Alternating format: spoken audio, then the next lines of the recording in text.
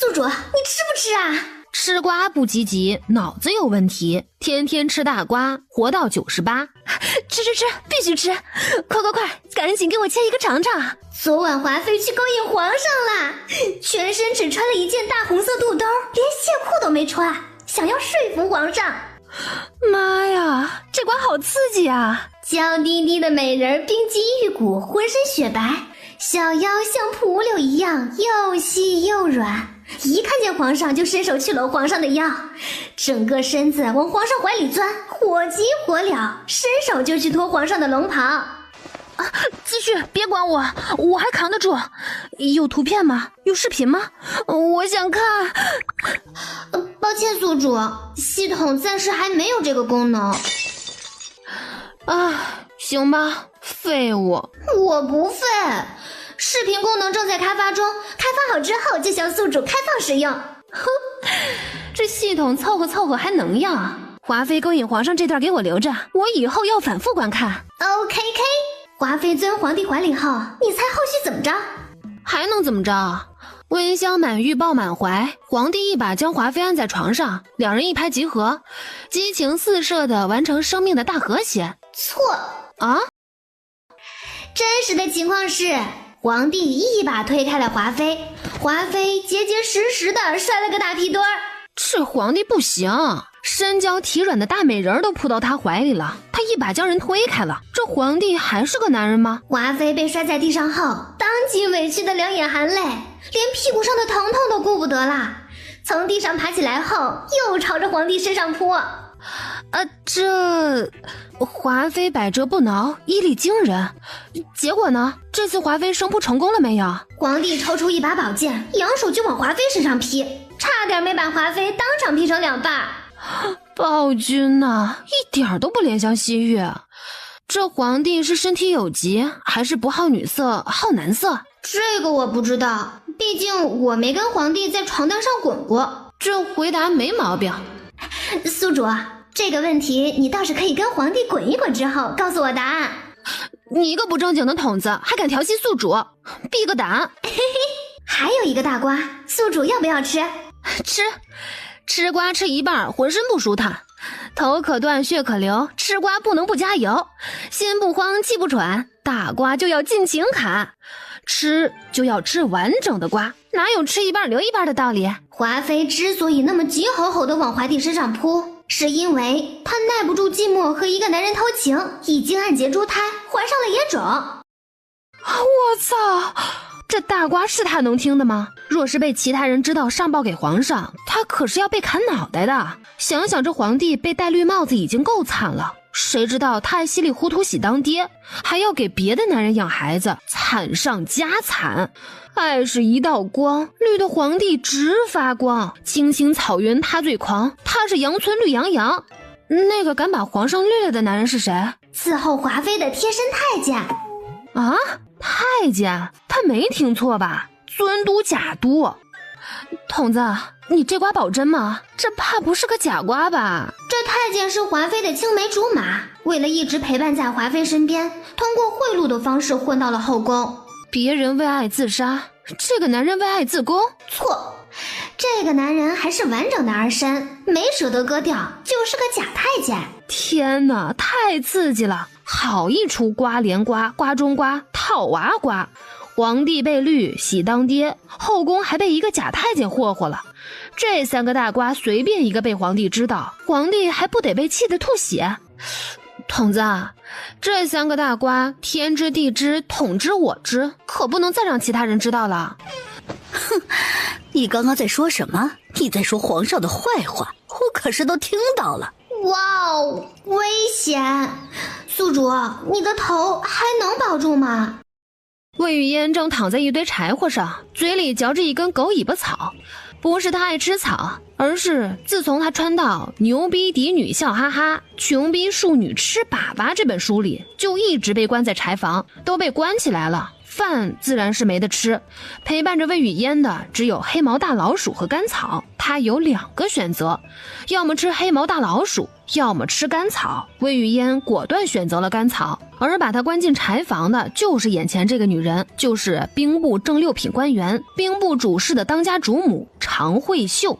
原主是魏府里的庶女，因为吃饭掉了1粒米在桌子上，主母常惠秀趁机发难，把她关进柴房搓磨，4天不给她饭吃，不给她水喝，不给她衣服穿，美其名曰教她珍惜粮食，要她反省粒粒皆辛苦的大道理。在原主饿肚子没饭吃的时候，常惠秀生的嫡女经常一碗滚烫的汤饭扣在原主头上羞辱，这位主母还会指着原主骂说：谁让你个黄毛丫头的头盖骨长那么硬，为了打你，我女儿的手都累疼了。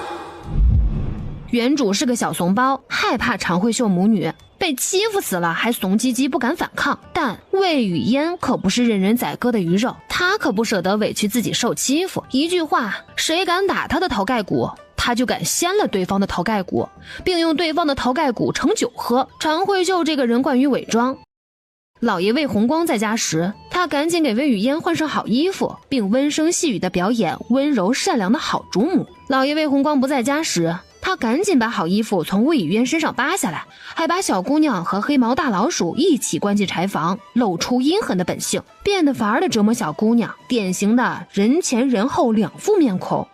秀，是你吗？你可太会秀了，真不枉叫你常惠秀。没关系，我会出手，一旦出手，他就会出殡。我刚才听的可是很清楚，你在妄议圣上，你最好给我从实招来，不然我把你说的事情告诉当今圣上，你就是有10个脑袋也不够砍的。吃瓜吃到掉脑袋，宿主你是第一人。你若真是听到我说皇帝的坏话，还要我招什么招？直接去告发我呗。你个不知尊卑的贱婢！反弹。这个宿主真是太好玩了，这反弹2字4两拨千斤，用得极好，妙啊！既然你冥顽不化，不知天高地厚，那就接着在柴房反省吧。与老鼠待在一起，哼，像你这种出身卑微的贱婢，也就只配跟老鼠待在一起。这时，一只黑毛大老鼠叽叽叽叫着从魏雨嫣的眼前跑过，魏雨嫣瞅准时机，从地上爬起，小脚对着那只黑毛大老鼠，瞄准常惠秀，使出全身的力气踢过去。滋溜，黑毛大老鼠顺着常惠秀的领口掉进了她的大红色肚兜里。一人一鼠来了个亲密接触，这太刺激了，常惠秀都快被刺激疯了。救命啊！谁来救救我！你别走，你快救救我！告辞。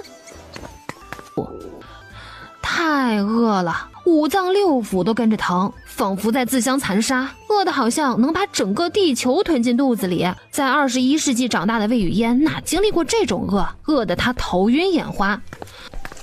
哎，这东坡肉是做给主母常惠秀吃的，现在是我的了，香，太香了。穿越之前，魏雨嫣为了瘦，常年不吃肉，只吃小青菜，但现在他只想吃肉，看见肉比看见自己爹娘都亲。快抓住那个贱婢，别让那个贱人跑了！魏雨嫣很清楚他打不过他，魏雨嫣后退了几步，眼疾手快，拿起旁边刚烧好的一壶开水，朝着男丁2腿中间的位置泼过去。滚烫的开水浇在男丁的裤裆那里，男丁捂着裤裆痛苦大叫，满额头青筋直冒。你个贱人，竟然敢泼老子那里！啊！你狗叫什么狗叫？赶紧把裤子脱下来检查检查吧，都快烫成8分熟了。要是烫残废了，你以后可是要断子绝孙的。此地不宜久留，这样任人欺负的庶女，谁爱当谁当。反正他不当，他可不舍得委屈自己。36计，走为上策。这个贱婢竟敢把老鼠踢我娘身上，给我把她抓起来，别让她跑了！一虚乎，宿主，你要被揍啦！哼，谁揍谁还不一定呢。说这话，他拿出一块布遮住口鼻。魏白莲领着4个粗壮的嬷嬷跑到魏雨嫣的面前，给我打死这个卑贱的庶女！魏渊从袖里拿出一包火辣辣的辣椒粉，朝着4个嬷嬷的脸上撒。哎呦，辣死我了，辣死我了！反了！你个不知天高地厚的贱人，竟然敢反抗！看我不弄死你个贱！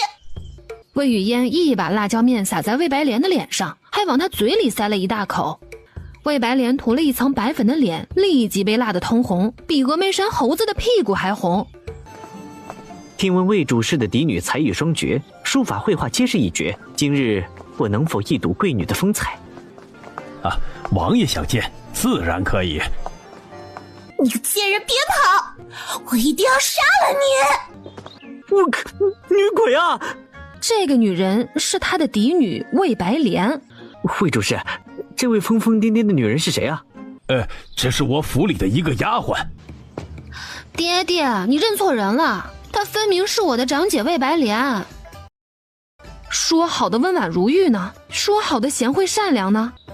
丢人，太丢人了！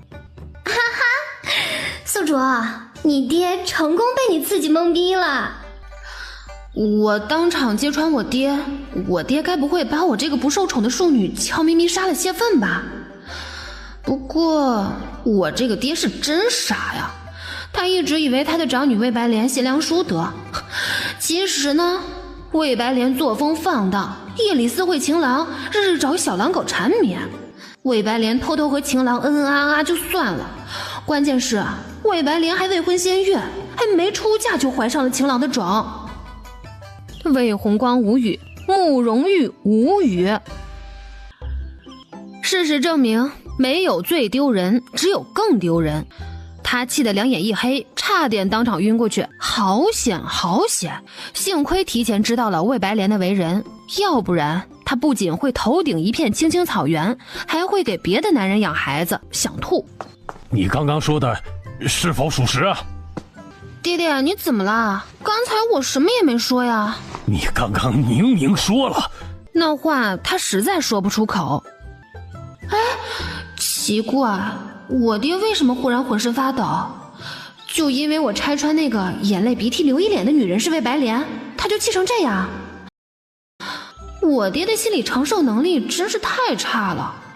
他要是知道魏家的嫡女做出未婚先孕的丑事，他岂不是要活活气死？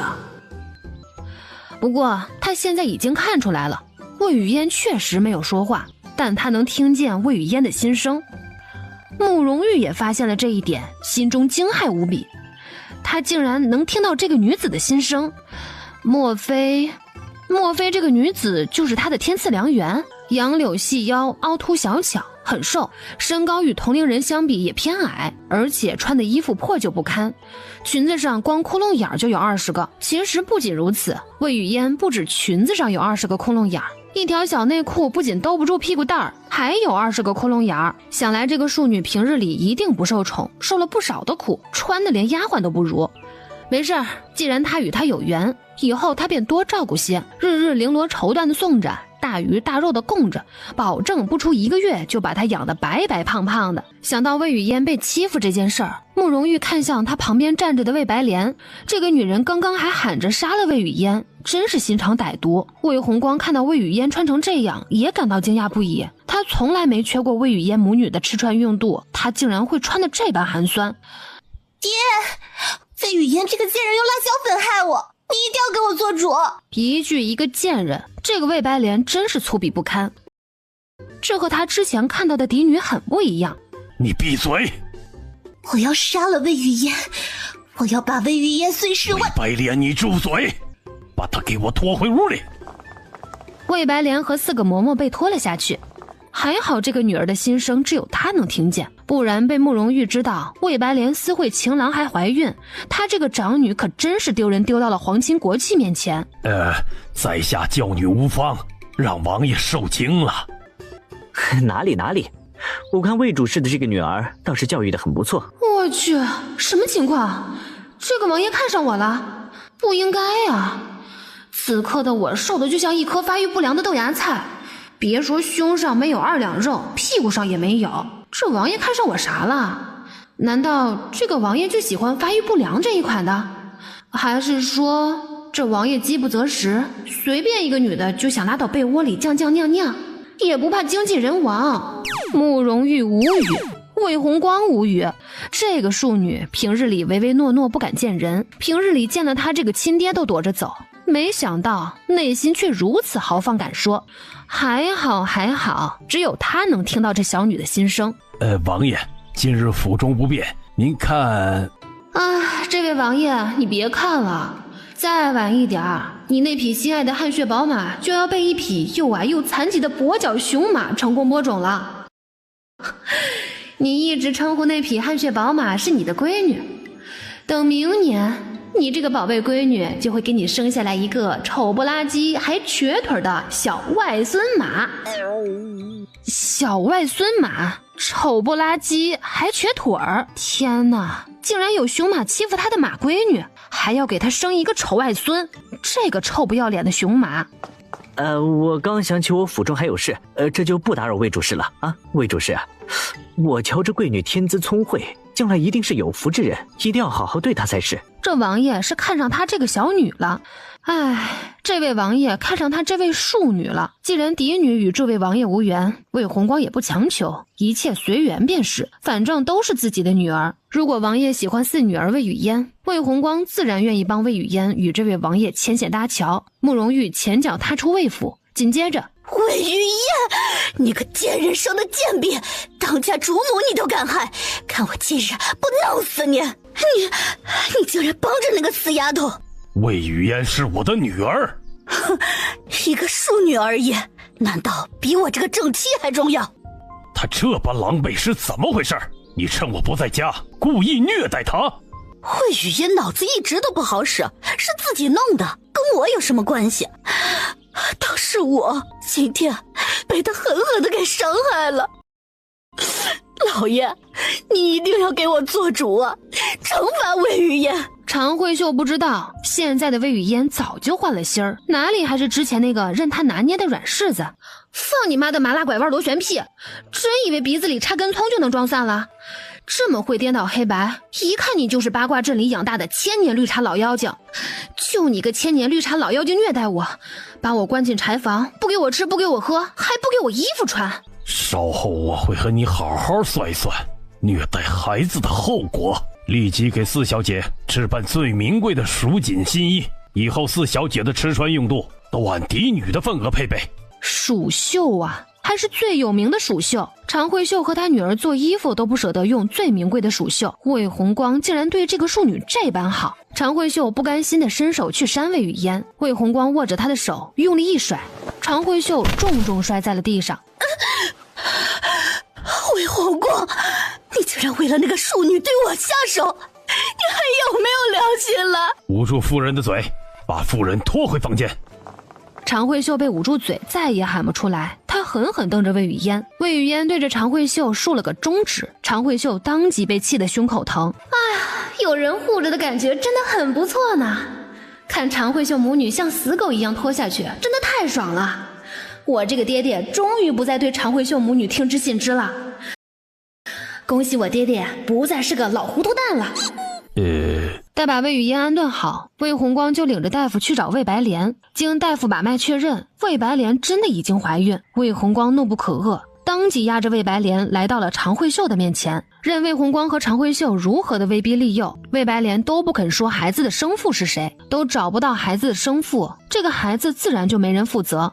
都不用魏红光开口，常慧秀一碗堕胎药灌进了魏白莲的肚子里，而魏红光开始调查让魏白莲怀孕的男人到底是谁。魏红光隐隐觉得那个男人的身份一定不简单。另一边，慕容玉急匆匆回到王爷府，就看到一匹跛脚雄马的两只前蹄趴在他心爱的汗血宝马的屁股上，拿起马鞭抡圆了胳膊，一鞭子狠狠抽在了那匹雄马身上。由于回来的及时，慕容玉成功阻止了马闺女被丑马玷污。这一天之内，魏雨嫣就拯救了她2次。魏雨嫣这个女子简直神了，别人不知道的事她都知道，她会未卜先知啊。她心情激动难耐，起身往皇宫走，去找皇帝哥哥。慕容玉找到皇帝哥哥慕容锦时，慕容锦正在和太后一起用膳。皇兄，母后，你们用膳怎么不等我呀？哪有皇帝等你用膳的道理？玉儿真是不知尊卑了，不成体统。从小皇兄就疼我，父皇赏他的芙蓉桂花糕，他都舍不得吃，全部留给我吃。跟皇兄我还客气什么？朕是不爱吃甜食，所以才留给你吃。皇兄为什么不留给其他人吃呢？偏偏留给我吃，还不是因为皇兄疼我？你小子是懂自作多情的。玉儿呢，在母后面前可以由着性子，只要在外人面前，可一定要懂礼数，知君臣之别呢。母后，你放心吧，我在外人面前一直端着王爷的架子，别人都以为我非常成熟稳重。是吗？你确定你非常成熟稳重？吃饭，还让不让人吃饭了？我都快饿死了。饭后，皇兄，今日我遇到一个奇女子，她会未卜先知。皇兄，你是什么意思啊？那个女人可会未卜先知呀！皇兄，你为何反应如此平淡？因为我认为你在胡言乱语。皇兄，你知道我那匹汗血宝马吧？要不是那个奇女子提醒我，我心爱的马闺女就要被一匹跛脚丑马糟蹋了。别的人都不知道那匹雄马要糟蹋我闺女，就那个奇女子知道，她真的神了。近日北方发生雪灾，我还有很多事情要处理，你先退下。最近北方大雪频繁，江河结冰，百姓饱受寒冷之苦，辛辛苦苦饲养的牛马也因寒冻而死。百姓冻死在路边的事情也常有发生，白骨露于野，千里无鸡鸣。慕容锦刚继承皇位，便经历这样严酷的天灾。他作为一国之主，当然想拯救自己的百姓，但自从他接手这个王朝，他比任何人都清楚，国库里根本就没有什么钱，钱都被他那个骄奢淫逸的皇帝老爹挥霍完了。与此同时，朝廷里还有很多其他党派的官员等着看他这个新皇的笑话。慕容锦的处境不可谓不艰难。皇兄，你还是和我一同去见那个奇女子吧。皇兄，我这可不是为了玩啊，我是为了国家大事着想。说说你怎么为国事着想？皇兄，我一点都没骗你，那个奇女子真的会未卜先知。反正你为北方雪灾的事情忙得焦头烂额，又无计可施，与其空坐着苦闷，还不如跟我一起去见那个奇女子，说不定她随随便便一句话就能帮你解决了这关系到黎民百姓的大事呀。如果一个女子随随便便一句话就能解决了雪灾这种关系到整个国家命运的大事儿，那还要他这个皇帝干什么？他这个皇帝岂不是连个大草包都不如？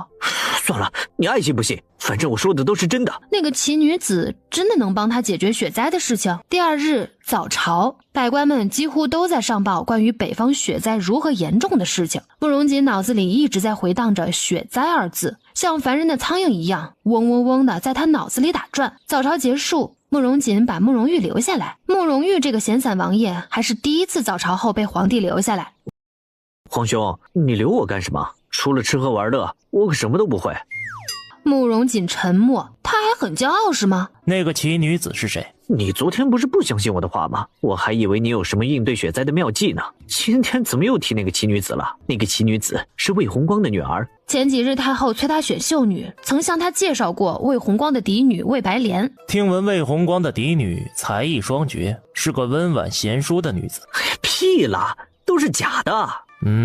皇兄，你别嫌我说话粗俗，就那个魏弘光的嫡女，从头到脚每一根头发丝儿都配不上温婉贤淑4个字。慕容玉当即就把昨晚碰到的事情全部告诉了慕容锦，果然耳听为虚，眼见为实。谁能想到那个以温柔善良出名的嫡女魏白莲，私下不仅骄纵跋扈，还干出了未婚先孕的丑事儿。慕容锦亦是十分庆幸，幸亏他这个弟弟告知了实情真相，要不然他就成大冤种了。慕容锦不知道，其实华妃已经给他戴了一顶华丽丽的绿帽子。我说的那个奇女子是魏弘光的庶女，四女儿魏雨嫣。哎呀，皇兄，你跟我去见见魏雨嫣就知道了。别看她表面柔柔弱弱，实际内心十分奔放大胆，直言敢说。奔放大胆，直言敢说。平时那些女子见到他这个皇帝，连抬头看他一眼都不敢。魏雨嫣一个小小的庶女，难道还敢对他一个皇帝奔放大胆，直言敢说？摆驾去魏府。在临睡之前，魏雨嫣还花了一盏茶的功夫，亲手做了一个高级版强攻击性的弹弓防身。要是常慧秀半夜3更找他的麻烦，他就用竹筒弹弓给常慧秀来个爆头，打爆他的狗头。做这些东西对魏雨嫣来说像吃饭喝水一样简单，因为穿越之前他是一名武器机械师。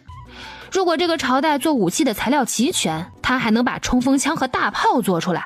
做完弹弓，柳慧文，你个贱妾，给我滚出来！正好找个人当靶子，试试他做的竹筒弹弓威力如何。哼，柳慧文，你今儿个必须下跪给我道歉。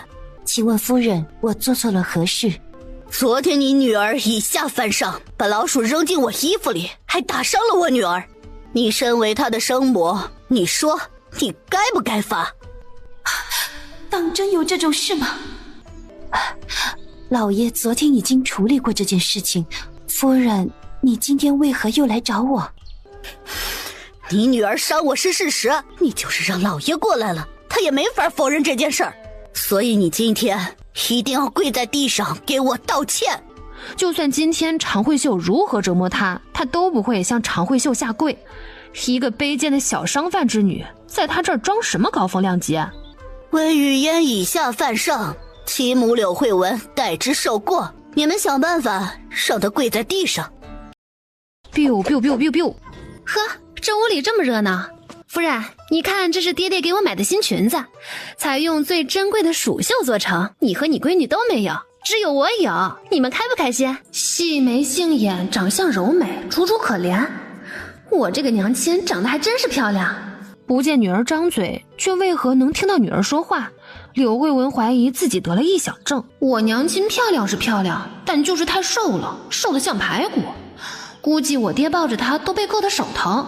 这确实是他女儿在说话，他这个女儿说话还真是好听呢。魏红光抱着她的时候，真的被硌得手疼吗？不过我娘现在也不用担心硌不硌手的问题，因为我爹已经很久没有钻过她的被窝了。确实是这样。想想我爹娘之前恩恩爱爱甜如蜜，谁曾想在一个月黑风高的夜里，我娘被人陷害了。陷害？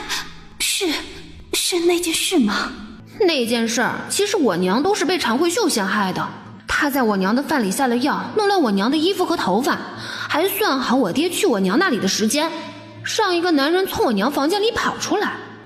可怜我娘清清白白，又是被人诬陷失真。可怜我这个小可爱，竟然被人骂野种和呸，晦气。原来这一切都是常慧秀的阴谋。常慧秀一拍椅子，她要亲自教训教训这母女俩。魏雨嫣敢打下人，她就不信魏雨嫣还敢打她这个当家主母。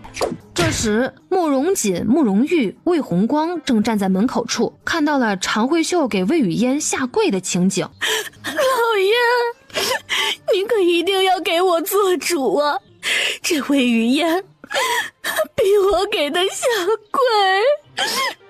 哟，常慧秀又开始秀了，这眼泪就跟水龙头似的，说哭就哭，哗哗哗的往下流。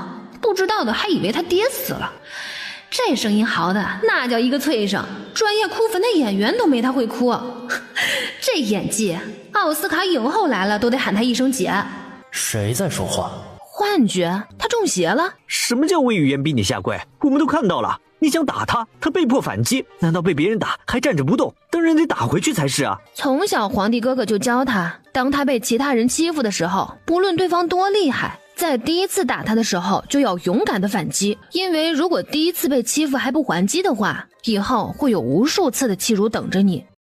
我觉得魏雨嫣做得很对。魏主事，你家后院可真热闹。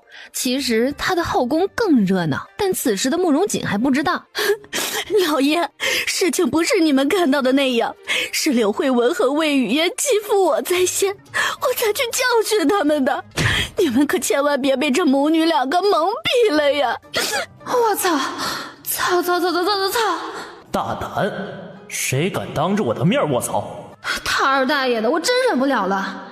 常慧秀个死三八，又开始搞诬陷栽赃了。究竟哪个女子脏话说得这般顺溜？佩服！常慧秀这个女人就是一坨屎，看见她我就恶心的想吐。慕容锦无语，魏红光呆住，慕容玉震惊。这句骂得有味儿。常慧秀给我娘下迷药搞陷害，陷害我娘和别的男人私通，诬陷我是野种，现在又来诬陷我和我娘。这个38绿茶老鳖精真不要脸！呸呸呸呸呸，吐他一脸！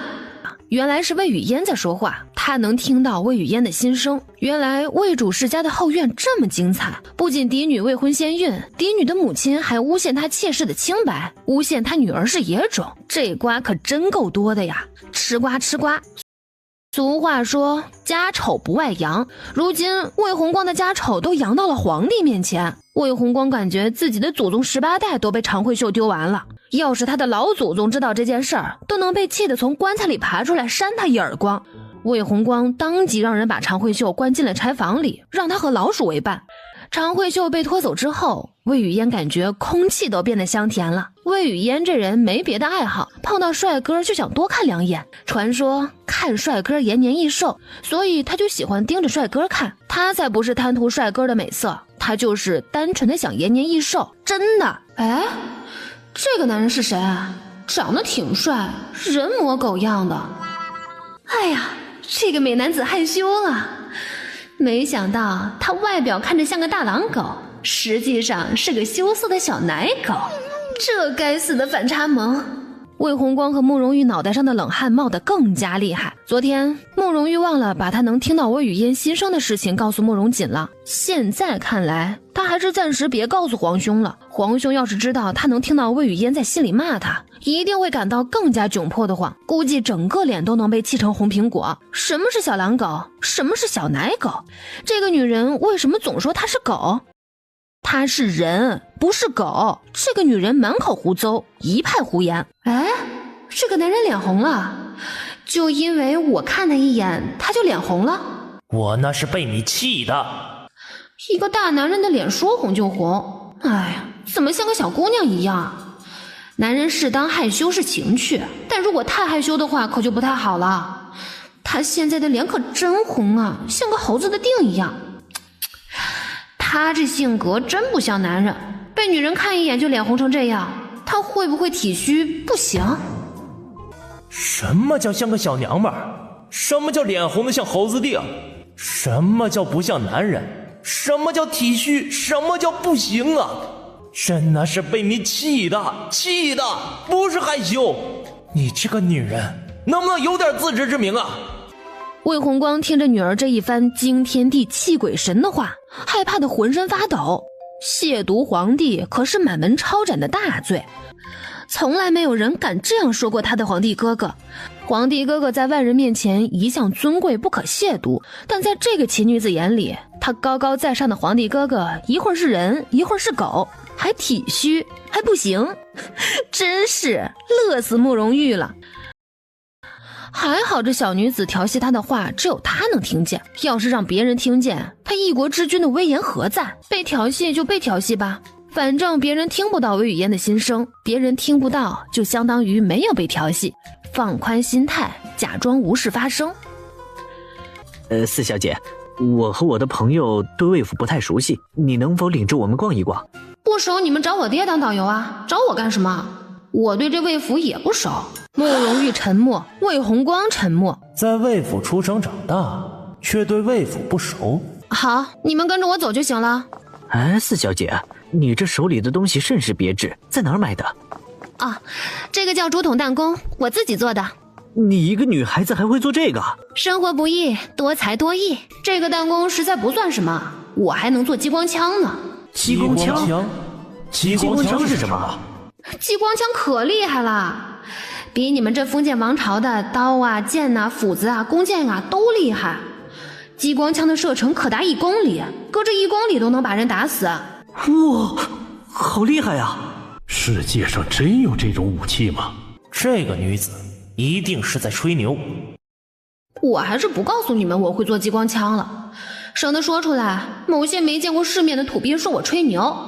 他就静静的不说话都能被骂土鳖，绝了！眼前这个女孩子是不是他的克星？咱们去凉亭上坐一会儿吧。甚好。听闻当今北方雪灾严重，四小姐，你对这件事怎么看啊？我怎么看？我用眼睛看。哎，他就知道今天不该来找这个女子，来了之后竟挨骂了。见这个女子短短不到1天，他就骂她人模狗样，大狼狗、小奶狗，脸红的像猴子的腚，体虚不行，土鳖。他堂堂一个皇帝，都已经被这个女子排除人籍，沦为畜生了。越想越气，但偏偏吧，他这火还没有地方发，人家只是在心里骂，又没有骂出口，你拿人家怎么办？他今天不该来，来了也是白白送上门，让这个女子羞辱。他就知道不该指望这个女子，把解决雪灾的办法寄托在他一个女人身上，他也真是急糊涂了。雪灾这事儿，我确实知道有一个解决办法。说话说一半，以后没老伴儿。说一半留一半，很容易被打的，你知不知道？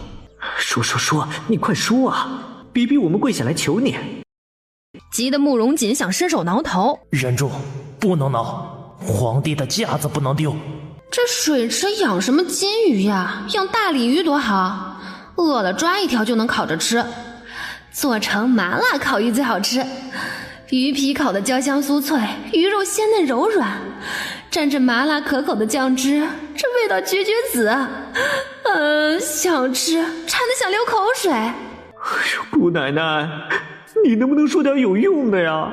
只要你帮皇帝解决了雪灾的事情，以后天天让御膳房给你麻辣烤鱼吃。算了，这个小女子就是在吹牛，她就不该把希望寄托在这个馋猫身上。雪灾的事情去并州就可以解决呀。说了，他终于说了，并州双鸭郡有一个名叫绿潭的草原，这个草原位置偏僻，荒无人烟，鸟不拉屎鸡不下蛋，但这个草原北部却有一处优质的煤矿，这个煤矿不需要挖井，露天就能开采，开采的煤炭既能卖钱填充国库，又能发给百姓烧炭取暖。那个并州双鸭郡名叫绿潭的草原真的存在吗？那个能拯救万千国民的煤矿真的存在吗？慕容锦立刻就派魏红光率人去魏以渊说的那个地方勘察。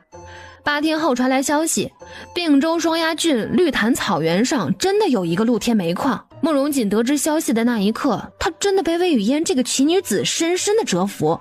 一座优质煤矿就是一座金山银山，这个奇女子哪里是他的克星，分明是他的救星，赏必须重重的赏魏雨嫣。慕容锦当即把大太监喊过来，研墨传朕手制，赐魏红光之女魏雨嫣钱20万，绫罗绸缎50匹。现在皇帝自己过得都不宽裕，还舍得赏赐别人20万钱。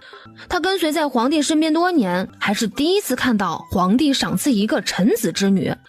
魏雨嫣在忙着做华堂式竹筒枪的事情，没事做点杀伤力极强的武器玩玩，反正闲着也是闲着。他翻遍了原主所有的储物盒，一个铜板都没有，一个包子还要1文钱呢。原主长这么大，竟然连一个包子都买不起，可以想象原主以前过得有多么的苦穷。他现在真的是太穷了，他现在是一个连包子都买不起的穷人，估计路边要饭的叫花子都比他有钱。魏雨嫣脑筋急转，想着赚钱的法子。他从小就一个特长，就是画画特别好。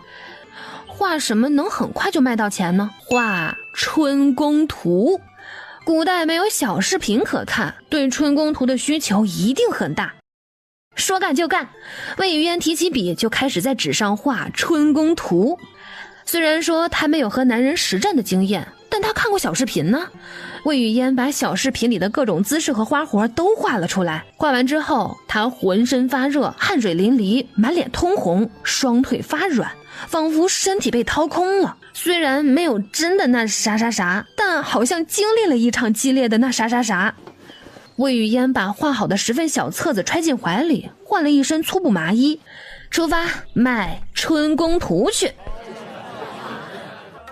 为了打开销路，魏雨嫣决定主动去拉客。于是他揣着这10份小册子来到了京城最大的青楼。兄弟，要这个吗？兄弟，你这是什么东西啊？哇，真好看呐！买一份不贵，100文。100文还不贵啊？1两银子等于1000文，100文都能够买100个肉包子吃了。人家卖的都比你便宜，人家只卖1文钱1份。便宜没好货，好货不便宜，这可是他凝聚了智慧和汗水的文化产品，当然不能便宜卖了。哎呀，这种小册子我看过无数本，什么样的我没见过呀？你还能画出花来呀？魏雨嫣又翻开一页亮给他看，画风精美，香艳逼真，姿势奇特，只一眼就看得人热血沸腾。我去，这什么姿势啊？我以前都没见过呀！我创新的，别人卖1文钱一份，你卖的太贵了，兄弟，便宜点啊！你要是便宜卖的话，我就买。我给你出双倍的钱，2文钱。你给我爬3文钱。拜拜了您，25文钱一份，你爱买不买？兄弟，你长相英俊，玉树临风，气宇轩昂，高大魁梧，你拥有世界上最漂亮的天使面孔和最强壮的魔鬼身材。为了下半辈子幸福，你难道还不肯花这个钱？我就喜欢你这种实话实说的人。是吧是吧，我这人没别的优点，就是爱说实话。我看出来了，你这个人最大的优点就是诚实。所以这小册子你要不要买一份？买。凭借着过硬的绘画技术以及把死人说成活人的一张巧嘴，魏雨嫣成功把10份小册子全部卖出去了，一共赚到了人生的第1桶金250文钱。一通操作猛如虎，一看收入250，呵呵。魏雨嫣跑去卖工具的铺子问了问斧子的价格，1两银子。我去，这么贵，你还卖什么斧子？干脆去抢好了。滚！滚就滚，他要做点什么更赚钱的买卖呢？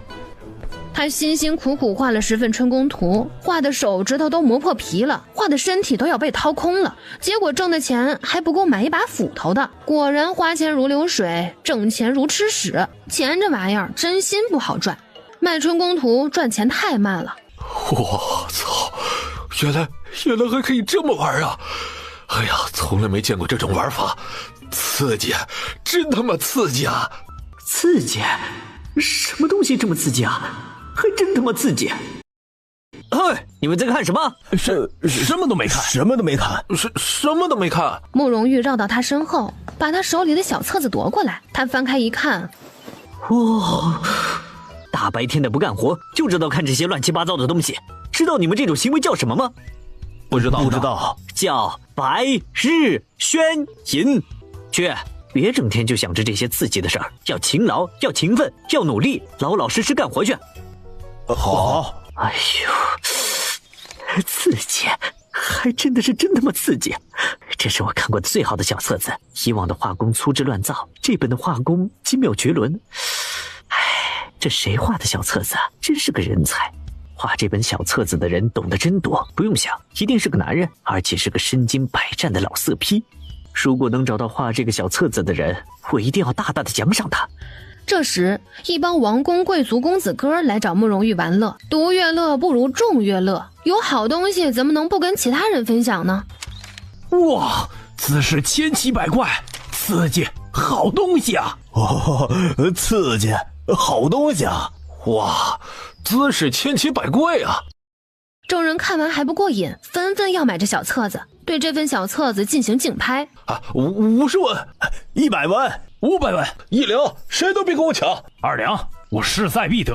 去你的！我他妈直接出10两！我去，10两银子买一份春宫图，兄弟你这么饥渴的吗？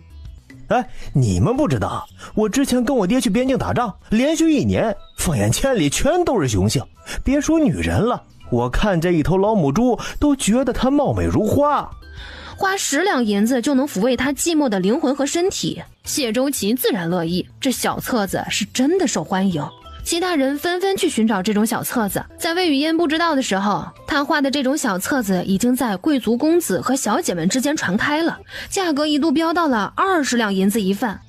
公子小姐们都在暗中调查画这种小册子的人是谁。这天闲来无事，慕容玉便躺在床上看魏雨嫣画的小册子。就在他沉浸在一幅又一幅图里不能自拔的时候，慕容锦便衣出行，敲了半天都没有人应声，于是自己走进来。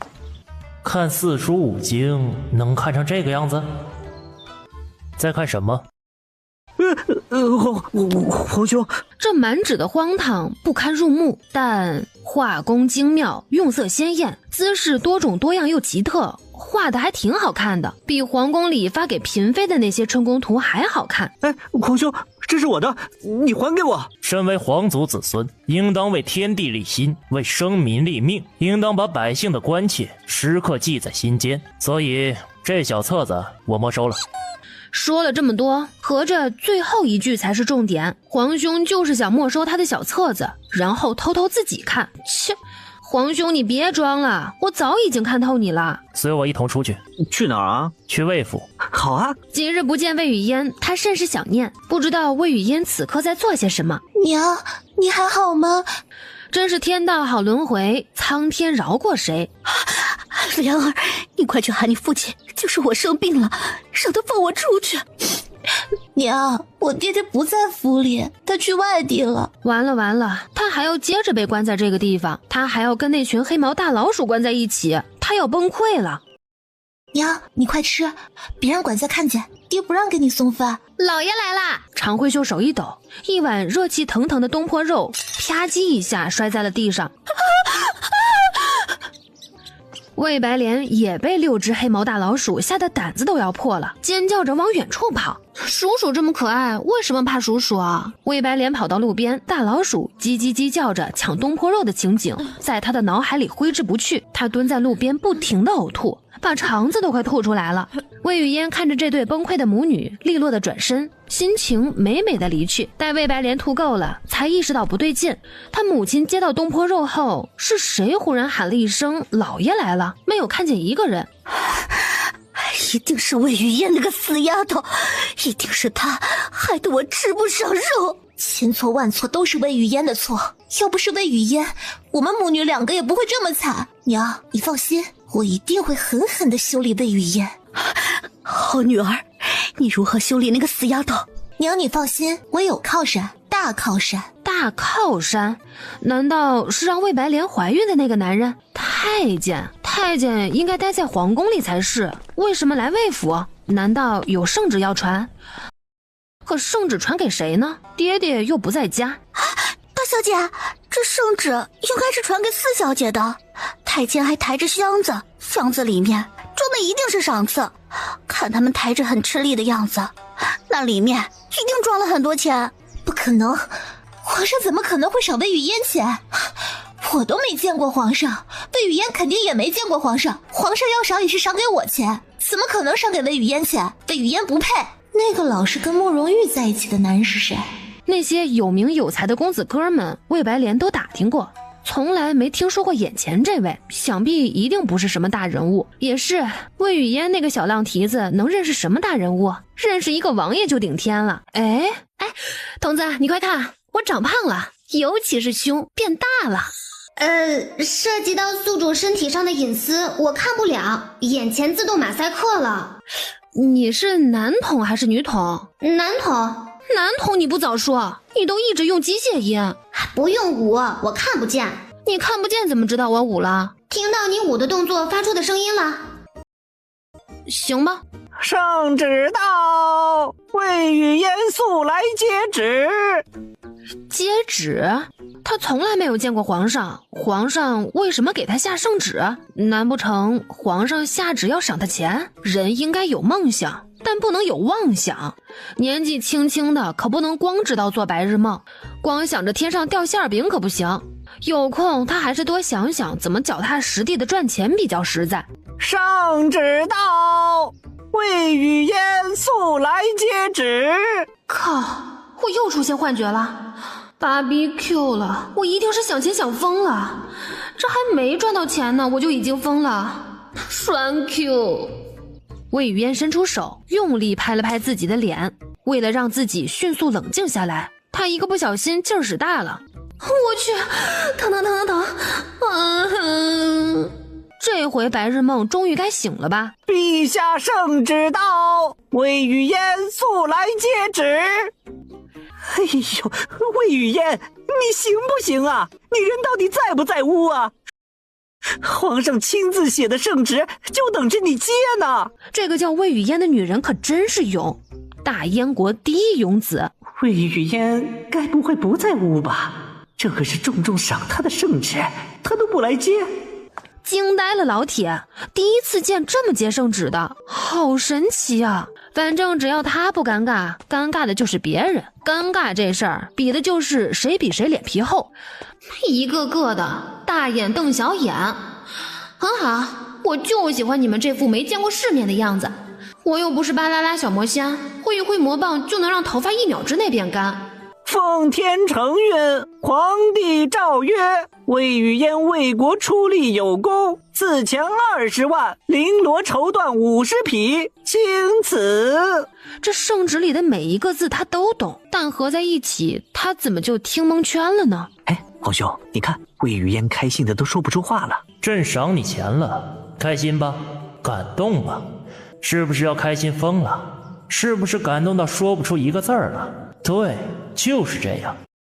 这可是朕亲手写的圣旨，皇上的赏赐，天下没有人不开心，没有人不感动。皇上赏我？皇上疯了？还是皇上老年痴呆了？什么叫皇上疯了？什么叫皇上老年痴呆了？正常人得了赏赐，会认为皇上有病吗？魏雨嫣，你脑子是什么做的？猪脑子吗？魏雨嫣这脑回路每次都能给他带来意外的乐趣，这赏赐真的来得莫名其妙。我什么都没有做，就得了20万钱和50匹绫罗绸缎，我受之有愧啊！你突然这般谦虚，我一时很不习惯。魏雨嫣，你可别谦虚了，你帮了皇帝和整个国家的大忙，这些赏赐是你应得的。魏小姐，接旨吧。这圣旨没赏错吧？没赏错，皇上亲自写的手制，怎么可能错？魏小姐，快接旨吧。所以这是怕受之有愧，连钱都不要了？我靠，太开心了！发财了，发财了，我发大财了！既然皇上说没赏错，我还客气什么？有钱不要王八蛋，有钱不要是傻蛋，不要白不要，这钱必须要啊！我收回你谦虚那句话。这个小财迷。谢主隆恩，吾皇万岁万岁万万岁！紧接着，几个小太监抬着装有20万个铜板的箱子往魏雨嫣的屋里搬。钱，好多钱呀！我的娘啊，天上掉馅饼砸我头上了，太开心了！我之前去卖小黄书，累死累活，一天才赚了250文钱，现在一下子就有了20万文钱。你一个女孩子还卖过小黄书？我看的那个春宫图，不会就是魏雨嫣你画的吧？我赚钱了，我都不知道怎么去花。我坐完奔驰开宝马，天天洗桑拿吃虾。我赚钱了，光保姆就请了3，一个洗澡，一个拖地，还有一个当奶妈。这还唱起来了，唱的还挺好听。不过他唱的是什么玩意儿？听不懂啊。什么是奔驰？什么是宝马？桑拿又是什么鬼东西？那被贵族公主小姐们争抢的春宫图，真的是魏雨嫣画的吗？她此刻的心情就很像暴发户，有几个臭钱就想骚摆骚摆。她十分豪态地拍了拍慕容玉的肩膀，又走到慕容锦身旁，十分用力地拍了拍慕容锦的背。慕容锦的肺都要被她拍出来了。这个小女子知不知道她在拍谁？当今皇上的背是她想拍就能拍的，还那么用力拍，那咚咚咚的声音，太监听的都觉得肉疼。这个小女子欺负皇上，我觉得你们两个真的是我的财神爷。自从遇到你们两个，我就发财了。他不是你的财神爷，我才是。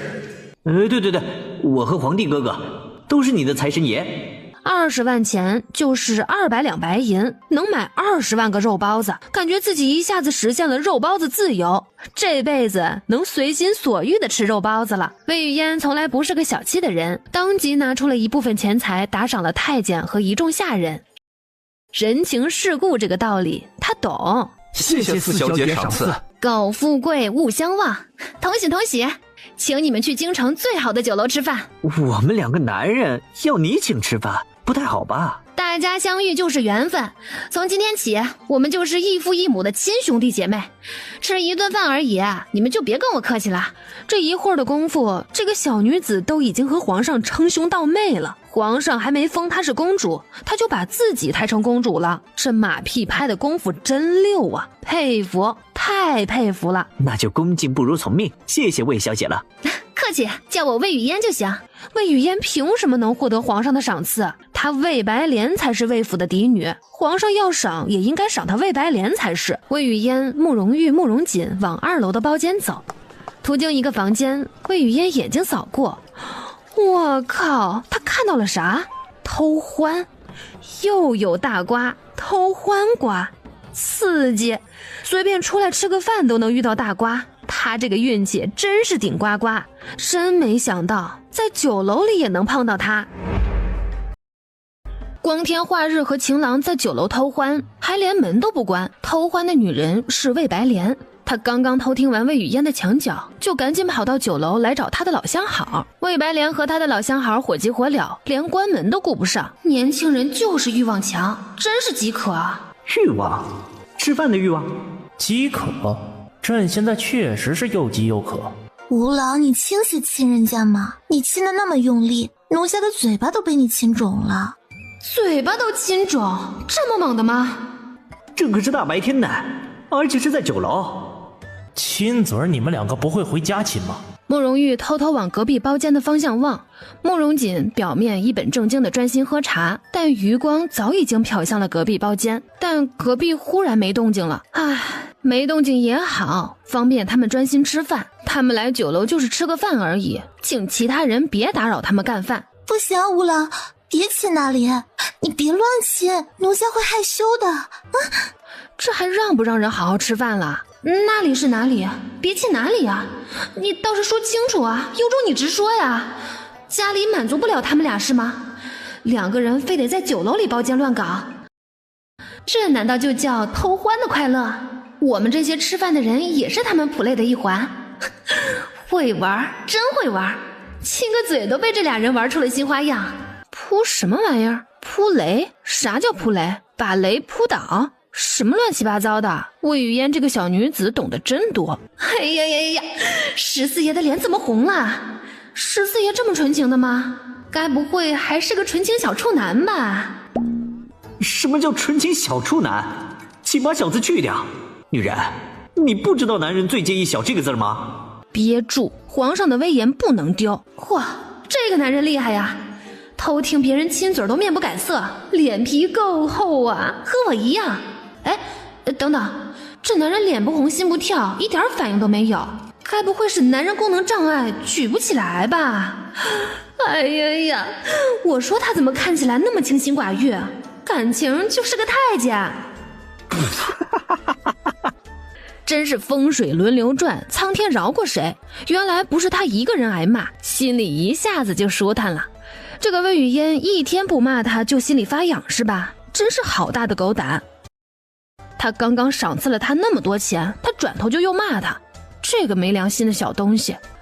店小二端着好酒好肉走进来，满脸通红，不用猜，都是被隔壁包间刺激的。筒子在吗？筒子？筒子？在，我亲爱的宿主。隔壁魏白莲的情郎是谁啊？原来隔壁的那个女人是魏白莲，武平侯的长子吴勇感。吴勇感，真是人如其名，大白天和女人在酒楼乱来，他可真敢。吴勇感？吴勇感？因为吴勇感是全京城出了名的纨绔，游手好闲，争凶斗狠。吴勇感的爹爹是先帝赐封的武平侯，手握重兵。慕容锦刚继位不久，兵权表面上是在手里，实际上都被吴刚铁把持着。慕容锦作为皇帝，难免心有忌惮。现在旧皇已逝，新皇继位，但吴刚铁迟迟不肯将兵权交到新皇的手里，这分明是对新皇慕容锦的挑衅和轻蔑。慕容锦一直在找办法收回吴刚铁的兵权，只是截止到目前为止，一直没有找到合适的理由。吴勇感知道他爹吴刚铁的厉害，最喜欢狗仗人势，行事野蛮，嚣张跋扈，在整个京城无人敢惹。之前魏白莲说的大靠山就是吴勇感，怪不得魏白莲那么嚣张，原来是找到了武平侯的儿子当情郎。可吴勇敢不仅早娶了正妻，纳妾都纳了8个，除了正妻和妾室，还有21个通房丫头，每夜一个妹子，1个月都不带重样的。这吴勇敢就是个种马。魏白莲要是嫁到武平侯府里，一进门就要给20个娃做后妈。哎呀，魏白莲这是图吴勇敢什么呀？图他年纪大，图他不洗澡。魏白莲一个年轻女子，要相貌有相貌，要才情有才情。按理说她好好找一个门当户对的年轻男人做夫君多好，为什么好端端的名声不要，心甘情愿给吴勇敢做情人怀孩子？这事情可真是蹊跷。哎，筒子，魏白莲未婚先孕怀的那个孩子是不是吴勇敢的？是的。筒子，魏白莲未婚先孕给吴勇敢怀孩子，这里面是不是还有什么大瓜？Bingo！ 恭喜宿主，你猜对了，这里面还真有一个瓜中瓜，大瓜。什么大瓜？快说快说，瓜来。好嘞，这就开讲。武平侯在前朝屡立战功，他认为功高盖主，哪里肯只做一个小小的侯爷？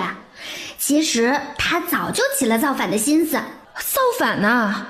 这武平侯是想当皇帝呀，胆子真肥，野心真大。所以魏白莲那么上杆子倒贴吴勇敢，目标是想当皇后啊。我靠，这可真是一个大瓜，一个关系到整个皇室生命安危的大瓜，一个关系到整个国家命运的大瓜。皇帝哥哥这表情，莫非他也能听到魏雨嫣的心声？这个吴钢铁果真有造反的心思，一个真正一心为国的人，怎么可能不愿意将兵权交给新皇？这分明就是居心叵测。吴钢铁要造反，吴勇敢知道这件事吗？吴勇敢和他爹就是一丘之貉，他巴不得他爹造反成功，以后他爹做皇上，他做太子，他爹死了，他美滋滋的做皇上。吴勇敢不仅盼他爹造反，还盼着造反成功后他爹早点死。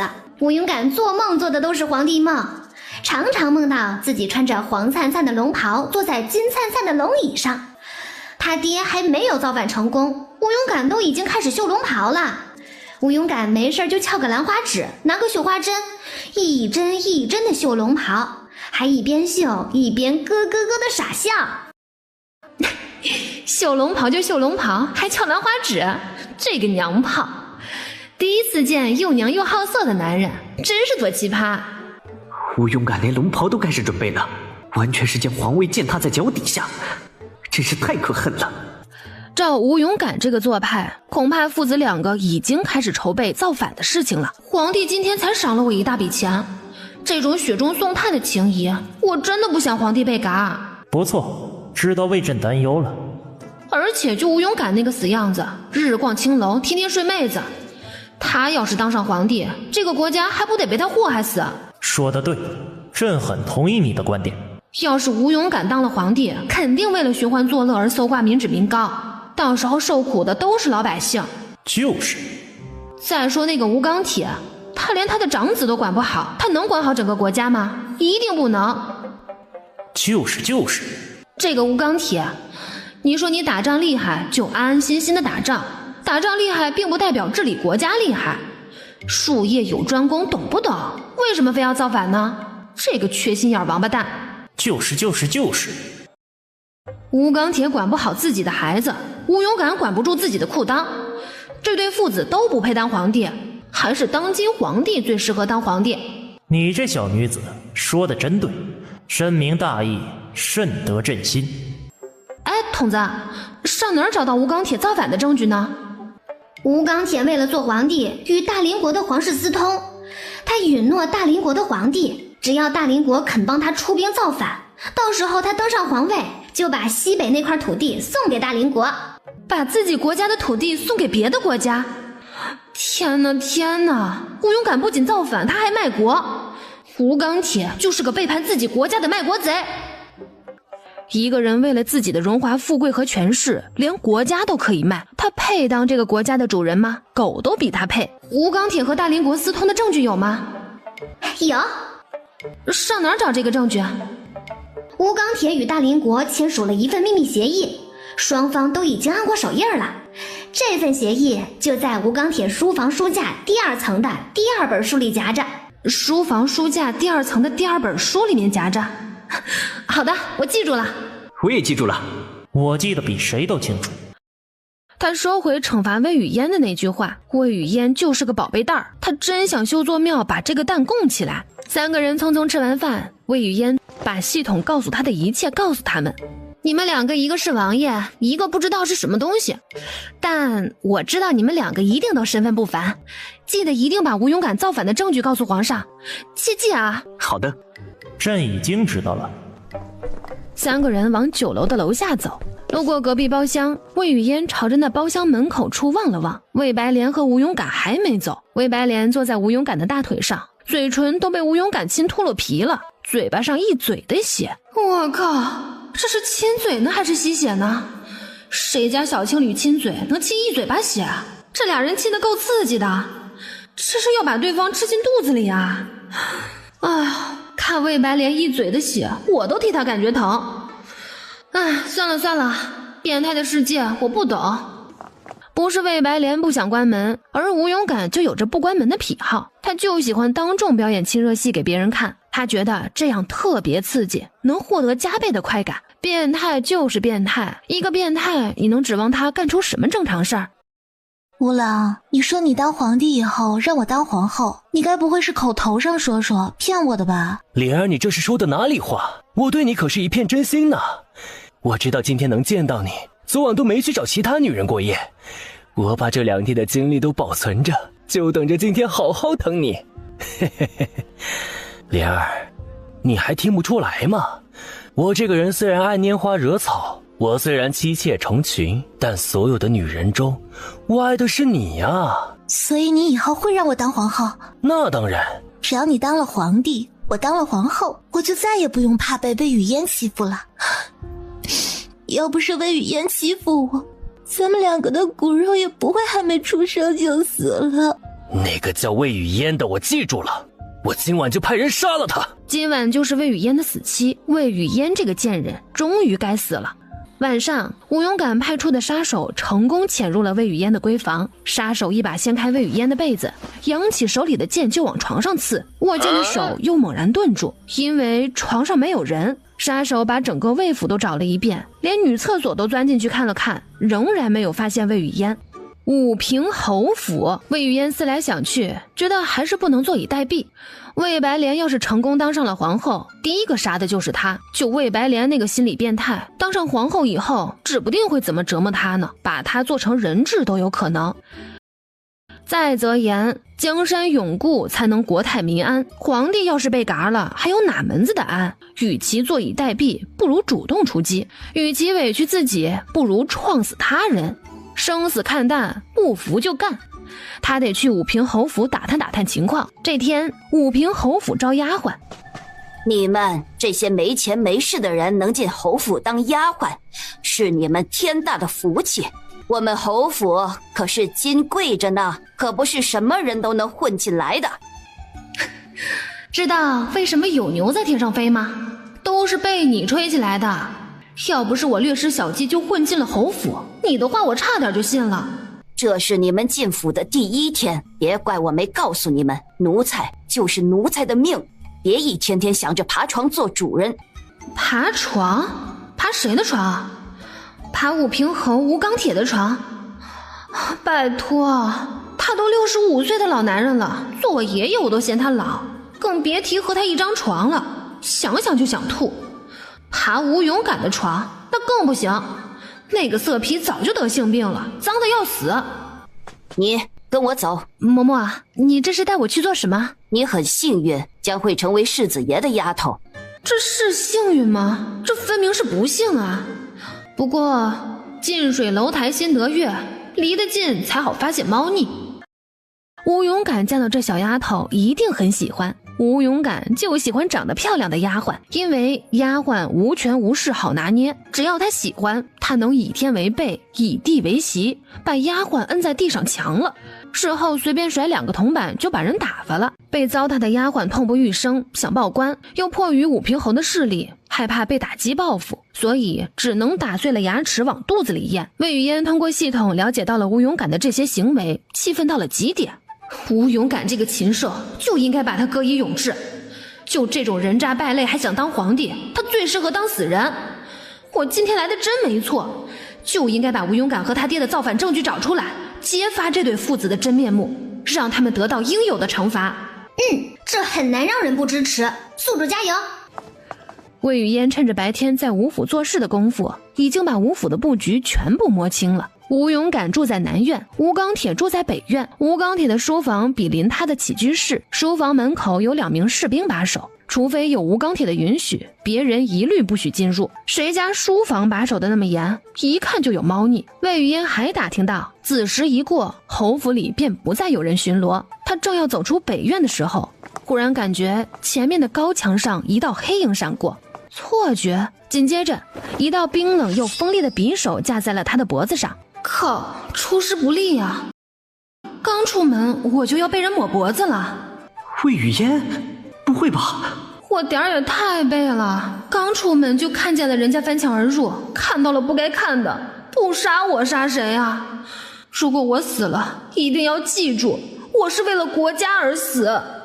为了杀吴钢铁父子，我把自己性命都搭上了，我容易吗？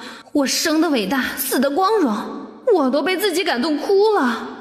今天没有把吴钢铁父子杀了，我即使化成厉鬼也不会放过他们。我以后天天在他们床头飘。魏雨嫣在心里嘀嘀咕咕了一阵儿，结果发现架在他脖子上的那把刀不仅没有割破他的大动脉，还离开了他的脖子。哎，什么情况？不杀我了？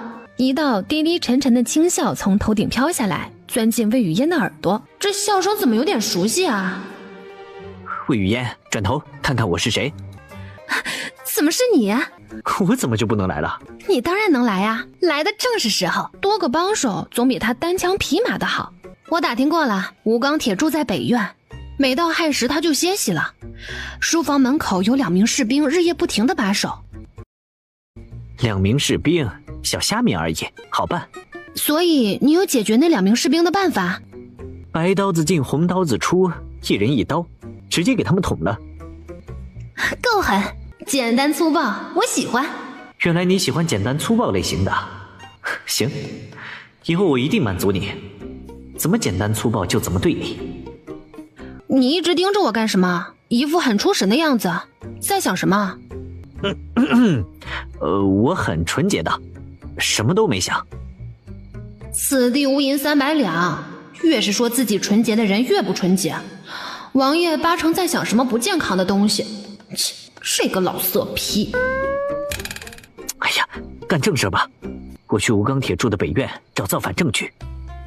行，我留在南院接应你。我有一个计划。他附在慕容玉耳边说出他的计划。慕容玉听后对他的计划连连点头。行，就按你说的做。穿着一身夜行衣的慕容玉很快消失在皑皑的雾色里。魏雨嫣望着吴勇感的房间，就看到窗户上投下了一扇阴影，一个膀大腰圆的男人翘着兰花指，拿着绣花针在衣服上绣绣绣。我去，这二货果然在绣龙袍，大半夜不睡觉也要绣龙袍，这个傻叉想当皇帝想疯了。就他那下半身的病，他要是当皇上，后宫佳丽3000都得被他染上脏病。后宫佳丽3000，呸！真是晦气他妈给晦气开门，晦气到家了。魏雨嫣看着吴勇感绣龙袍的身影，连连打哈欠。她去茅房方便了一下，回来的路上突然被一个男人拦住了路。垂着头的魏雨嫣看到了一双黑靴，左边是一条青龙，右边是一只白虎。哼，这浮夸的靴子，左青龙右白虎，谁穿谁是250啊？这个250不是别人，正是吴勇感。大半夜不睡觉，你在干什么？刚睡醒去如厕，现在正要回去接着睡觉。之前怎么没有见过你？回世子，我今天刚被买到侯府，新来第1天。怪不得，你抬起头来给我瞧瞧。哟，你这个小丫鬟长得很合我的胃口啊。果然狗改不了吃屎。好像有哪里不对劲儿。呸，我才不是屎。跟我回房间里伺候我。他这是想糟蹋他，这谁糟蹋谁可真不一定。这个小丫头一看就没有什么背景，一定很好拿捏。魏雨嫣站在一堵墙的前面，吴勇敢朝着魏雨嫣的身子扑过去，魏雨嫣灵巧躲开，砰的一声，吴勇敢一头撞在墙上。你怎么回事？我想抱你，你躲什么躲？世子，我第一次没有经验，不知道你要抱我。行了行了，我知道你不是故意的，快点脱衣服，脱光，什么都不准穿。世子，你先脱嘛，我把灯吹灭再脱。也是，今天天气凉，他先钻进被窝里，反正动的不是他。吴勇敢麻溜的把自己脱了个精光，钻进被窝里。这条笨鱼上钩了，他手掌握起一张竹灯，走到床边，把那条没有藏严实的明黄利落的从被褥里抽出来。魏雨嫣看到龙袍里衬上还绣着吴勇敢3个字，这货还把自己的名字绣在龙袍上，这可是铁证如山。他是嫌自己死得不够快吗？这个大傻叉，私自绣龙袍可是死罪。不该你看的东西别乱看，放那儿，再莫把你的手剁了。魏雨嫣把绣着吴勇敢名字的龙袍放在床边，转身之际，她左脚绊到右脚，手里腾腾燃烧的蜡烛从掌心滑落，不偏不倚掉到了吴勇敢脱下来的衣服上，轰的一声，吴勇敢的衣服着火了。怎么办？怎么办？我不是故意的，我好害怕呀！吴勇敢被这突如其来的火势吓到，顾不上寒冷，穿着单衣就从被窝里跳出来。还站着干嘛？赶紧灭火啊！他拎着着火的衣服，故意往吴勇敢容易着火的被子那边甩，一下一下又一下，看似在灭火，实则在到处点火。吴勇敢吓坏了，连忙往床外面跑。他跑哪儿，魏雨嫣就把火的衣服往哪儿甩。你没看到我吗？别往我身上甩！甩的就是你，笨蛋！扬手把熊熊燃烧的衣服甩在了吴勇敢的裤裆上，给他来一个火烧裤裆。他尖叫着大喊，唯恐自己作为男人的象征被烧焦了。魏雨嫣又把旁边的一根蜡烛拿过来，精准地扔在了他的裤裆上，轰的一声，吴勇敢的裤裆着火得更加厉害，这下布胶也给他烧坏了。魏雨嫣趁机把龙袍卷吧卷吧卷成一坨，用桌布一裹，拿着这个犯罪证据赶紧往门外跑，再不跑他也要被埋葬在火海里了。来人啊！救火啊！快救救我！此时侯府里的人早听到了异常，吴勇敢的爹娘、侯府的所有仆人都赶来了吴勇敢的屋前，所有人都看到了光着大腚的吴勇敢。当着众人的面连衣服都不穿，世子这是疯了吗？怎么说也是有头有脸的人物，披个床单也行啊，怎么像峨眉山的猴子一样什么都不穿呢？光着屁股就到处跑。你们注意到没有，世子，哎呦，那真他妈短呐！哎呦，这世子爷身材真差，水桶腰、大象腿，浑身都是肥肉，白花花的，整个人就像一坨行走的五花肉。好可怕！我还没嫁人呢，我不能看，又肥又腻，太丑了，给我幼小的心灵都留下了深深的阴影。哎呀，看完世子爷以后，我对男人都失去了世俗的欲望，连嫁人都不想嫁了呢。好一只难看的白皮猪啊！你们这些奴才看什么看？都给我滚回去！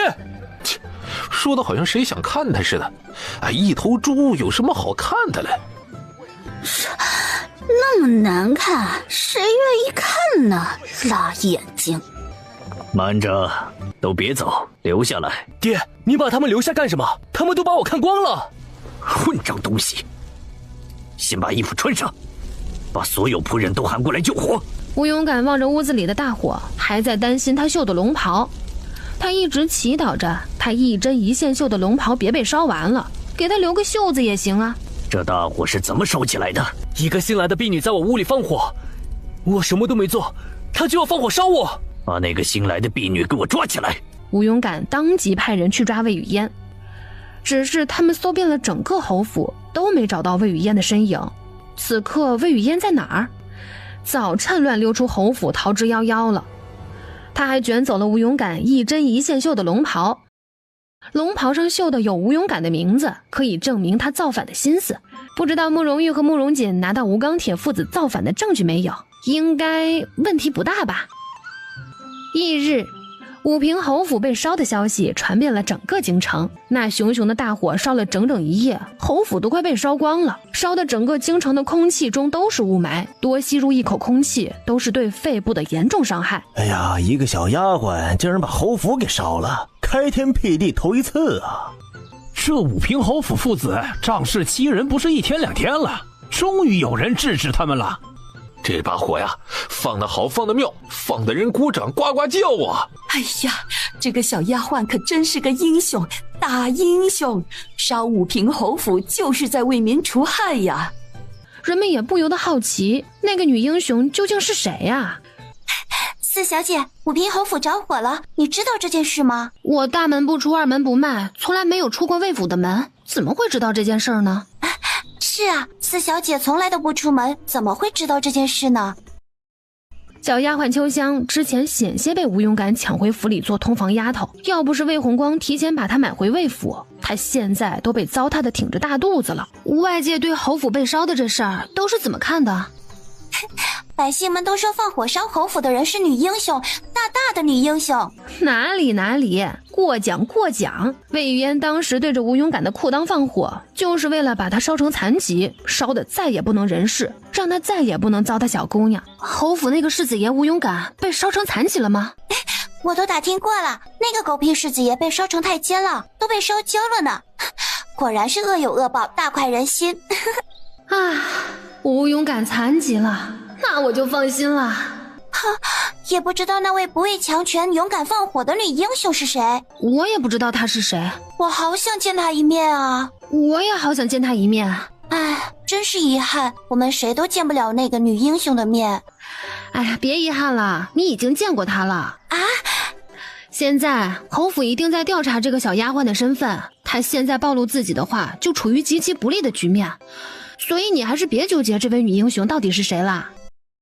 那可不行，烧侯府的可是英雄，怎么能被抓呢？那我就不好奇这个女英雄是谁了，只要她好好的就行。你又不知道她是谁，所以就算你见过她，你也不知道是她，而且极有可能茫茫人海中你已经见过她了。小姐你说的有道理，我听你的。四小姐，老爷交代过让灶房每天给小姐做燕窝补身体，我这就去给你把今天的燕窝端过来。好，麻烦你了。秋香扭头跑向灶房，小姐还跟她说麻烦嘞，小姐真客气。一路小碎步跑到灶房，秋香伸手去端灶台上的燕窝粥，她手刚触碰到白瓷碗的边缘，啪的一声，瘦瘦的胳膊上就挨了一个重重的巴掌。警告你，别抢我们大小姐的燕窝，我们大小姐可是嫡女，比你们四小姐金贵多了。咱们府里每天只做2碗燕窝，一碗是给四小姐的，一碗是给四小姐的娘的，这府里都没有给大小姐做燕窝，我怎么会跟你抢呢？分明就是你跟我抢。哼，府里每天都做2碗燕窝，我把2碗都拿走。不行，我不让你端，这是我们四小姐的。翠花抓住秋香的胳膊，一把将秋香甩到一旁的墙上，咚的一声闷响，秋香的脑袋撞到了墙上，当即起了一个血红的大包，秋香疼得险些要晕过去。翠花得意地端着2碗燕窝往门外走，真是个小贱婢，一个庶女还敢跟我们嫡女争，她怎么就那么不经打？别人随便就能把她甩在墙上砸，没能让四小姐吃上燕窝，她快伤心死了。魏雨嫣等了片刻没见秋香回来，她敏锐地觉得有事发生，她往灶房的方向走。魏雨嫣快步地走到秋香面前，被谁欺负成这样了？四小姐，燕窝被抢走了。这个傻丫头，好啦，别哭了，你鼻子上吹了一个大鼻涕泡。哪里有什么鼻涕泡，分明是魏雨嫣担心她的双眼哭成核桃才这样说的。谁欺负你了？是魏白莲的丫鬟翠花。跟我去东院。四小姐，我们去东院把燕窝抢回来吗？不止，还得把欺负你的人欺负死。四小姐，你别为了我出头了，我担心你因为我和大小姐闹矛盾，到时候如果我连累你被大小姐欺负，我会心里过意不去的。人善被人欺，马善被人骑。今天你让他3分，明天他蹬鼻子上脸。事情不来，我不主动惹事儿；事情来了，我一点都不怕。人生在世，无非就是兵来将挡，水来土掩。若是处处担忧，事事恐慌，那还活个什么劲儿？大小姐，为了给你抢燕窝，我把魏雨嫣的小丫鬟秋香头上撞了一个大包。你做的非常对，大小姐，你快吃吧！我不仅把魏雨嫣的燕窝粥抢过来了，还把她娘的那一碗也抢过来了。翠花，你说的是什么话？你哪里是抢别人的东西啊？分明是拿，都是魏府的东西，你是拿，不是抢。对对对，大小姐，你说的对，大小姐不愧是饱读诗书的人，说的有道理极了。不待他把燕窝粥送进嘴里，砰的一声巨响传来，魏白莲的房门被重重的推开，砸在了墙上。把门撞得那么响，是哪个不知尊卑的狗东西呀？哟，我还当是谁呢？原来是庶女四小姐，真是一条好狗。四小姐，我什么都没做，你为什么要骂我？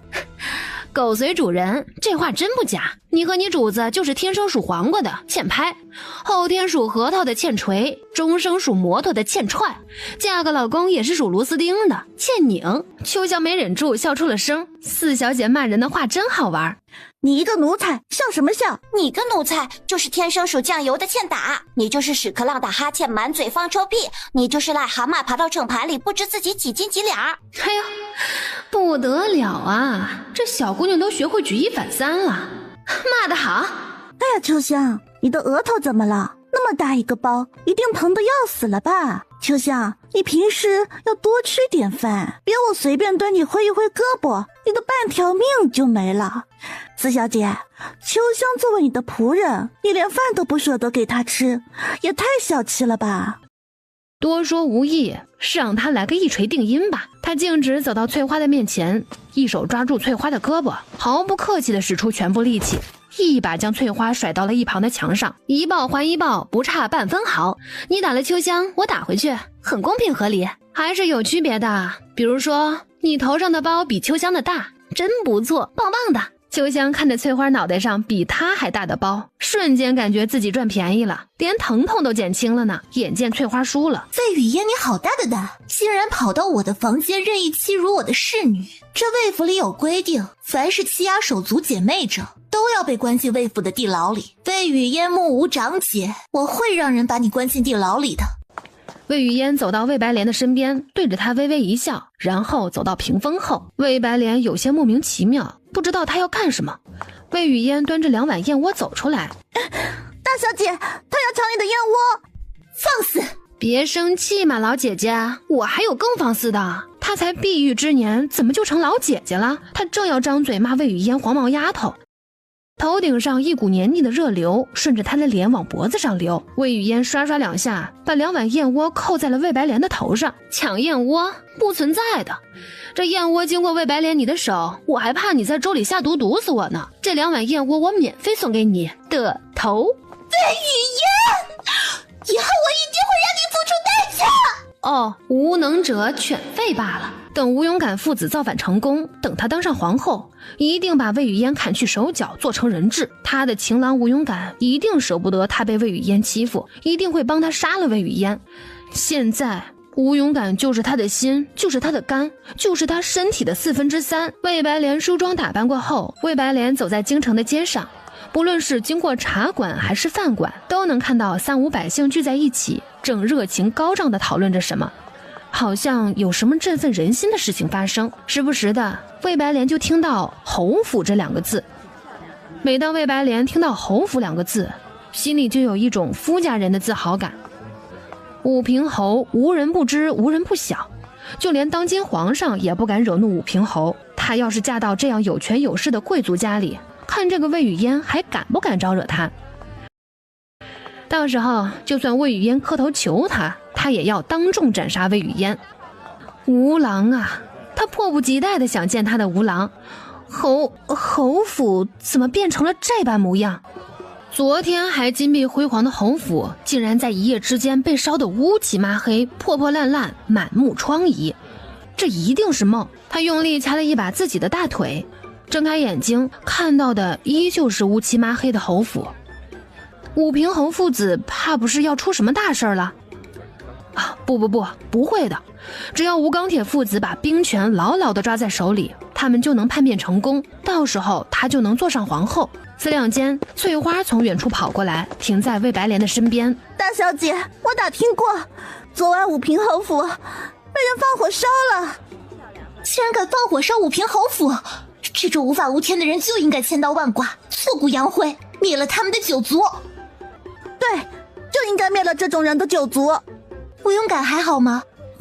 世子他有话直说，我见过大风大浪，什么都不怕，什么都能承受得住。世子被烧成太监了。小姐，你不是说你什么都能承受得住的吗？大小姐，你别伤心了，人死不能复生，那东西烧焦了也不能再长出来，神医来了都救不了。还烧焦了？确实烧焦了，没办法治了。大小姐，你还是接受这个现实吧。这意味着她以后要是嫁给吴勇敢，她就得守活寡。一夜之间，侯府被烧成了黑炭，世子被烧成了太监，这变故也太大了。你向谁打听的？这消息可能是假的，老百姓们愚昧无知，肯定是嫉妒吴郎，所以才说这种恶毒的话来诋毁我的吴郎。大小姐，你说的对，被烧焦这事儿也可能是愚昧无知的老百姓们编的谣言。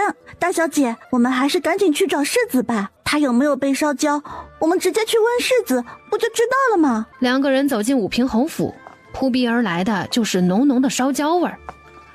魏白莲找到吴勇敢的时候，吴勇敢正躺在一间厢房里哎呦哎呦的痛叫，他双腿大大的敞开，中间还裹着一层又一层的白布，白布上都是血，看起来就伤得很严重。吴郎，吴勇敢看到魏白莲，先是一怔，后又觉得感动无比。他之前对魏白莲的态度就是区区玩物而已，何足挂齿，但现在他受伤如此严重，魏白莲特意来看他，这多少让他有些感动。莲儿，吴郎，我想你。这是什么神仙爱情，感动死我了。你压着我伤口了，你眼睛那么大白整的吗？一边去。吴郎，你的伤严重不严重啊？伤到根了吗？我的伤一点都没事儿，好好的，我仍然是那个顶天立地的男人。真的吗？外面的人都说你被烧焦了。我受伤的事情一直都很保密，怎么外界全知道了？所以你被烧焦是真的？一派胡言，他们又没看过，怎么知道我被烧焦了？他们都在诬陷我。吴郎，我相信你，我帮你伤口换药吧。不行，莲儿，我那么喜欢你，怎么舍得你给我换药呢？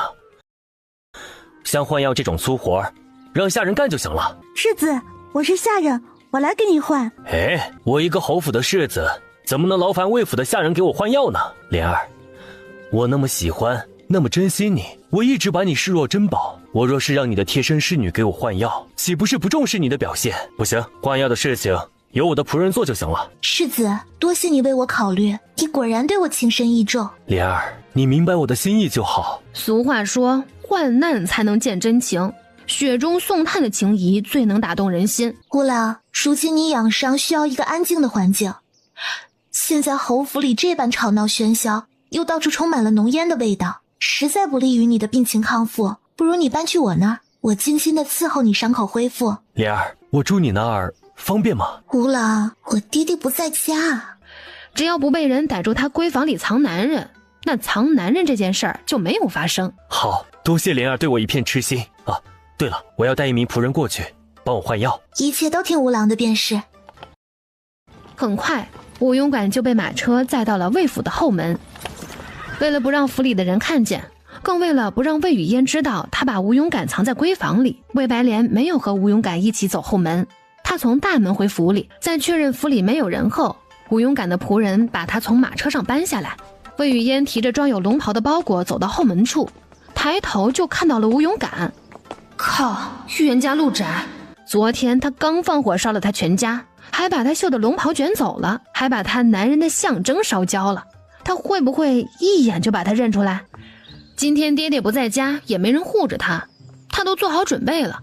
如果吴勇敢把他认出来，他拔腿就跑，能打就打，不能打就跑，为了活命不丢人。老祖宗都说了，36计走为上策，做人一定要听劝，就跑去裕王府。慕容玉那小子一定会护着他的吧？不知道为什么，他总觉得这个小厮有点眼熟，好像在哪里见过。具体在哪里见过呢？只要走过了这几步，只要这几步没有被吴勇敢认出来，他就可以顺顺利利地蒙混过去。停下，你别走。哦，我靠，危险危险！转过头的刹那，两个大眼珠使劲地往眼角的方向一挤，漂亮的杏眼就变成了斗鸡眼。哎呦我操！哎呀，走吧走吧。靠斗鸡眼成功躲过一劫，我可真是个小精灵鬼。嘿嘿，吴勇敢来魏府干什么？现在他正是要养伤的时候，不躺在他的侯府，反而来魏府，难道他要来魏府养伤？哇哦，吴勇敢可不就是来魏白莲的闺房里养伤？别人金屋藏娇，魏白莲闺房藏汉子，尚未出嫁就把男人往家里带，还让男人睡她的闺房。哼，我又发现一个新瓜。魏白莲害怕闺房藏男人的事情被他发现，若是魏白莲这个举动被下人发现，下人们顶多把这件事传得满府皆知，但这事儿被魏雨嫣知道就不一样了，魏雨嫣一定传得全京城皆知。既然魏白莲那么怕我把她闺房藏汉子的事情传出去，那我就更要这么做了。魏雨嫣朝着全京城最热闹的那条街走过去，路过茶馆、饭馆、麻将馆等各种馆，魏雨嫣都要走进去，很自然地和别人搭上话聊八卦。又来刮了啊！那个被烧焦的世子爷呀，现在正躺在魏府嫡女魏白莲的床上。嗨，这事儿我也听说了，哎，真是没想到，这以知书达理、贤淑良善闻名京城的魏白莲会干出这种事儿。嘿，哎呀，还知书达理、贤淑善良，我看那魏白莲呢，就是装的。那世子都变成太监了，他即使躺在魏白莲床上又有什么用？还不是什么都干不了？哎呦，就是说这魏白莲一心跟着吴大太监，他图什么？难道图守寡？可能魏白莲和那个世子爷是真爱。哎呀，这除了真爱，这真是解释不了为啥魏白莲要一心跟着这吴勇敢在一起呀！惊雷，魏白莲和吴勇敢是真爱。吴勇敢都成太监了，这魏白莲还对他不离不弃，他们两个的爱情真的是好好磕呀！哎呦，感动死我了。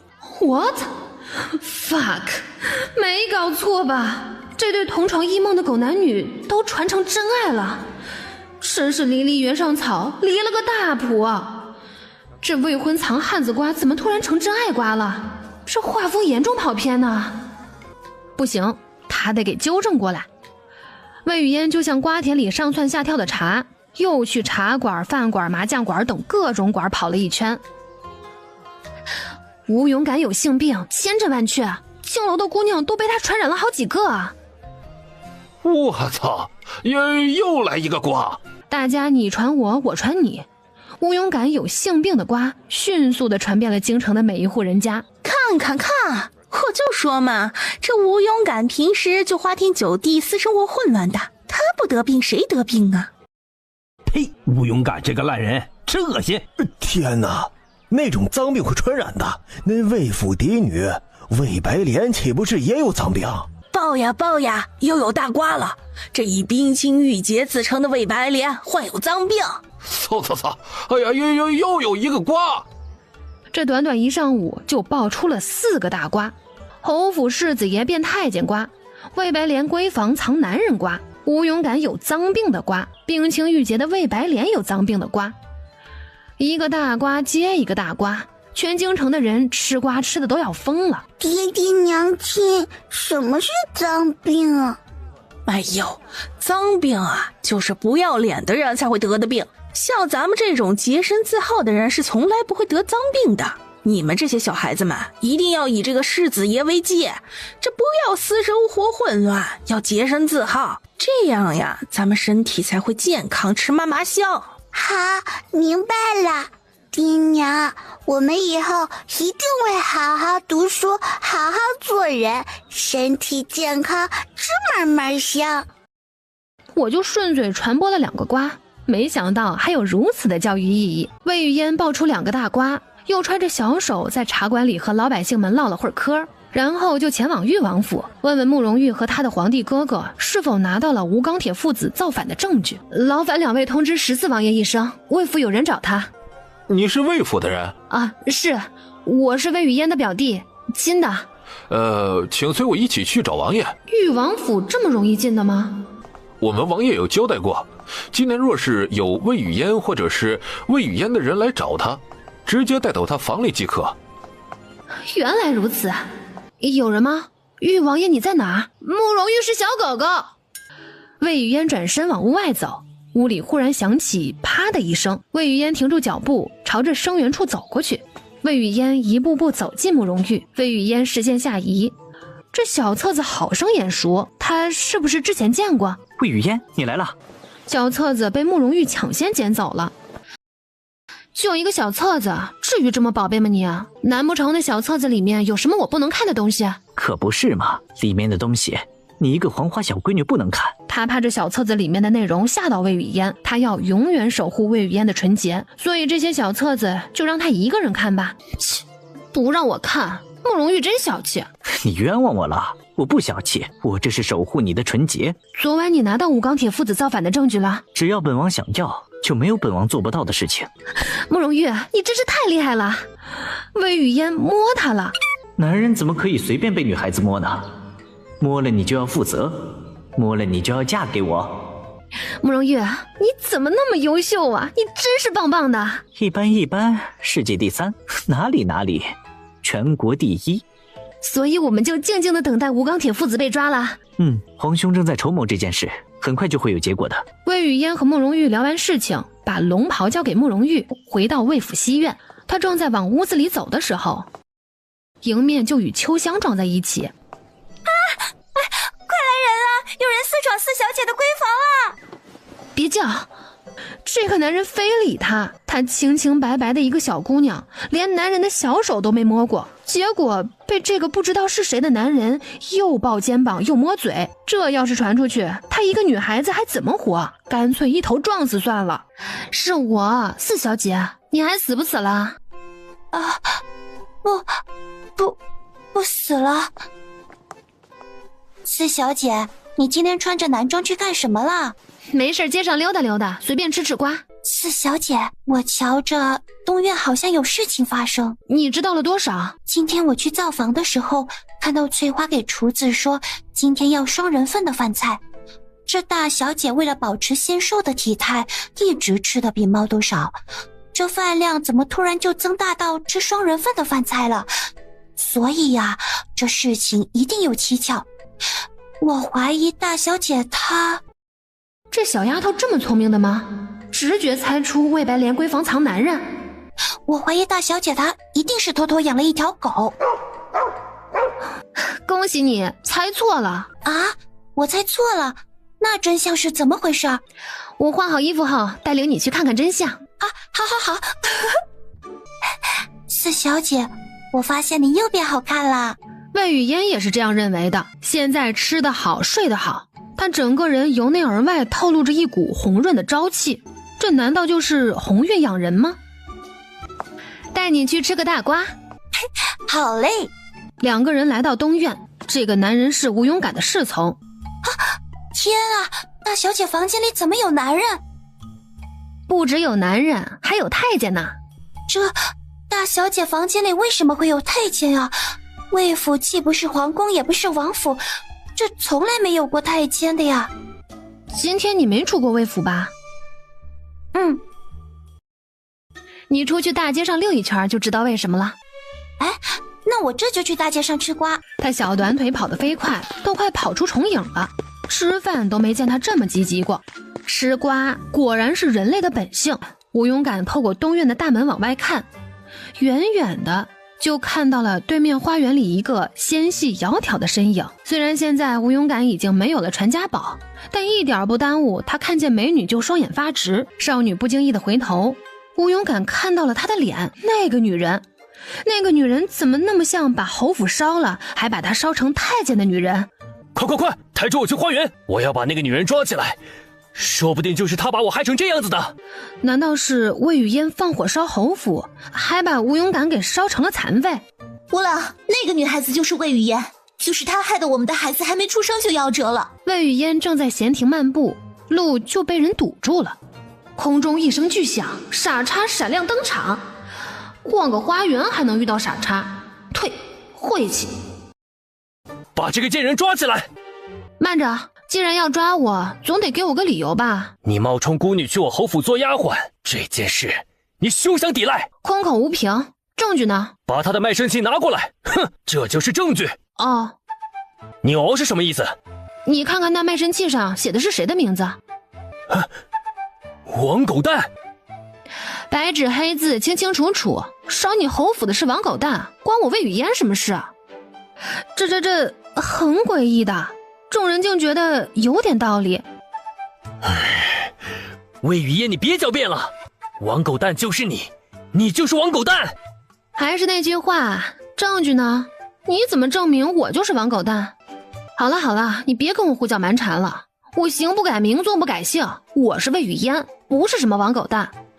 哪有小姑娘家叫王狗蛋的？这是人叫的名字吗？你们侯府招人的时候都不核实信息的吗？你们侯府的人真是草包！把她这个黄毛丫头给我抓起来，乱棍打死！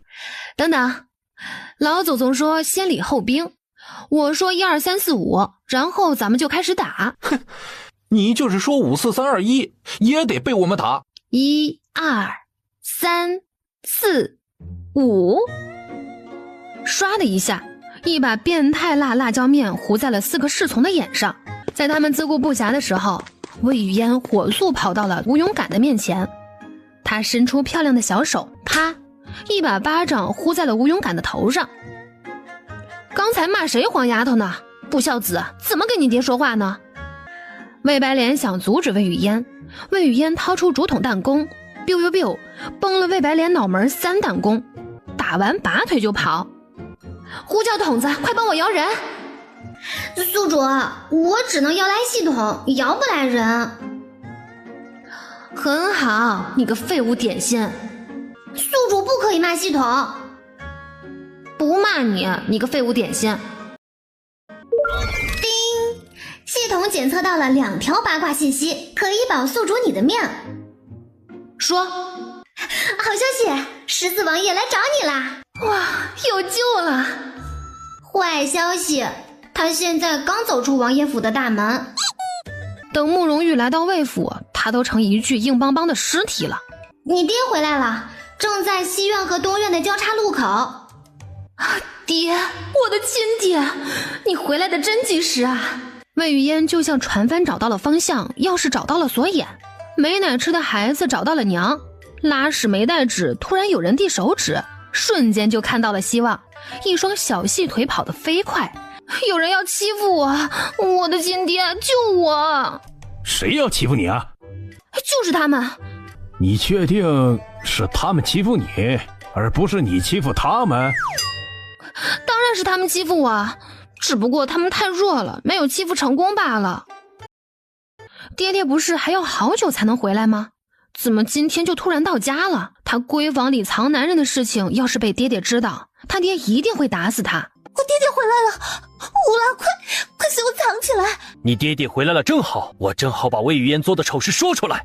可是你藏在我房间的事情会被我爹发现的。哼，发现就发现，发现了受惩罚的是魏白莲，又不是他。发现了又怎么样？大不了他把魏白莲娶回侯府当通房丫头。那你一定要严格保密，不能让爹爹知道你藏在我闺房里。你放心吧，这些事情我一个字都不会说，你爹绝对发现不了这件事。也是，只要他们不对外说，爹爹怎么会发现吴勇敢藏在他的闺房里？一个未出嫁的姑娘和一个男人站得那么近，都快身体挨着身体了，成何体统？小侯爷来我魏府，有何贵干呢？我找你这个庶女魏雨嫣。拜托，你哪是找我的呀？你分明是找你的魏白莲。吴勇敢来找他的大女儿做什么？我看出来了，吴勇敢就是拿我当靶子，装和魏白莲不认识呢。怀过吴勇敢孩子的人是魏白莲，又不是我。你们两个都在床单上滚过几百次了，还表演什么陌生人？切，这拙劣的演技！原来让他嫡女怀孕的男人是吴勇敢这个败类。这吴勇敢是出了名的浪荡子，魏白莲这是看上他什么了？这个女儿真是瞎了狗眼。魏雨嫣放火烧了我们的侯府，还把我烧伤了。烧得好，怎么不烧死你这个孬种啊！魏主事，你必须要重重惩罚魏雨嫣，或者你把魏雨嫣交给我，我替你处罚她。我相信我的四女儿魏雨嫣，她一定不会做出这种事儿的。我还是第一次这么坚定的被人信任，感动到眼泪想尿尿。爹爹为了我直面硬刚世子爷，爹爹你太帅了，老帅了。不过爹爹啊，我真的放火烧了侯府，还把吴勇敢的传家宝烧坏了。你这么做一定有你的理由，你做得棒。若是我的小女儿放火烧了侯府，你们侯府大可以报官处理，为何你们不报官，反而想暗地里动用私刑呢？侯府被烧这么严重的事情，他们还一直不敢报官，这里面一定有猫腻。告诉我爹武平侯，就说找到了在侯府放火的凶手，让我爹带兵过来，武力威慑魏红光，捉拿魏雨嫣。侍从跑着去请武平侯，一个武平侯竟然敢不请示皇上就调兵威慑当朝官员。武平侯不经过皇上就敢调兵，这说明什么？这说明武平侯强大，他当初选中吴勇敢作为未来夫君，眼光真好，一点都没有跟错人。只是等了又等，眼看着太阳都要下山了，仍然不见武平侯带兵过来你爹还来不来了？到饭点了，不来我去吃晚饭了。魏雨嫣你别嚣张，我爹一定会带兵过来，到时候第一个斩的人就是你。哇，锦衣卫，皇帝的御林军呢，太酷了。所以皇上是不是也来了？他爹肯定已经造反成功了，而且把皇上的御林军都收为己用了。这个傻叉，都这个时候了，他不会以为他还能赢吧？皇上来了啊！不可能，他爹手里有兵权，他爹那么厉害，怎么可能没有造反成功呢？我看到皇上的锦衣卫来了，皇上呢？皇上在哪儿？皇上来了吗？我还从来没见过皇上呢。朕就站在你身边，皇上大概就在附近吧。大概？看来你也不知道你皇兄在哪儿，还想瞧瞧皇上长什么样呢？吴勇敢有没有伤你？他说让他爹带兵来魏府捉拿我，第一个斩杀我。没有皇上的命令就私自调动兵权，不经过官员的审讯就斩杀百姓。武平侯来不了了。为什么来不了？武平侯已经被关进大牢了。不可能，我爹怎么可能被关进大牢？我爹对朝廷一片真心，我爹为了维护国家安宁，屡次征战沙场，为国立功，我爹那么忠心耿耿，为什么要把我爹关进大牢？武平侯与敌国勾结，卖国造反，理应诛九族。皇上怎么知道他和他爹要卖国造反？我爹一生戎马操劳，战功显赫，这些百姓们有目共睹，说我爹勾结外国造反，你们有证据吗？可别胡乱强安罪名，让忠臣寒心呢。哟，这二货还企图濒死挣扎呢。我皇兄做事自然是讲证据。我在你爹书房书架第2层的第2本书里面发现了你们父子叛国造反的契约，那契约上面可有你和你爹亲自按的指印，吴勇敢你抵赖不了的。锦衣卫随即上前拖着他往大牢走，吴勇敢大喊清闲，我腿中间有伤，你们都给我拖流血了。哎呀，一个叛国的罪犯，一个背叛自己国家的汉奸，有什么可怜惜的？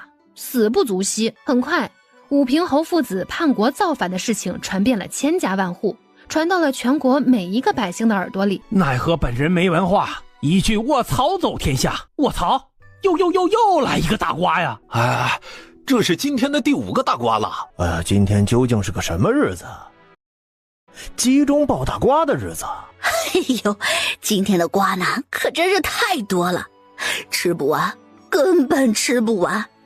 吃的我呀上蹿下跳的，肚子都发撑了。这个瓜我太爱吃了。武平侯父子作恶多端，强抢民女，欺压百姓，通敌卖国，该杀呀！不止该杀，还应该诛九族以绝后患。朝廷对武平侯父子迅速审理，做出诛九族的审判。哎呦，太好了，这武平侯父子被诛九族了，简直是大快人心呐！哎，这京城没了武平侯父子就太平了，以后自家的女儿就敢大大方方的上街闲逛了，再也不用担心被吴勇敢抢去做通房丫头了。皇上英明！新皇刚登基就给百姓做了一件大好事，武皇万岁万万岁！慕容锦从武平侯手里收回兵权后，对武平侯的九族进行抄家，又有重大发现，这武平侯竟然比他一个皇帝都富有，林林总总的算下来，足足有300万两白银。在天下太平时期，国库里的存银也只有300万两的白银。说武平侯富可敌国，这话一点不假。自慕容锦接管大燕国，国库就一直是空空荡荡的状态，钱全被上一任皇帝挥霍完了。上一任皇帝只知道享乐，奢靡浪费，还学商纣王兴建酒池肉林。可以说慕容锦接手的是一个风雨飘摇、百废待兴的国家。这300万两白银来得可真及时啊！慕容锦下令在朝廷外设置登闻鼓，有冤屈的话，百姓们直接敲大鼓申冤。皇帝听到鼓声后会亲自审理案件，让老百姓们再也不被强权欺压。这一举措真是深得人心。传言啊，这年轻皇帝杀父弑兄是个暴君，可他做的每一件事情都关乎到咱们老百姓的生活，是大好事啊！哎，偷偷说句大逆不道的话，之前的那个老皇帝死了，真是百姓们的福气呀！以后啊，普通老百姓们再也不怕被欺负啦，有皇上给咱们老百姓撑腰呢。这个皇帝啊，不仅心系百姓，为百姓们做好事，而且啊，传说这个皇帝容貌俊美，身高伟岸，长得可帅了。这皇帝帅不帅的他不知道，他至今都想不明白，他连皇帝的面都没见过，怎么就得了皇帝20万钱和50万绫罗绸缎的赏赐？不懂，真心不懂。四小姐，你别闲聊了，赶紧回府里吧。发生了什么事啊？皇上的圣旨来了，要你回去接旨呢。啥？不是吧？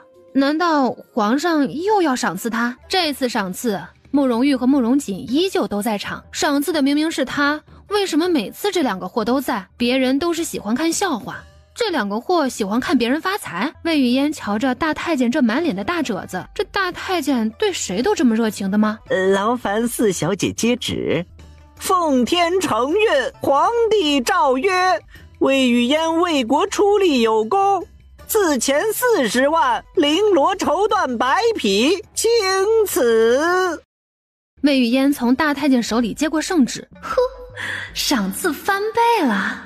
哇，我又被一个大馅饼砸中脑袋了。虽然这次赏赐来得稀里糊涂，但是开心呐！我现在可是有钱人了，只要不被偷被抢，我这辈子吃喝无愁。这是中5亿彩票的感觉吗？这白花花的银子都把我砸迷糊了。脑子里都是哈哈哈。魏雨嫣，你个小财迷，快开心死了吧！聒噪，魏雨嫣，你能不能小声点？他至今都不明白皇帝为什么一而再的赏赐魏雨嫣。这个魏雨嫣就是一个6品小官的女儿，有什么值得皇帝如此看重的？这魏雨嫣给皇帝灌什么迷药了，把皇帝迷得死去活来的？不对劲，这很不对劲。难不成皇帝这是看上魏雨嫣了，想让魏雨嫣做皇后？对，一定是这样，要不然皇上为什么赏赐魏雨嫣那么多钱？赏就赏吧，还非要从皇宫跑过来亲自看魏雨嫣领赏，他图什么？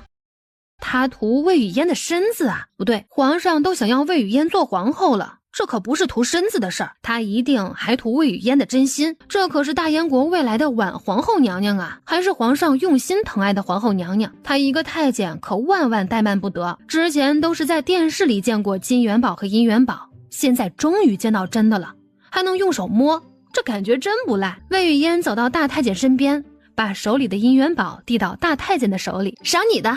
皇后，不是，魏小姐，这太贵重了，咱家受不起啊！你别客气啦，把这钱给你们的手下分了，就当我请你们喝茶了。慕容锦朝他微微点头，谢谢魏小姐赏赐。别客气，就是个喝茶钱，谁家喝茶钱那么大方啊？这一定可值50两银子。那些侯爷、王爷、娘娘们出手也没那么大方，这赏赐好，真好。别人都是视钱如命，恨不得为钱疯、为钱狂、为钱咣咣撞大墙。这个魏雨嫣倒好，视金钱如粪土，一点不吝啬钱财。别说皇上喜欢他了，他这个太监都喜欢魏雨嫣。伸手。伸手做什么？让你伸你就伸。呵，这小丫头还命令起朕来了，真听话，这才乖嘛。惊呆了，属实惊呆了呀！怎么有种把皇帝当狗哄的感觉？这个小丫头竟然敢当着众人的面说朕听话，说朕乖，朕不要面子的吗？魏雨嫣，你把朕当什么了？当成没断奶的小孩还是狗啊？往慕容锦手心里放了一锭银元宝，我赏你的。普天之下从来还没有听说过有人敢赏赐皇上的。魏雨嫣，你真是骚操作不断，屡屡让人大开眼界呀。我不要，给你钱都不要，你是不是傻？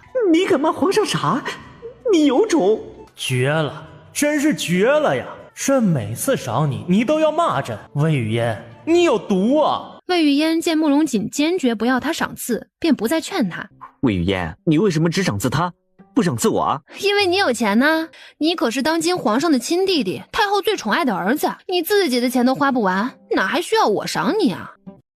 好吧，你刚才赏的人可是皇上，比我有钱多了好吗？魏雨嫣领完赏赐后不久，慕容玉和慕容锦就离开魏府。只是慕容锦离开后不久，便紧急把魏雨嫣招进宫。招我进宫？为什么？皇宫啊，全国最有权势的那个男人住的地方，多少女人为了讨好皇帝而使出浑身解数。那什么，我能不去吗？啥？他做太监40年，这还是第一次见有女人不想见皇上的。魏小姐为何不想去见皇上？皇上还赐食了魏小姐，要魏小姐一起共享晚宴的。影响我干饭？谁下班了还想和领导一起吃饭呢？吃多了担心被领导骂饭桶，吃少了委屈自己的肚子，一顿饭吃得战战兢兢。我本来吃饭不吧唧嘴的，我都担心皇上把我吓得吧唧嘴。哪有我端个饭盆想怎么吃就怎么吃来的实在？想想皇上高高在上，一言九鼎，要是我哪一句话说不好冒犯了皇上，那我岂不是要被砍脑袋了？我这刚发财，还有好多钱没有花，人死了钱没花完的话，多遗憾呢。我死也得把钱花完了再死。这魏姑娘和皇上之间，恐怕是皇上剃头挑子一头热，一厢情愿，人家魏姑娘还不愿意亲近皇上呢。魏姑娘不用害怕，当今圣上是一个明君，赏罚分明，断不会无缘无故的胡乱斩人的。他是不会无缘无故斩人，那如果我冒犯他了呢？不是，你没事冒犯皇上干什么？嫌自己死得不够快吗？那就劳烦魏小姐说话的时候注意一点，别冲撞了皇上。行，我说话注意些。陈公公，你知道皇上为什么召我进宫吗？魏小姐，等你去了皇宫就知道所谓何事了。哦，魏小姐，请随咱家走吧。魏雨嫣看着那辆富丽堂皇的马车，皇上请谁都用这么豪华的马车吗？软，这垫子坐着真舒服，软乎乎的，像坐在一团松软的棉花上。魏雨嫣不知道这辆马车就是皇上的专属御用的轿子，见此马车就等同于见到皇上真人。起！慕容玉、丞相、御史大夫站在正中央，魏弘光站在靠边的位置。他魏弘光6品芝麻小官，这在上朝的时候，金銮殿空间有限，不可能所有人都站在殿里面。皇上高坐龙椅，丞相、御史大夫站在金銮殿内，魏弘光都是站在殿外吹冷风的。平日里，丞相和御史大夫连看都不会看他一眼，现在魏弘光竟然和他们并排站在一起，娘的，他们都沦落到和6品芝麻官一起讨论国家大事了吗？听闻武平侯吴刚铁有一私生子流落在外，你们说这件事儿该如何处理？斩草不除根，必定引起祸乱。古往中来，余孽造反的事情数不胜数。吴刚铁的这个私生子必定不能留活口。我与丞相持一样的观点，必须尽快找到吴刚铁流落在外的私生子，以绝后患。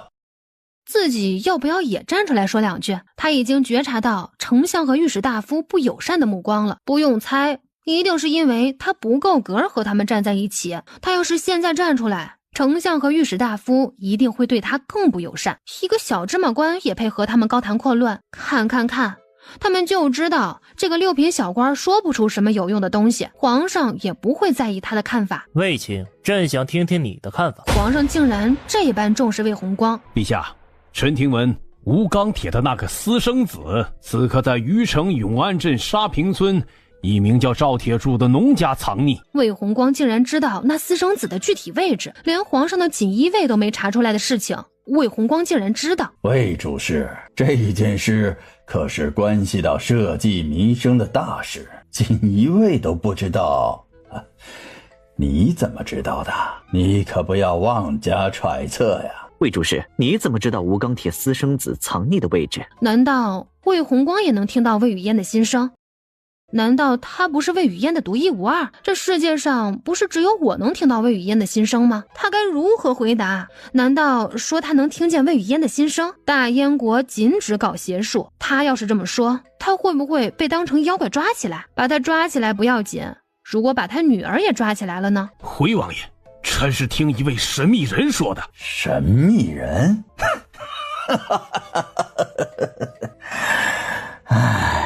连名字都不敢透露，魏主事，你可真是满口胡言呐！是神秘人张嘴告诉你的，还是通过其他的方式？神秘人张嘴告诉我的。明白了，是魏雨嫣张嘴告诉了魏红光。莫非魏红光也能听到魏雨嫣的心声？总之，两个人都知道，魏红光得知的消息一定是通过魏雨嫣。我相信魏主事说的事情是真的。这就相信了？这么随便的吗？皇上那么谨慎的性子，一定不会那么随随便便的相信魏红光。卫青一向忠诚谨言，朕相信卫青不会妄言。不是吧？魏红光什么时候如此被皇上器重了？魏主事的话可真是实用极了，比那些说什么斩草除根以绝后患的人强多了。谁不知道要把那名私生子抓起来？那不废话吗？慕容玉说的对，正三品怎么样？正二品又怎么样？还不如一个六品小官知道的多。那名私生子身边可有安危保护？如果有，具体有多少人？这个问题……好了，知道了。这个问题魏雨嫣没跟魏红光说过。魏红光为什么说话说一半？他一定是故意的，他就是不想让他们听，他是在排挤他们。天知道，此刻魏红光心里像热锅上的蚂蚁，有点不知道该如何收场。启禀陛下，魏小姐到。来的还真是时候啊！魏雨嫣小姑娘来了，她的救星，她的宝贝女儿来了，正谈论国家大事呢。皇上召见一个女人干什么？女人会处理什么国家大事？魏雨嫣诚惶诚恐地站着，她看过很多古装戏，像皇帝这种生物，可是一生气就能砍人脑袋的。这皇上召见她可真不是时候，她连晚饭都没吃呢。皇上让魏小姐去乾清宫等候。跟随着陈公公的指引，魏雨嫣来到了乾清宫。蝴蝶虾卷、清蒸鱼片、红烧宰鸽、挂炉走油鸭、鱼翅燕窝羹，还有一款甜品玫瑰烙，全都是她爱吃的。忍住，她可是淑女，皇帝怎么还不来？武英殿里，慕容锦从龙椅上站起来，众人皆松了一口气。议事终于结束了，各回各家，各找各妈，多好！众卿移步乾清宫赐食。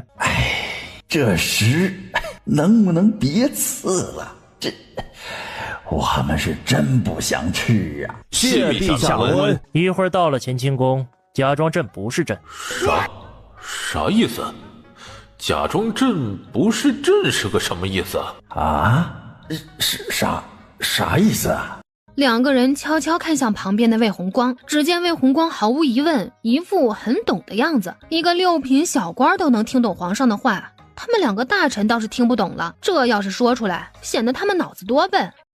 于是丞相和御史大夫收敛起脸上的疑问，也装出一副很懂的样子。一行人跟随着皇帝来到乾清宫，众卿先在门口等我。众人乖乖站在门口等着。片刻，慕容锦又重新出现在众人的视野里。嚯，皇上今天唱的是哪一出啊？好看的人穿什么都好看。一会儿进入乾清宫，知道怎么做吗？懂，但又好像不是很懂。假装朕不是朕，娘的，这怎么假装？5个字总结就是陪皇上演戏。皇上假装自己是9品小芝麻官，你们假装这是真的。皇上为什么要演戏？他们为什么要陪皇上演戏？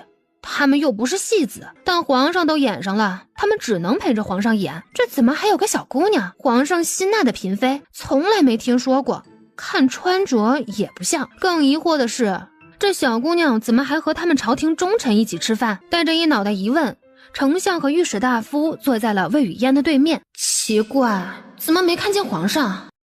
谁在他们耳边说话？不用猜，一定是对面的那个少女。皇帝千里迢迢把我从宫外喊过来刺食，结果他自己却不来。这皇帝小儿真不够意思。这大逆不道的话是对面这个小姑娘说的，冒犯皇帝可是死罪。这小姑娘不要命了，这皇上不来何时才能吃饭？我肚子都饿扁了，我在家舒舒服服的吃饭多好，坐在这儿只能看不能吃。皇帝真会折磨人，饿死了，饿死了，饿死了，饿得我想把皇帝吃了。这小姑娘连嘴都没有张，他们就能听到她的心声。这小姑娘还说要把皇上吃了，妖怪，这是哪个山头跑出来的女妖？好生吓人！这等妖物还跑到了皇宫里来，还跑到了皇帝身边。苍天哪，天要亡我大燕国呀！天下兴亡，匹夫有责。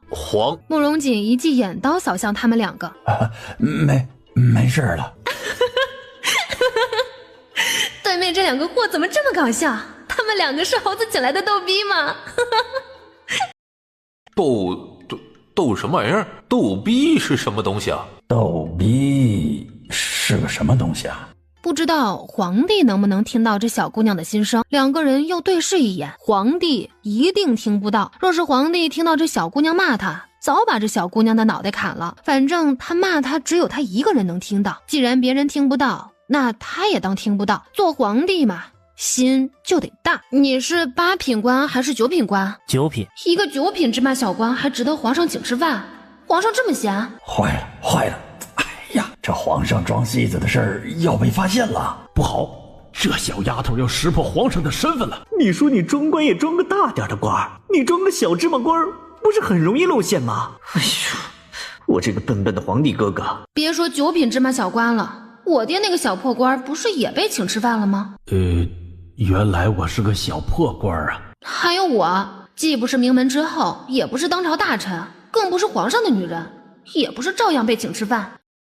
所以呀，这一切都是因为皇上人好。虽然我觉得这样解释还是不对劲，但目前好像只能这样解释了。世上无难事，只要肯放弃，想不明白就不想。反正这世界上想不明白的事情多了去了。他们只听说过世上无难事，只怕有心人，只要功夫深，铁棒磨成针。这个小姑娘说的是什么歪理？不过隐隐觉得好像也有那么一点道理。哎呀，疯了，他们一定是疯了，才会觉得这小姑娘说的有道理。天大地大，干饭最大。今日干饭不够狠，明日地位不够稳。吃饭！如果我偷偷拿一块玫瑰饼揣手里，然后偷偷咬一口，应该不会被人发现吧？你说呢？要不要偷拿一个尝尝？反正皇上不知道。托你的福，朕听得一清二楚。这饭本来就是赐给我吃的，我偷吃一个不过分吧？快饿死我了，肚子已经唱了几百遍京剧大鼓了，吃个饭容易吗我？不是，娃，咱能不能别光想着吃啊？咱能不能有点出息啊？看把孩子饿成啥样了，都快饿傻了。皇兄，快开饭吧。慕容锦微一点头。之前皇兄跟我说过，他今天有国事在身，所以这顿饭他就不来了，我们自便即可。皇上不来，太好了，那我就不用注意仪态，大开吃戒了。什么叫大开吃戒？慕容玉夹了一块蝴蝶虾卷放到了魏雨嫣的盘子里。不用客气，皇上不在，你尽管吃。魏雨嫣夹了一块玫瑰饼给慕容玉，王爷你也吃。来吧，朕准备好了，给朕夹菜吧。等了又等，这小丫头怎么还不给她夹菜？转头一看，人家小姑娘已经吃上了，压根儿就没准备给她夹菜，自己给自己夹菜吃。蝴蝶虾卷真好吃啊，外焦里嫩，香得我差点把舌头咬了。玫瑰烙暖若香甜，清蒸鱼片细腻柔滑，红烧宰鸽口感醇香，挂炉走油鸭肉嫩鲜美，鱼翅燕窝羹入口即化。我的妈呀，这也太好吃了吧，都快把我香迷糊了。每一道菜都是味觉的极致享受，好像美味在我的舌尖上跳舞，让人沉醉其中，仿佛在云中漫步。这就是做皇帝的好处吗？每天都吃好吃的，嘴巴都要被爽歪了。得，这小丫头又被香迷糊了。今日听闻武平侯还有一个私生子，流落在虞城永安镇沙平村，陛下正为此事茶饭不思。皇上茶饭不思关我什么事啊？又不是我气的，反正我吃得下。皇上如果实在吃不下，我不介意把他那份也吃了。指望着他主动开口是不可能了。魏雨嫣，你对这件事儿怎么看？能不能让人好好吃饭了？正吃着饭呢，你说什么国家大事？就你会说，就你长嘴了，你个显眼包！众人差点没有笑出声，努力憋住了。就不能让我啃完这只鸽子再说吗？这只鸽子已经被我啃得只剩一只腿了。狗吃饭时都不希望被打扰，我也不希望被打扰。其实我们心里也是这么想的，但我们不敢往外说。古人说女子无才便是德，像这种关系到国家社稷的大事儿，我一个小女子就不高谈阔论了。真想把他那气人的小嘴巴缝上。魏主事，你说暗中保护那名私生子的死士有多少？这个他哪知道？魏红光用手拽了一下他的袖子。哇，快别吃了，快救救你爹呀！魏雨嫣吃饭的手一顿，偏过头看着一脑袋汗的魏红光。不是吧爹爹，皇上都不在你都能吓成这样，爹你真没出息。谁说皇上不在呀？就你个傻丫头认为皇上不在。算了，毕竟是我亲爹，我还是帮帮他吧。他说了，他终于要说了。他说了。系统，有多少人暗中保护吴钢铁的私生子？稍等宿主，我查一查。筒子你怎么了？我生病了。你们系统还会生病吗？代码增多超负荷或者主系统紊乱的时候，我们就会生病。会死吗？系统感觉自己被关心了，感动的回：宿主，你竟然这么关心我，要死帮我查完信息再死。滚！这小姑娘突然什么啊？能不能给点心理准备？他们的脑浆子经不起这样的折腾，我就小小的开个玩笑。哼，以后不准再开这种玩笑了。好，骤然众人的脑子里也响起了滋啦滋啦滋啦的声音。哇哦，吴钢铁私生子的瓜真的很多呀！由于系统生病，众人也听到了系统的声音。快说！古人追求多子多福，之前吴钢铁家大业大，手握重权，光小妾就娶了18个，还有10个通房丫头，就为了生孩子。难道吴钢铁不止一个私生子，还有其他孩子？吴钢铁还有其他孩子吗？没有没有就好啊。众人的神情骤然一松。吴钢铁一直想多子多福，儿孙满堂，都65岁了，还纳了5个18岁的年轻小姑娘做小妾，就为了生孩子。为了生孩子，他还吃壮阳药。我去，为了生孩子吃壮阳药，这个糟老头子真是拼呐！不过想想也是，都65岁的老骨头了，不吃壮阳药他也支棱不起来。小姑娘，你懂得还真多。之前吴钢铁一直对外吹嘘自己有孔武之力，身体奇佳，一方面是想劳孔雀开屏吸引年轻的小姑娘，另一方面则是因为越缺什么越想显摆什么。都65岁的老家伙了，身体能好到哪里去？吴钢铁为了造人不惜常年吃药，他这么辛苦的夜夜做体力活，但架不住他怎么了？我闻到了套娃瓜的味道。吴钢铁在生下吴勇敢不久，有一次从马上摔下来，被马蹄子狠狠踩到了裤裆中间，这一踢导致他碎了一半东西，生育能力只剩下一半。怪不得那么勤劳还怀不上孩子。原来还有这一茬事情啊！当年吴钢铁从马上摔下来后，一直宣扬自己一点伤没有，看来都是在欲盖弥彰，给自己遮丑啊！这个吴钢铁一直不肯接受自己碎了一半的命运，一边吃药一边夜夜努力，但一直没能让他的妻子小妾们怀孕。这个没用的男人。吴钢铁有一次远处打猎，路上见到一个美貌村妇，兴致来了，吃了药就强行把这个村妇要了，结果一发击中，这个村妇怀上了他的孩子。我靠，还能这样？这糟老头子又给我长见识了。哎呀，别的男人一夜就能成的事儿，这吴钢铁要夜夜努力，还得吃药。真不知道该夸这货有毅力，还是损他不行。在生孩子这件事上，吴钢铁真的是煞费苦心呐，这么努力当种马，真是不多见。这货不仅对生孩子有毅力，对造反当皇帝一样有毅力，花费了很多功夫去勾结敌国，又是送金银财宝，又是送美人，为了当皇帝还答应割地给敌国，这就很过分了，通敌卖国，该杀。妈的，这个汉奸走狗，呸！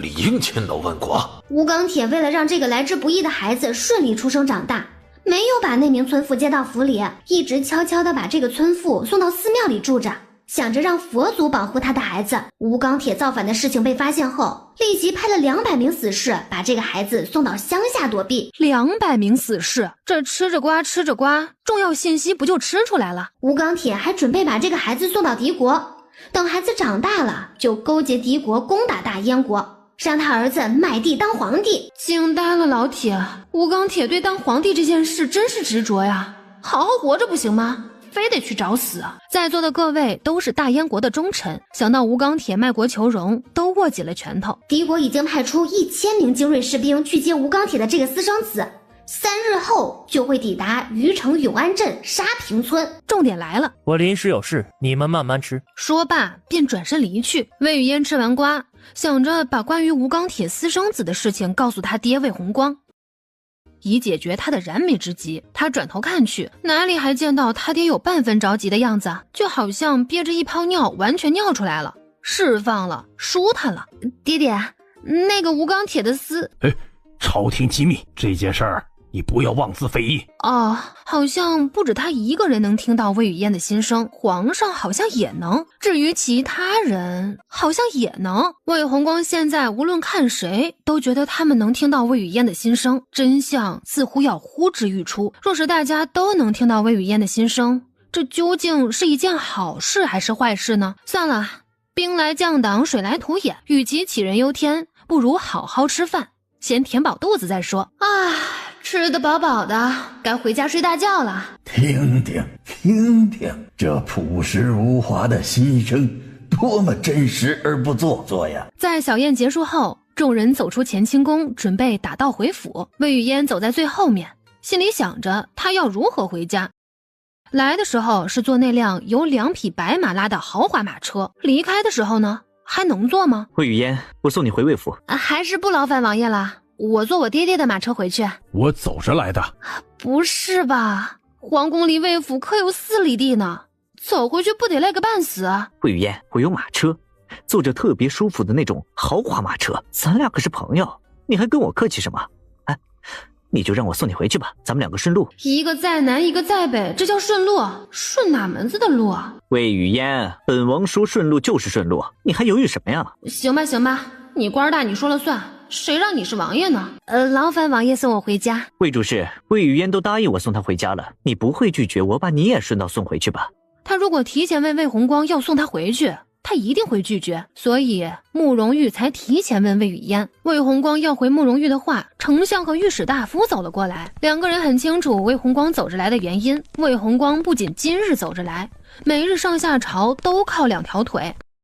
他是为了锻炼身体吗？他是为了欣赏沿途的风景吗？不是，因为穷。魏红光只是一个6品小芝麻官，俸禄有限，家里的一家老小全靠他养活着，每天醒过来就有10几张嘴等着他嗷嗷待哺。因此魏红光本人是能省则省，省下来的银子全用来养家。像燕窝这种珍贵的补品，魏红光从来舍不得自己吃，府里只有魏雨嫣和他娘在吃。魏红光知道魏雨嫣得了很多皇上的赏赐，但他作为一家之主，挣钱养家是他的责任，而不是魏雨嫣的责任，所以魏红光自然不会开口向魏雨嫣要钱。哎呀，这皇上啊，前几天赏赐我足足5万钱，这我正愁这笔钱怎么用呢？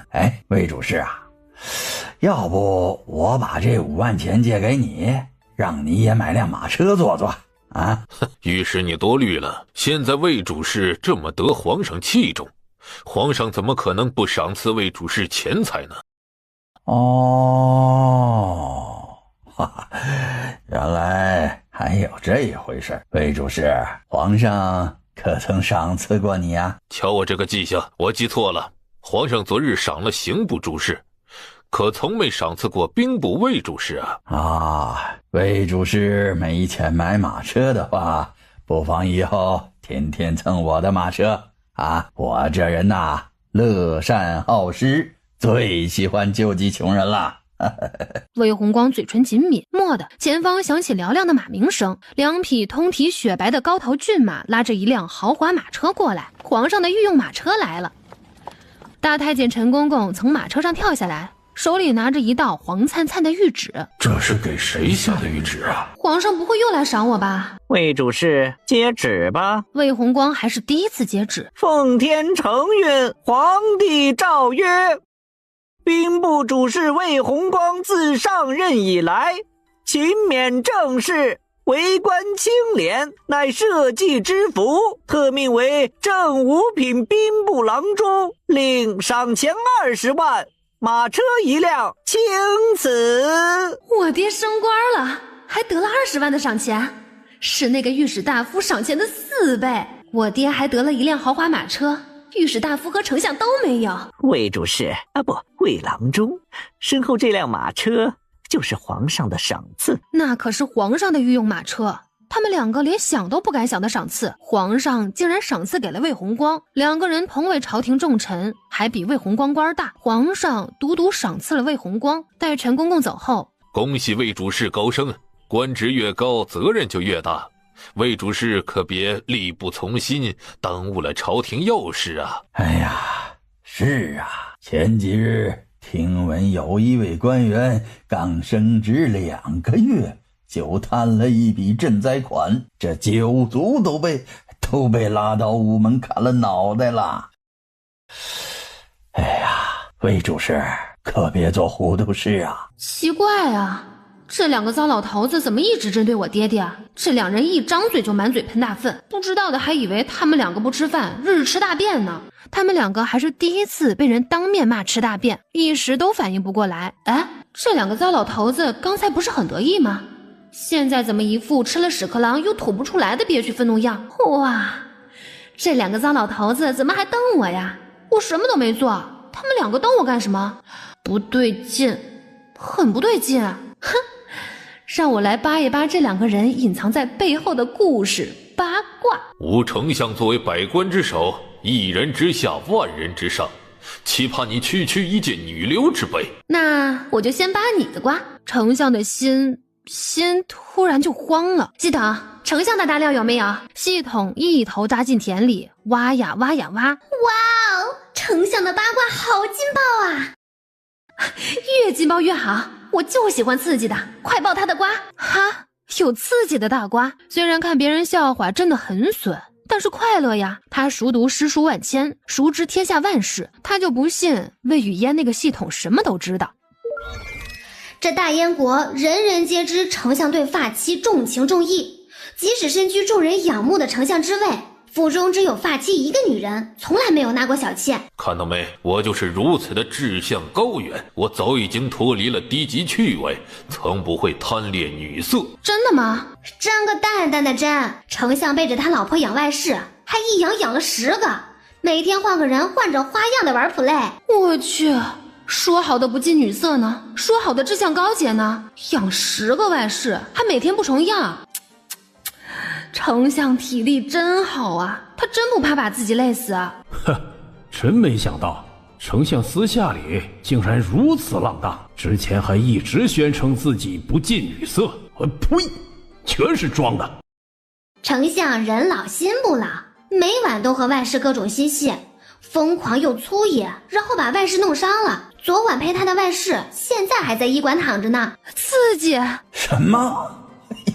都把人家女人弄伤了！哎呀！丞相这温文儒雅的外表之下，竟然如此禽兽！哎呀，这可真是太刺激了！哎呀，这可真是是太变态了。请做好准备，接下来还有一个大瓜爆炸来袭。魏雨嫣的小手都快搓出了火星子了。放马过来，我不怕爆炸，就算把丞相炸了我都不怕。我也不怕，我也不怕。丞相养的那10个外室全是寡妇，我去，惊呆了老铁！丞相偏爱寡妇，这是什么奇葩口味？瞧啊，10个外室全是寡妇，这放在全国估计也是独一份啊！哎呀，这丞相是想给全天下所有寡妇一个家吗？这10个寡妇全是年纪轻轻丈夫就死了，人们都说这10个寡妇克夫。丞相不怕自己被这10个寡妇克死吗？就是。听说过养外室的，但从来没听说过养寡妇当外室的，更没听说过养10个寡妇当外室的，想想就觉得阴森森的，真是可怕呢！真是大千世界无奇不有，还有男人偏爱寡妇，这是什么变态嗜好？丞相每晚都等着媳妇儿睡着后偷偷出去密会外室，他特别享受这种偷偷摸摸的刺激。这个老变态，这个变态痞，寡妇痞，偷偷摸摸痞。宿主啊，如果把丞相这些所作所为告诉全国人民，到时候一定很精彩吧？一定爆炸级精彩！这全国人民都要知道丞相有寡妇癖了。奇怪，丞相怎么突然满头大汗，一脸惶恐？他刚才嘲笑我爹不是挺得意的吗？丞相一步跨到魏红光的身边。魏青，你我同在朝廷做官10余载，这是多么深厚的同僚情谊呀！你以往我对你不周的地方，请你海量不与我计较，以后一定将你视作亲兄弟，以后你就是我的亲哥呀！想不到堂堂丞相竟然这般能屈能伸，上一秒还各种高傲看不上你，下一秒就拉着你的手亲热的喊哥，看看这见风使舵的劲儿，怪不得人家能当上大官呢。哎，丞相对我爹的态度为什么180度大转弯？难道人真的会突然良心发现吗？他还有什么不明白的？确定了，丞相也能听到魏雨嫣的心声，丞相该不会也能听到魏雨嫣的心声吧？救命啊！魏雨嫣真的太可怕了，她不仅能把人的祖宗18代扒清楚，还能把人的底裤扒掉，任何人在她的面前都像没穿衣服一样，浑身赤裸，毫无遮挡，连身上几根毛都能被她看得一清二楚。要是早知道魏雨嫣这么厉害，她一定不会嘴贱去讽刺她爹，很想伸手扇自己几个大嘴巴子。突然耳边听到扑通的一声巨响，啊！御史大夫晕倒了，他装的。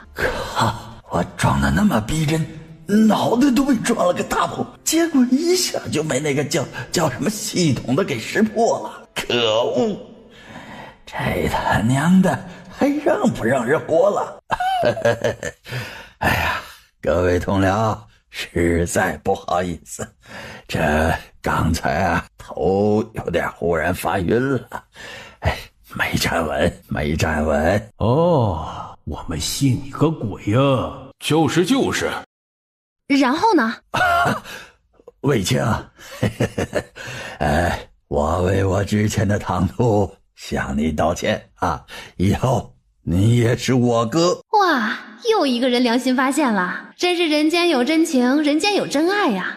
我和我爹什么都没做，他们就开始为自己的错误道歉，不愧是大官，觉悟就是高。小姑娘，你是在讽刺我们吗？托宝贝女儿的福，丞相和御史大夫都要给他做小弟，这人生突然就变得多姿多彩了呢。这御史大夫的瓜还爆不爆了？只要你说爆，我就在御史大夫的瓜田里挖呀挖。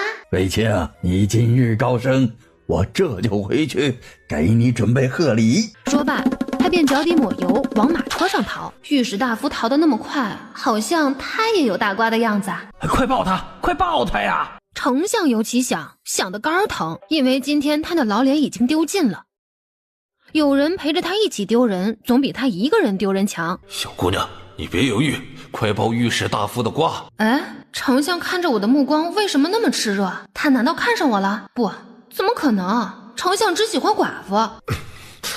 小姑娘，你能不能别哪壶不开提哪壶？本来这事儿就要翻篇了，得，这下可好，众人又想起了丞相的寡妇癖，丞相再一次被拉出来鞭尸，此地不宜久留，谁在魏雨嫣身边谁危险，轻则丢脸，重则诛九族。魏庆，我这就回去给你准备贺礼。他迈着大步往马车上逃，险些从马车上摔下去。想想他堂堂一国丞相，往日里一向威风凛凛，谁见了他不得敬他3分？但今天他竟然被一个刚及笄的小姑娘狠狠拿捏了，说起来真是一把辛酸泪呀。丞相不由得为自己哀莫叹息。哎，这两个人怎么突然就走了？我还没拔御史大夫的大瓜呢。人多的时候吃瓜才热闹啊。行吧，御史大夫的瓜我先记上了，下次我买包瓜子准备着，一边嗑瓜子一边吃他的瓜。爹爹，你快来看，车顶那儿有一颗超大号金色珍珠。那颗金色珍珠产自南洋，全国只有1颗。这么稀有，如果卖了的话一定值很多钱。大燕国有规定，皇上赠送的东西不能拿去卖。哦，感觉自己损失了好多小钱，有人能劝劝皇上把这条规定改了吗？魏雨嫣，你不是答应我让我送你回家的吗？王爷，我们魏家已经是有马车的人家了，现在不用你送了。好吧。魏雨嫣和魏红光乘坐马车离去，马车都看不到烟儿了，慕容玉还在怔怔地望着。今天他没能送魏雨嫣回家，真是遗憾，原本多好的机会呀，都被皇帝哥哥破坏了。慈宁宫，太后正在吃晚饭，这饭吃起来有些索然无味。14王爷到。母后，今日你一定要给我好好评评理。哟，谁又惹你不开心了？皇帝哥哥，他又惹我了。哼，这天下哪有皇上惹别人的道理？玉儿，你又忘了尊卑了。母后，你不知道，我今天本来想送一个小姑娘回家，结果半路被皇帝截胡了，真是气死我了。就这么点鸡毛蒜皮的小事儿，也至于把他气成这样？这个没出息的混小子。哦，你这是想送哪一家的女孩子回家？魏红光的4女儿。魏红光的4女儿？啊，对，就是她。所以他最疼爱的小儿子看上了一个小官的女儿。这魏红光的4女儿叫什么名字？魏雨嫣。她可是有何过人之处？她好玩。好玩？这是什么胡话？一个女孩子能怎么好玩？床榻之上的好玩？难道玉儿已经和那个女孩子有了肌肤之亲？那样的话，她可太开心了。别的王爷像他这个年纪的时候都3妻4妾，3年抱俩了，但慕容玉身边连个女人都没有，这开窍开的也太晚了。太后一度怀疑慕容玉是不是有断袖之癖，眼下竟然有了这么一位让小儿子看上的姑娘，看来他有必要亲自去看看这个叫魏雨嫣的女孩子。这边乾清宫，皇帝立即安排足够的人马前往虞城、永安镇、沙坪村。3日后传来大捷，吴钢铁的私生子顺利被捕获，敌国的1000名精锐士兵被尽数绞杀。龙颜大悦，慕容锦下令赐宴百官，并让百官携带家眷曲江游宴。魏雨嫣正在忙着制作他的竹筒手枪，他现在有钱了，买各种工具，大砍刀、斧子、转子、锯子，一点都不心疼，买的还是最好最贵的那种。女孩子嘛，就要对自己好一点，买最贵的大砍刀，做最厉害的武器。看我不把你这颗大竹子砍断，即使你的身体再硬，你也要断送在我的刀下。哼！砰的一声，咔嚓，粗壮坚硬的竹子断成了2截。别人家的女儿没事儿就绣绣花，他这个女儿呢，没事儿就举着大砍刀到处砍。女儿啊，为何你如此的与众不同啊？一个小姑娘家天天想着做武器，一点都登不上大雅之堂。于是魏红光给魏雨嫣请了一位绣娘教她绣花。第2天，他发现精美的绣布被魏雨嫣拿来当擦屁股的手指用。麻了，累了，随你吧。嫣儿啊，10后皇上让百官携带家眷参加曲江游宴，你可愿意陪爹爹一起参加呀？啥？和皇上一起曲江游宴？对，我才不去。这个小女儿的脑回路，她真是摸不懂。曲江游宴会有世家大族的俊男才子，到时候你可以留意留意，看看是否有你合心意的男子啊。心中无男人，拔刀自然神。想要生活好，远离臭男人。生活的苦我都吃不了，更不想吃男人的苦。男人，哼，不仅影响我砍刀的速度，还会拖累我赚钱的速度，更会加快我衰老的速度。所以你的意思是？爱情的苦啊，吃不得。魏雨嫣的想法太超前了，魏红光从来没有听说过，他又一次被这个小女儿给开了眼界。第二日早朝结束后，皇上单独把魏红光留了下来。今日皇上独留魏红光一个五品官员，还真是大姑娘上花轿头一遭。丞相，之前皇帝都是留你开小会的，今日怎么只留魏红光一个五品官员？当今圣上英明，留谁开会自有他的道理。魏红光能力出众，品行优良，忠君爱国，岂容你在这里说三道四？丞相什么时候和魏红光的关系这么好了？丞相之前不是不喜欢魏红光的吗？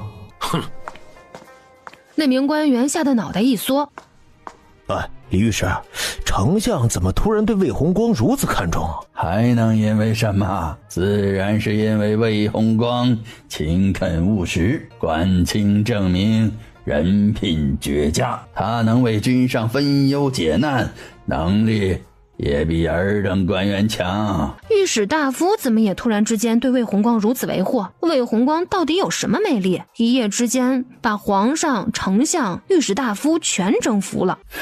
这个魏红光真心惹不起，以后惹谁都不能惹魏红光，谁惹魏红光谁倒8辈子血霉。还好他的瓜没被爆出来。武英殿里，最近匈奴在边境蠢蠢欲动，欲要犯我大燕国国境。自从武平侯的兵权回收之后，吾还未任命新的护国大将军。魏卿，你可有合适的人选推荐给朕？天哪，推荐护国大将军的人选呢？这等关系到整个国家安危的重大事情，丞相都不敢轻易开口，皇上却问他一个五品官员怎么看。天哪，这可为难死他了。如果他推荐的人对皇上有二心，如果他推荐的人一直打败仗，不仅他魏红光的脑袋不保，他整个九族都保不住。哪句话说不好，他整个九族都团灭了。回皇上，选拔护国大将军这等大事，关乎到国之根本，此事太过重大，臣认为应当与丞相、御史大夫等一众大臣共同商议此事。大白话就是，我是学渣，这题我不会，你还是找学霸问问吧。而且这么重要的事情不能光为难我一个人，要死大家一起死，要团灭大家的九族一起团灭，多一个人下水总比我一个人硬扛着强啊。还是得朕主动去撬开他的嘴才行。即使你把朕当成一个屁，朕也要主动靠近你。近日家中可好？皇上怎么突然关心他的家里事了？国事皇上都操不完的心了，他怎么有空关心大臣的家里事？皇上能听到魏雨嫣的心声，皇上是在向他打听魏雨嫣的事情。一切都好，只是我那四女儿魏雨嫣最近沉迷于砍竹子。砍竹子？为何？他说要制作名叫手枪的武器。他制作出来那种武器了吗？回皇上，还未制作出来。应该还没有制作起来吧？昨天看他还停留在砍竹子的步骤。塞北匈奴一直对我大燕国虎视眈眈，随时便有战争爆发的可能。你作为兵部郎中，对武库司的兵器装备可了解？回皇上，臣之前清查过武库司的兵器，前朝的长刀、长盾、盾牌等皆已经年久生锈，需要再重新制造一批新武器才行。新兵器的制作，朕便交于你去办。若是民间有新型且威力大的武器发明，比如说手枪，你便及时向朕汇报。皇上这是让他当监工，及时汇报魏雨嫣做手枪的进展。慕容景和魏红光说完正事儿，便赐食了魏红光。魏红光陪皇帝吃完饭回到府中，连朝服都没换，直奔西院去找魏雨嫣了。他人到达西院时，魏雨嫣正在蒙头睡大觉，他2壶茶都喝完了，魏雨嫣还在蒙头睡大觉，2壶茶变成尿被他尿出来了，魏雨嫣仍在蒙头睡大觉。四小姐每天都这么睡？小小姐说了，太阳不晒到她的翘臀，别喊她起床。今天是阴天，没有太阳啊。小姐也说了，阴天和下雨天最合适睡觉，她要睡一整天。这手枪还做不做了？爹爹，这大早上的你怎么来了？别人家都准备吃午饭了，还早啊。啊，正好我饿了。重点是吃嘛。赶紧收拾收拾，出发去竹林，爹爹陪你一起做手枪。我没听错吧？爹爹，你要陪我一起去做手枪？你之前不是说做手枪就是瞎胡闹吗？你之前不是说做手枪还不如做盘菜吗？你之前不是说做手枪还不如绣花吗？你之前不是说做手枪是邪门歪道吗？我现在改变看法了。现在我认为做手枪是一件关系到国泰民安的大事。哦，男人都这么善变的吗？需要我帮你做什么吗？看竹子吗？这片竹林已经没有能用的竹子了，我打听到了一片新的竹林，我们换个地方霍霍。去哪儿啊？普陀寺。爹爹，咱们俩麻溜的前往普陀寺，一刻都不能耽误。看看我的4女儿多么的努力呀！为了制作手枪，一刻都不敢耽误；为了国泰民安，拼了命的往普陀寺赶。这才是当代年轻人该有的奋斗样子。加油啊，魏红光！和女儿一起为了天下苍生而奋斗，这真是太伟大了，这真的太让人有干劲儿了。燕儿啊，我从未见过你为一件事情这么努力过呀。可不是嘛，我打听过了，普陀寺的素斋特别好吃，为了吃上这顿午饭，我容易吗我？所以你这么着急就是为了吃普陀寺的午饭？不然呢，我还能为了什么？难道为了天下苍生吗？笑话。一路紧赶慢赶，魏雨嫣领着老爹以最快的速度赶到了普陀寺，两个人直奔普陀寺的厨院，结果来早了，素斋还没开，魏红光便坐在厨院排队等开饭，魏雨嫣则去前面拜佛的地方转一转，提前踩一踩点儿，看看在哪里砍竹子比较方便。他途经拜佛的寺庙，不经意地朝里面看，就看到寺庙的蒲殿上正跪坐着一位老妇人。这个是谁家的半老徐娘？看起来风韵犹存，还怪好看的。半老徐娘？谁在说话？这个词该不会是说过的吧？刚才就是这个小姑娘在说她半老徐娘。这个半老徐娘怎么一直盯着我看啊？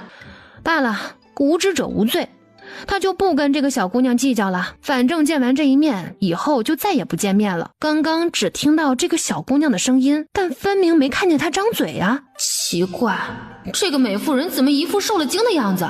谁吓到她了？一定不是我只在心里嘀咕嘀咕，都没有张嘴说话。太后露出更惊恐的表情，这个美妇人的眼睛瞪得更大了，2个大眼珠子像铜铃。为什么？这里有什么吓人的东西吗？没发现什么可怕的东西啊。刚刚你可听到什么声音了吗？这没有听到任何声音。这究竟是福还是祸？让开，好狗不长道！我去，这几个人妈呀，这个横！别人的嘴巴用来吃饭，他的嘴巴用来吃屎；别人含血喷人，他含屎喷人。野蛮大小姐替丫鬟出气，要过来甩我巴掌。这位妹妹，我是御史大夫的嫡女李文婉，我的丫鬟冲撞到你了，这都怪我平时没有教育好她，我替她向你道歉。这是什么发展趋势？一时没看懂。身为主人却愿意为仆人道歉，不愧是大户人家御史大夫的嫡女，心胸宽广，品性善良。善良？我看是装善良。物以类聚，人以群分。御史大夫的嫡女若是真这么善良，为何她的贴身丫鬟如此嚣张跋扈？这好像有点道理。那边李温婉向魏雨嫣说完道歉的话，没等魏雨嫣回答，便转头往太后的位置走。她选了一个挨太后最近的位置跪下。老奶奶，这个寺庙求姻缘特别灵的，您先抽一根签试试吧。太后从竹筒里抽出一根签。多谢姑娘。老奶奶不用谢啊，虽然我不知道你是谁，但是我今天一见到你啊，就觉得我们两个有缘。小姑娘，我今天一见到你呢，也觉得咱们很有缘分呢。这个李温婉就这么官方的客套一下，这个老太太还真的当他们有缘了。不会吧，不会吧，老奶奶这么天真的吗？这时一个和尚忽然出现在寺庙里。住持啊，你可有空来帮这位老奶奶看看她抽的姻缘签是什么意思啊？回施主，贫僧正好有空。哎呀，多谢大师，你出现的呢正是时候。是吗？出现在正是时候？这么巧的吗？这个和尚就像掐着点来的，这确定不是提前安排好的？他怎么知道那个和尚是住持？这一系列的事情确实太巧了，真的很像提前安排好的。不对劲，很不对劲。自从李温婉一出现，这所有的事情都透着一丝诡异。童子，帮我查查李温婉，看看有瓜没有。吃瓜不积极，思想有问题，天天吃大瓜，活到98。这就开扒。成功找到李温婉的大瓜，号外号外，走过路过不要错过，有御史大夫的嫡女的大瓜吃。如我所料，这个突然出现的御史大夫嫡女果然没这么简单。这个御史大夫嫡女的品行到底是好是坏？世界上哪有那么多巧合，只不过是蓄谋已久的安排。就比如现在这个住持就是李温婉花钱请来的神棍，专门骗傻乎乎老太太的，谁信谁是大傻蛋。我是傻乎乎老太太，突然觉得这半老徐娘这个称呼很不错呢。所以接下来这个住持一定往死里夸李温婉。可不是吗？一大串彩虹屁即将来袭，噗呲噗呲噗呲都往外冒，你可瞧好了这一大串的大马屁。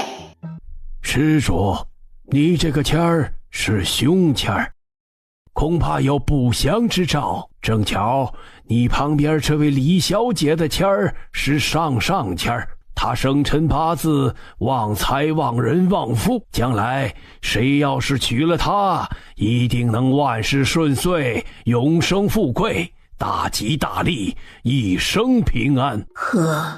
和那个小姑娘预料的一模一样，都是夸李温婉的。李温婉还不知道她的骗局已经被揭穿，还在继续卖力的表演。她又把一个生辰八字交给住持。大师，你看看我和这位公子有没有缘分？这脸还能说红就红，真是神奇啊。他刚才用袖子遮脸时用手把脸掐红的，够狠。原来脸红也是造假。住持接过那个男子的生辰八字，他看生辰八字的时候还故意把生辰八字往太后的方向倾斜，那不是他小儿子慕容玉的生辰八字吗？瞧好了瞧好了，这老和尚又要开始夸李温婉了。小姐，你和这位公子的八字简直是天作之合，你们两个就是佳偶天成。你若是嫁给这位公子，一定能望他万事顺心，保他一生平安。啊，真的吗？啊，你好做作呀！太后为什么不看他？难道他演得不好吗？可现在太后怎么对他越来越没好感了？他朝着住持使了使眼色，哟，切个闹，煎饼果子来一套。听好了听好了，这个秃驴又要开始夸李温婉了。李小姐，你天庭饱满，地阁方圆，一看就是贵人之相。那位公子娶了你，一定会鸿运当头，幸福围绕，财源滚滚，吉星高照。听多了夸李温婉的话，耳朵都要长茧子了。童子，你也来夸我两句好听的听听。你屁股大，好生儿子。屁股大是优点？屁股大当然是优点。别人一炮只能响一次，你一炮两响；别人3年爆俩，你3年抱4个。在这个推崇多子多夫的朝代，还有比屁股大能生儿子更大的优点吗？没有。老天爷呀，屁股大能生儿子不是优点吗？这是天大的优点呐！他仔仔细细打量着魏雨嫣的屁股，别看这小姑娘长得瘦，但那屁股是真的不小。这实打实的屁股可比住持那虚无缥缈的夸奖，比天庭饱满、地阁方圆什么的更具有说服力。怎么回事啊？这老太太看我的眼神怎么如狼似虎的？不对劲，不对劲，一直盯着我的翘臀看是几个意思啊？这个要吃了我的眼神！救命啊！救命啊！我不是百合，我对女人没兴趣，我对老太太更没兴趣。我这该死的藏都藏不住的魅力。小姑娘，你芳龄几许？可曾婚配？家住何方？父亲是谁呢？装哑巴。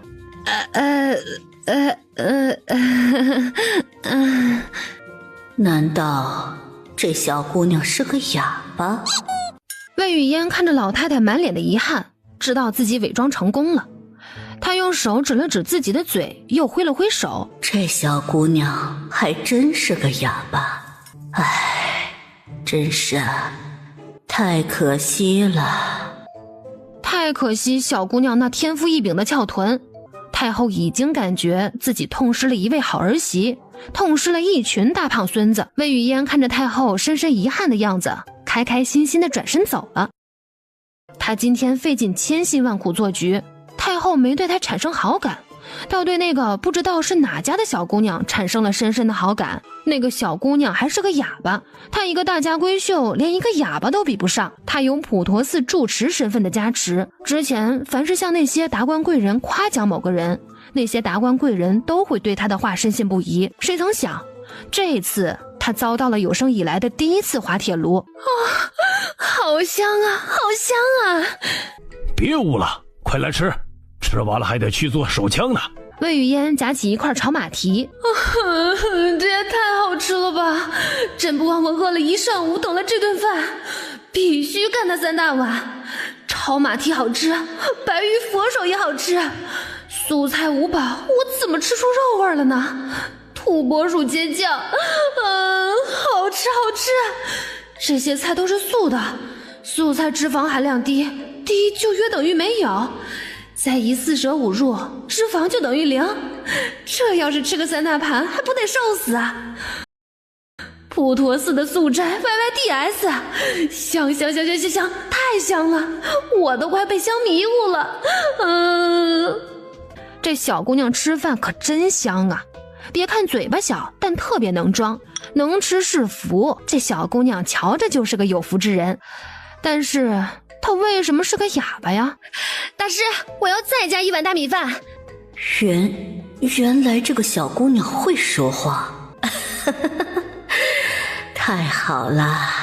太后仿佛看到一群大胖孙子在朝她挥舞小胖手，但是这个小姑娘为什么要骗她是哑巴？这个小姑娘哪儿骗她了呀？分明就从来没有骗过她。这小姑娘在寺庙里的那些手势，是在表示她不方便说话，而不是在表示她不会说话。对，一定是这样。燕儿，吃饱了，该去做手枪了吧？当然。厅里，太后望着那父女俩的身影，也跟了上去。太后跟着魏红光和魏雨嫣来到了后山的一片竹林。嘿，哈，咔嚓，最初最硬的那根竹子被砍断了。天哪，天哪！这一刀就把竹子砍断了。这个小姑娘好大的力气啊！这个小姑娘这么有劲儿，若是以后嫁给慕容玉后，会不会家暴慕容玉呀？太后朝着重重叠叠的密林咳嗽了一声，之前还寂静无声的密林里，哗啦啦窜出来一队持刀士兵。用最快的速度帮哀家去调查那对父女的身份。他作为一家之主，他作为堂堂的男子汉，他一定不能输给女儿。他举起大斧子，对准一棵壮硕的竹子用力一挥。哎呦，我的老腰闪到了！爹爹，你知道你这叫什么吗？叫什么？你这叫出师未捷身先死，还没开始干活呢，差点把自己先干死了。看看我爹，人才中年腰就不行了。唉，男人全靠腰当家，腰好媳妇笑哈哈，腰不好，我那貌美如花的娘亲就要守活寡了。唉，爹爹，作为一个男人，你真不中用。女儿啊，你这般狠狠地吐槽你亲爹，真的好吗？作为一个男人，他怎么能忍受自己被说不行？他不要面子的呀。女儿啊，我没事了，一点事儿都没有，腰一点事儿都没有。哦是什么意思？我说我没事了，你反应为何如此平淡呢？爹爹，别装了，我早已经看破你的强颜欢笑，我知道你在逞强。腰不好，男人的雄风就不在。我的老爹，你就是在不行装行。女儿啊，你能不能给你爹留点面子？你能不能别拆穿你老子呀？想想也是，我爹人还没老，腰就不行了，这么废物的事情他怎么好意思说出口？他一定会逞强的说自己很行，其实就是为了掩饰自己的不行。男人嘛，死鸭子嘴硬，就爱不行装行，这个道理我懂。哼，哎，我爹怎么生气了？谁惹他生气了？反正不是我只是在心里吐槽吐槽。哎，我知道了，我爹一定是被自己惹生气了。像我爹这种钢铁直男，拎个斧头都能闪到腰，这么没用，说出去都丢人。我爹一想到自己这么弱鸡鸡，禁不住就悲从中来，自己生自己的气。女儿啊，你的脑子是什么做的？你怎么如此的会瞎胡想啊？爹爹啊，你别生自己的气了，男人嘛，总有力不从心的时候。你别说话了，我不想听。唉，看看我爹，都被自己气得听不进人话了。你才听不进人话呢。算了，我还是不好心劝他了，让他自己一个人静一静吧，说不定他就想开了。魏雨嫣转身去砍竹子，魏红光见他走了，长长的放松的舒了一口气，这么快就想开了？我一走他就想开了，真是神奇。此时太后正坐在高处的一个凉亭上，她看到魏雨嫣拿着大砍刀不停地干活，魏红光坐在石头上歇着。这个男人怎么当爹的？自己偷懒却让女儿一个人干活，真不是个好爹。回头他要好好教育教育这个男人，如何当一名称职的父亲。我可怜的小姑娘，只要你愿意嫁给我的玉儿做正妃，未来母后一定好好的疼你，再也不让你受任何的人间疾苦。慕容玉说他看上了五品小官魏红光的女儿魏雨嫣，还说魏雨嫣好玩。太后今天要让他瞧一瞧眼前这个砍竹子的小姑娘，眼前这个小姑娘性格更好更好玩，一定要让慕容玉看一看，保证能给慕容玉一个惊喜。另一边，御史大夫的府里，婉儿啊，何事让你这般不开心呢？李文婉添油加醋的把今天发生的事情说给御史父亲听。总之就是他温婉贤淑，善解人意，他人见人爱，花见花开。然而太后竟然不喜欢他，太后竟然喜欢上了一个小哑巴。这一切都是太后有眼无珠，这一切都是那个小哑巴的错，他一点错都没有。一个小哑巴有什么值得喜欢的？他女儿这般优秀，琴棋书画样样精通，竟然比不上一个小哑巴。太后竟然连好赖都分不清，太后是老眼昏花，老年痴呆了吗？那个小哑巴是哪家的姑娘啊？那个小哑巴一看就是个普通老百姓的女儿，估摸着家里就是种地的农户。御史大夫很放松地嗯了一声。全天下的女人中，他只怕魏雨嫣，因为他怕魏雨嫣把他那些见不得人的大瓜爆出来，区区一个小哑巴何惧之有？婉儿，走，你带我去见一见那个小哑巴。太好了，他正想着有人教训教训那个小哑巴，输给一个小哑巴，这让他一个大家闺秀很是不甘心呐。哎呀，瞧瞧瞧瞧，都把我的未来儿媳妇累成什么样子了，真是一刻都没有闲着过。我的未来儿媳妇也太勤劳能干了吧。不愧是天选之女，就这惊人的体力，又持久又有劲儿，绝对是有福之人。哼，你这个老头子怎么做爹的就不能过去帮帮他？哎，真是气死哀家了。燕儿，我来帮你。行了行了，你别给我添乱了。就你那老腰，如果再闪一下，今天还得我扛着你回去。就这么个小东西，真的能隔着几百米就打中人？能啊，不仅能打中人，还能打死人。我不信。爹爹，你要是不信的话，我打你一枪试试。逆子，你怎么这么孝顺呢？爹爹，你不敢以身试枪，其实你对我这个枪还是很畏惧的，是吧？沉默就是默认，你害怕我做的枪，说明爹爹你还是相信我的手艺的。魏红光不否认，现在只要是魏雨嫣做的事情，他本能的相信他，比相信自己还相信他。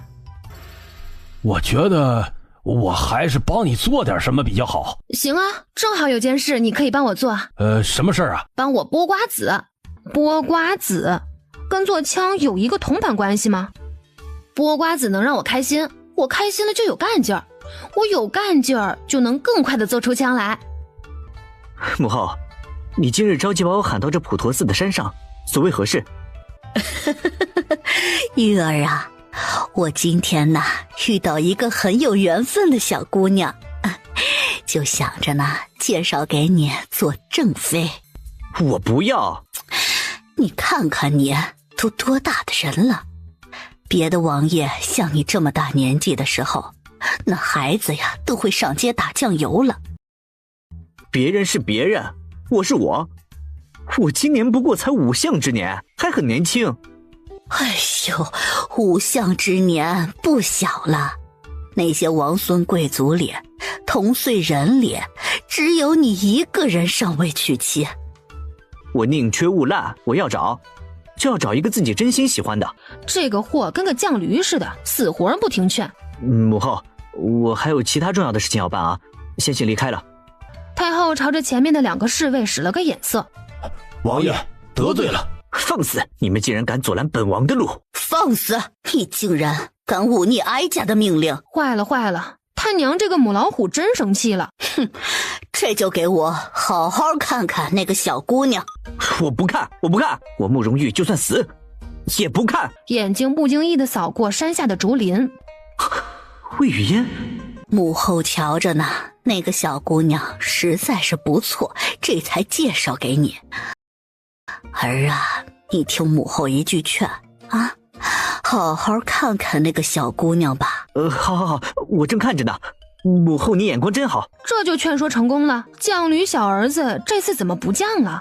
刚才是谁要死要活不听劝的？川剧变脸都没这个小儿子变得快。这个小儿子该不会是在跟他玩攻心计那一套？为了逃跑，表面服从，转头就又说不喜欢。母后，你知道那个小姑娘是谁吗？那个小姑娘是谁？她就是我跟你说的魏雨嫣呐。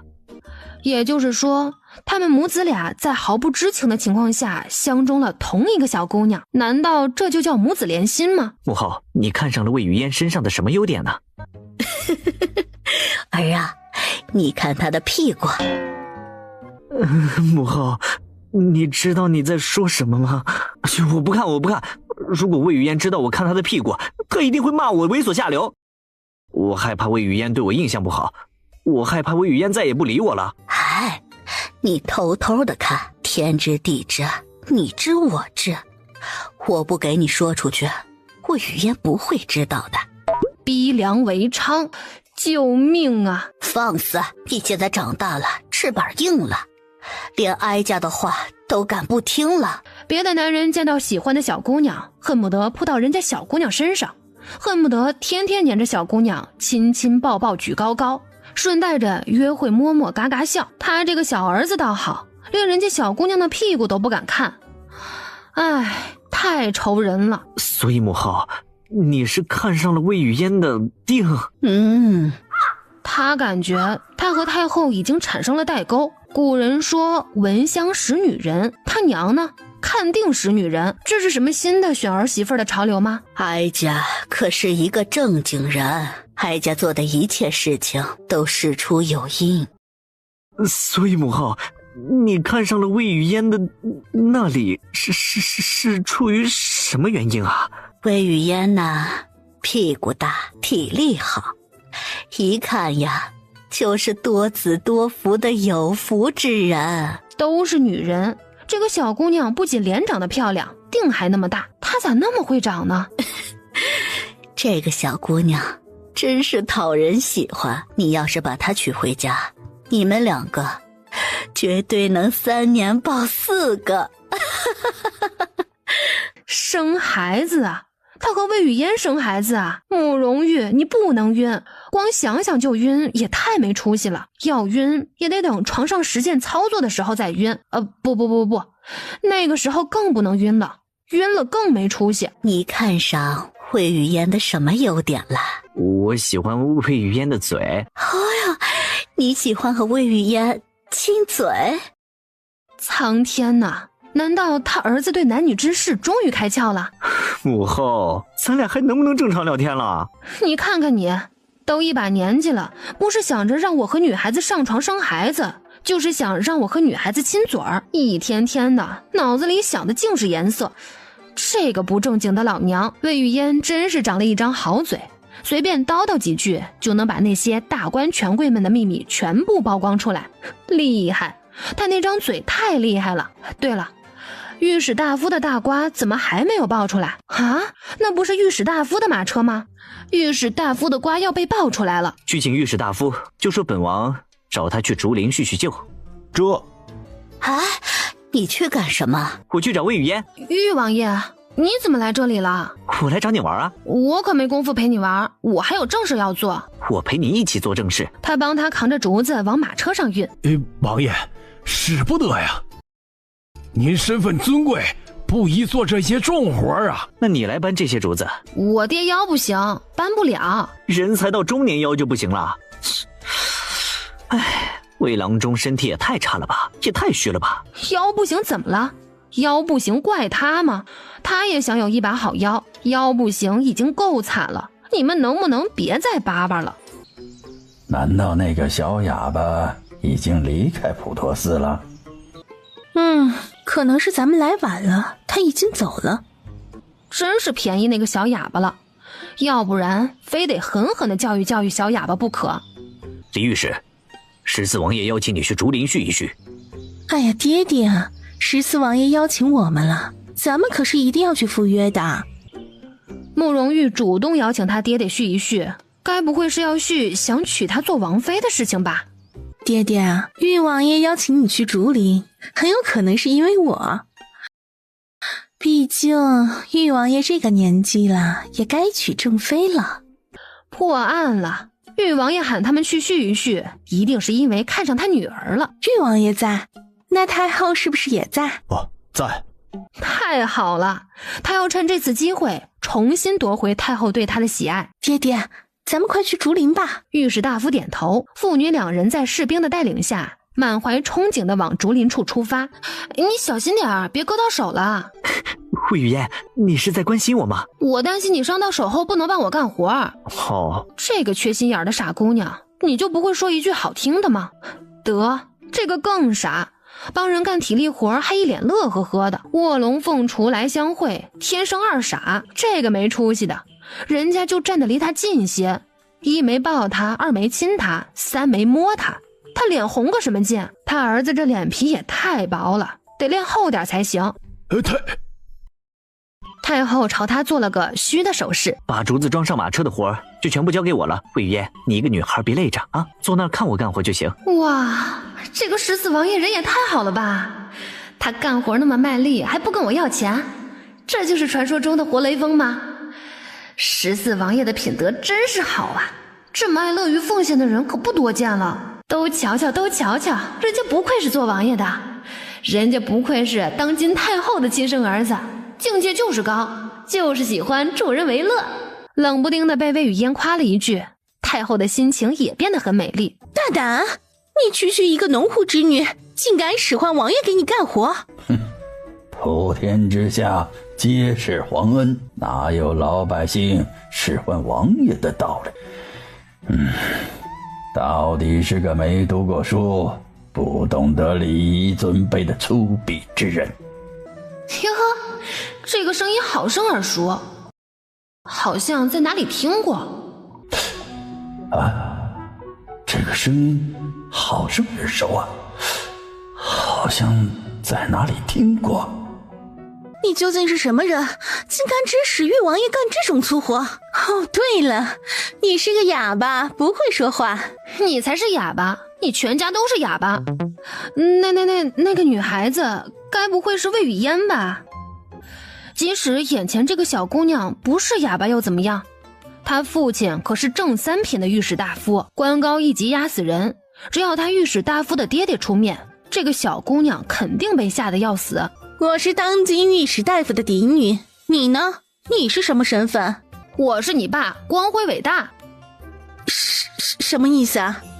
意思就是我是你爹。御史大夫一脸的我是谁，我在哪儿，我在干什么。魏雨嫣要是李文婉的爹，那他算是个什么东西啊？魏雨嫣，你也太好玩了吧，你这词儿都是怎么想出来的嘛，笑死我了。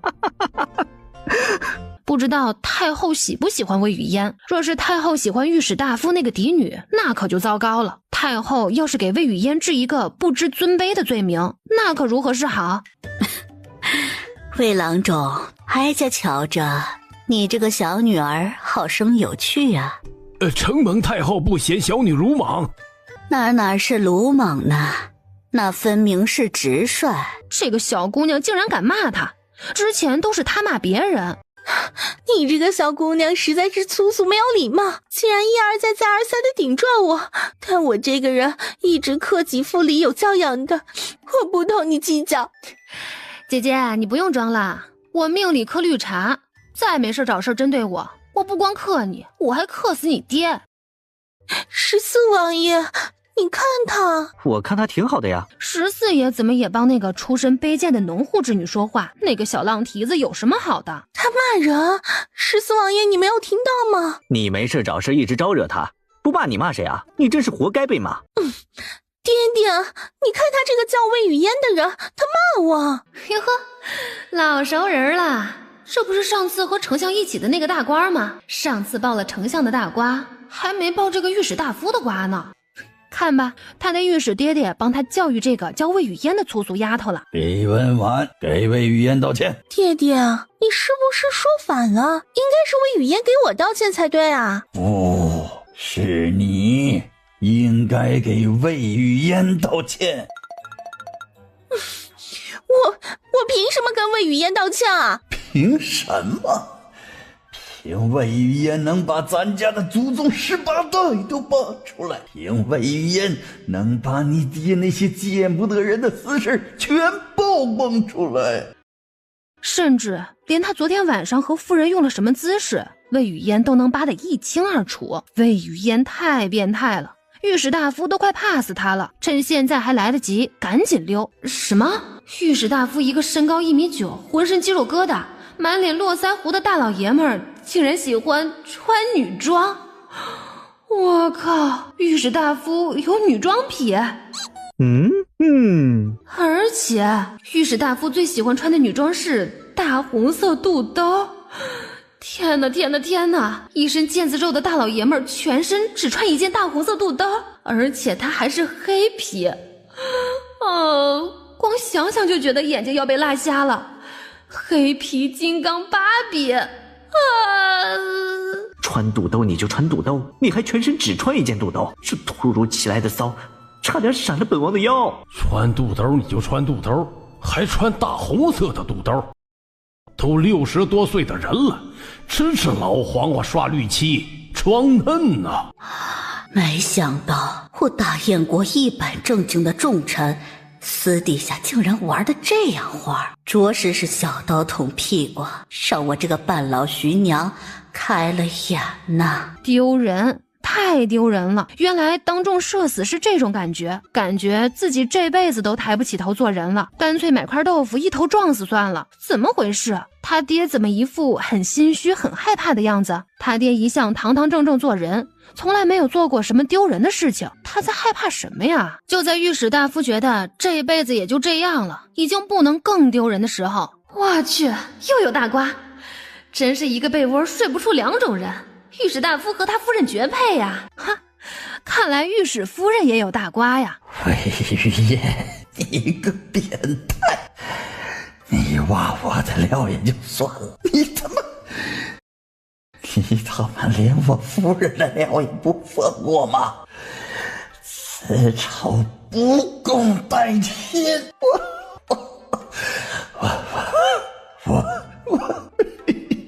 我求求你别罢了，别罢了，行不行啊？哎呦喂！我求求你给我留点面子，行不行啊？哎呦！我还以为御史大夫的女装癖是背着他老婆偷偷穿，谁知道？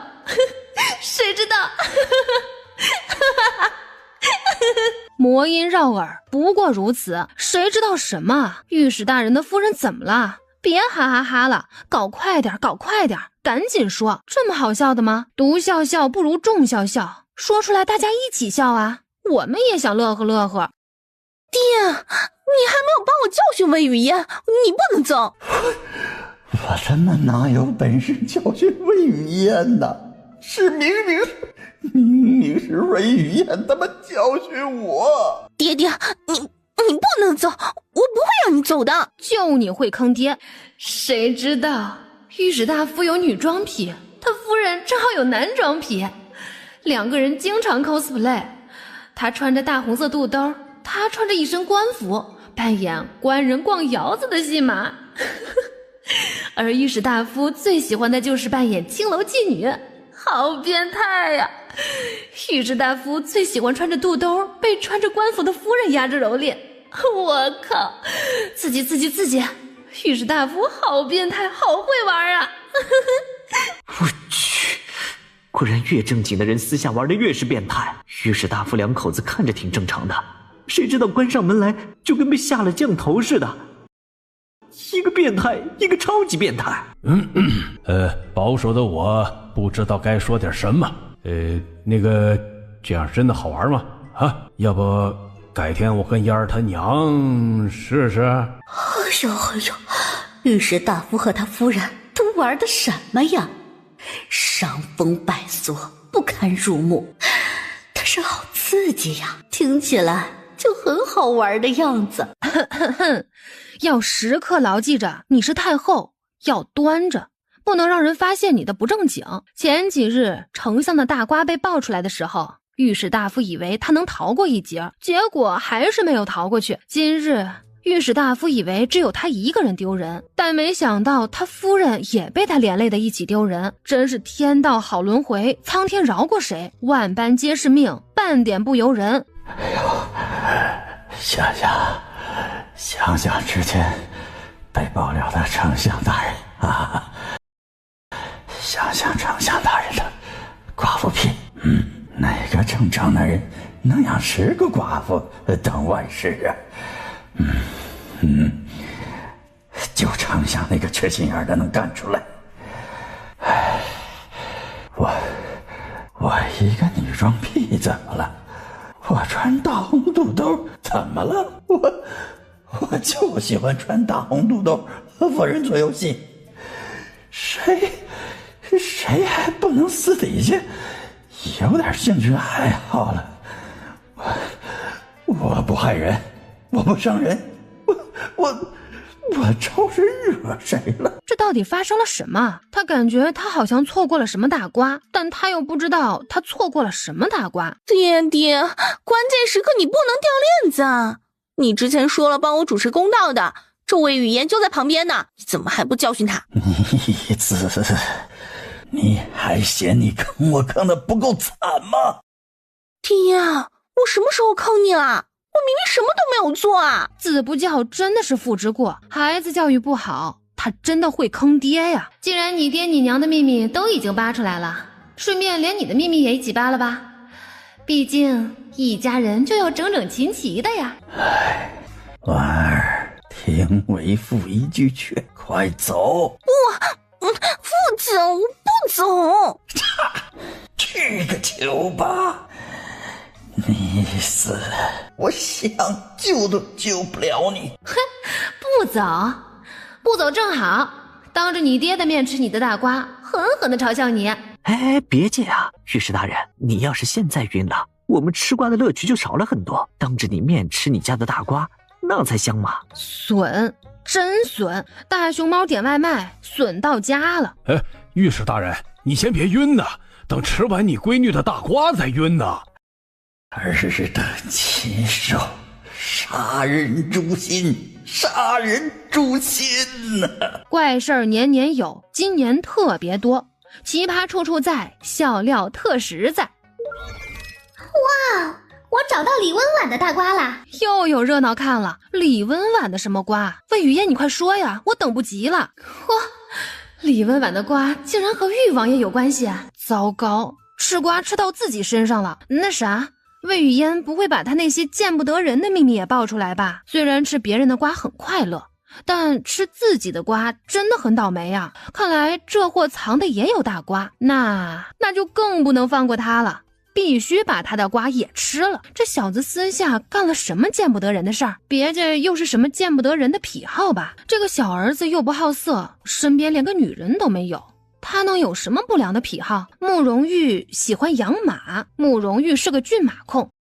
别的王孙公子没事逛逛青楼，勾栏听曲，寻欢作乐，那个小妾。慕容玉从来没有这些爱好，他只喜欢养马，尤其喜欢养汗血宝马。整个大燕国只有6匹汗血宝马，慕容玉自己一个人就占了4匹。慕容玉视马如命，宁愿自己不吃不喝，也要把钱省下来养汗血宝马。别见那些王孙贵族爱玩女人，慕容玉这货爱玩马吧？这都跨物种了呀！魏雨嫣，你快点把慕容玉的料爆出来！哀家迫切的想知道这小子究竟藏了什么秘密。早知道的话，他还有机会再抢救这个小儿子，让他从跨物种的路上迷途知返。李温婉喜欢14王爷，喜欢到日日做春梦。李温婉每每看到慕容玉那高大健硕的身子，馋的就想流口水。李温婉夜夜梦到他把玉王爷扑倒，梦到他不穿寸缕的缠着、爱着、连着、疼着玉王爷，一遍又一遍。李温婉不是以温婉端庄、含蓄自持自居吗？说好的端庄呢？说好的含蓄呢？被狗吃了。果然童话里都是骗人的。一个小姑娘家还没出阁就夜夜想这些，这真的好吗？啊，这也太奔放了吧！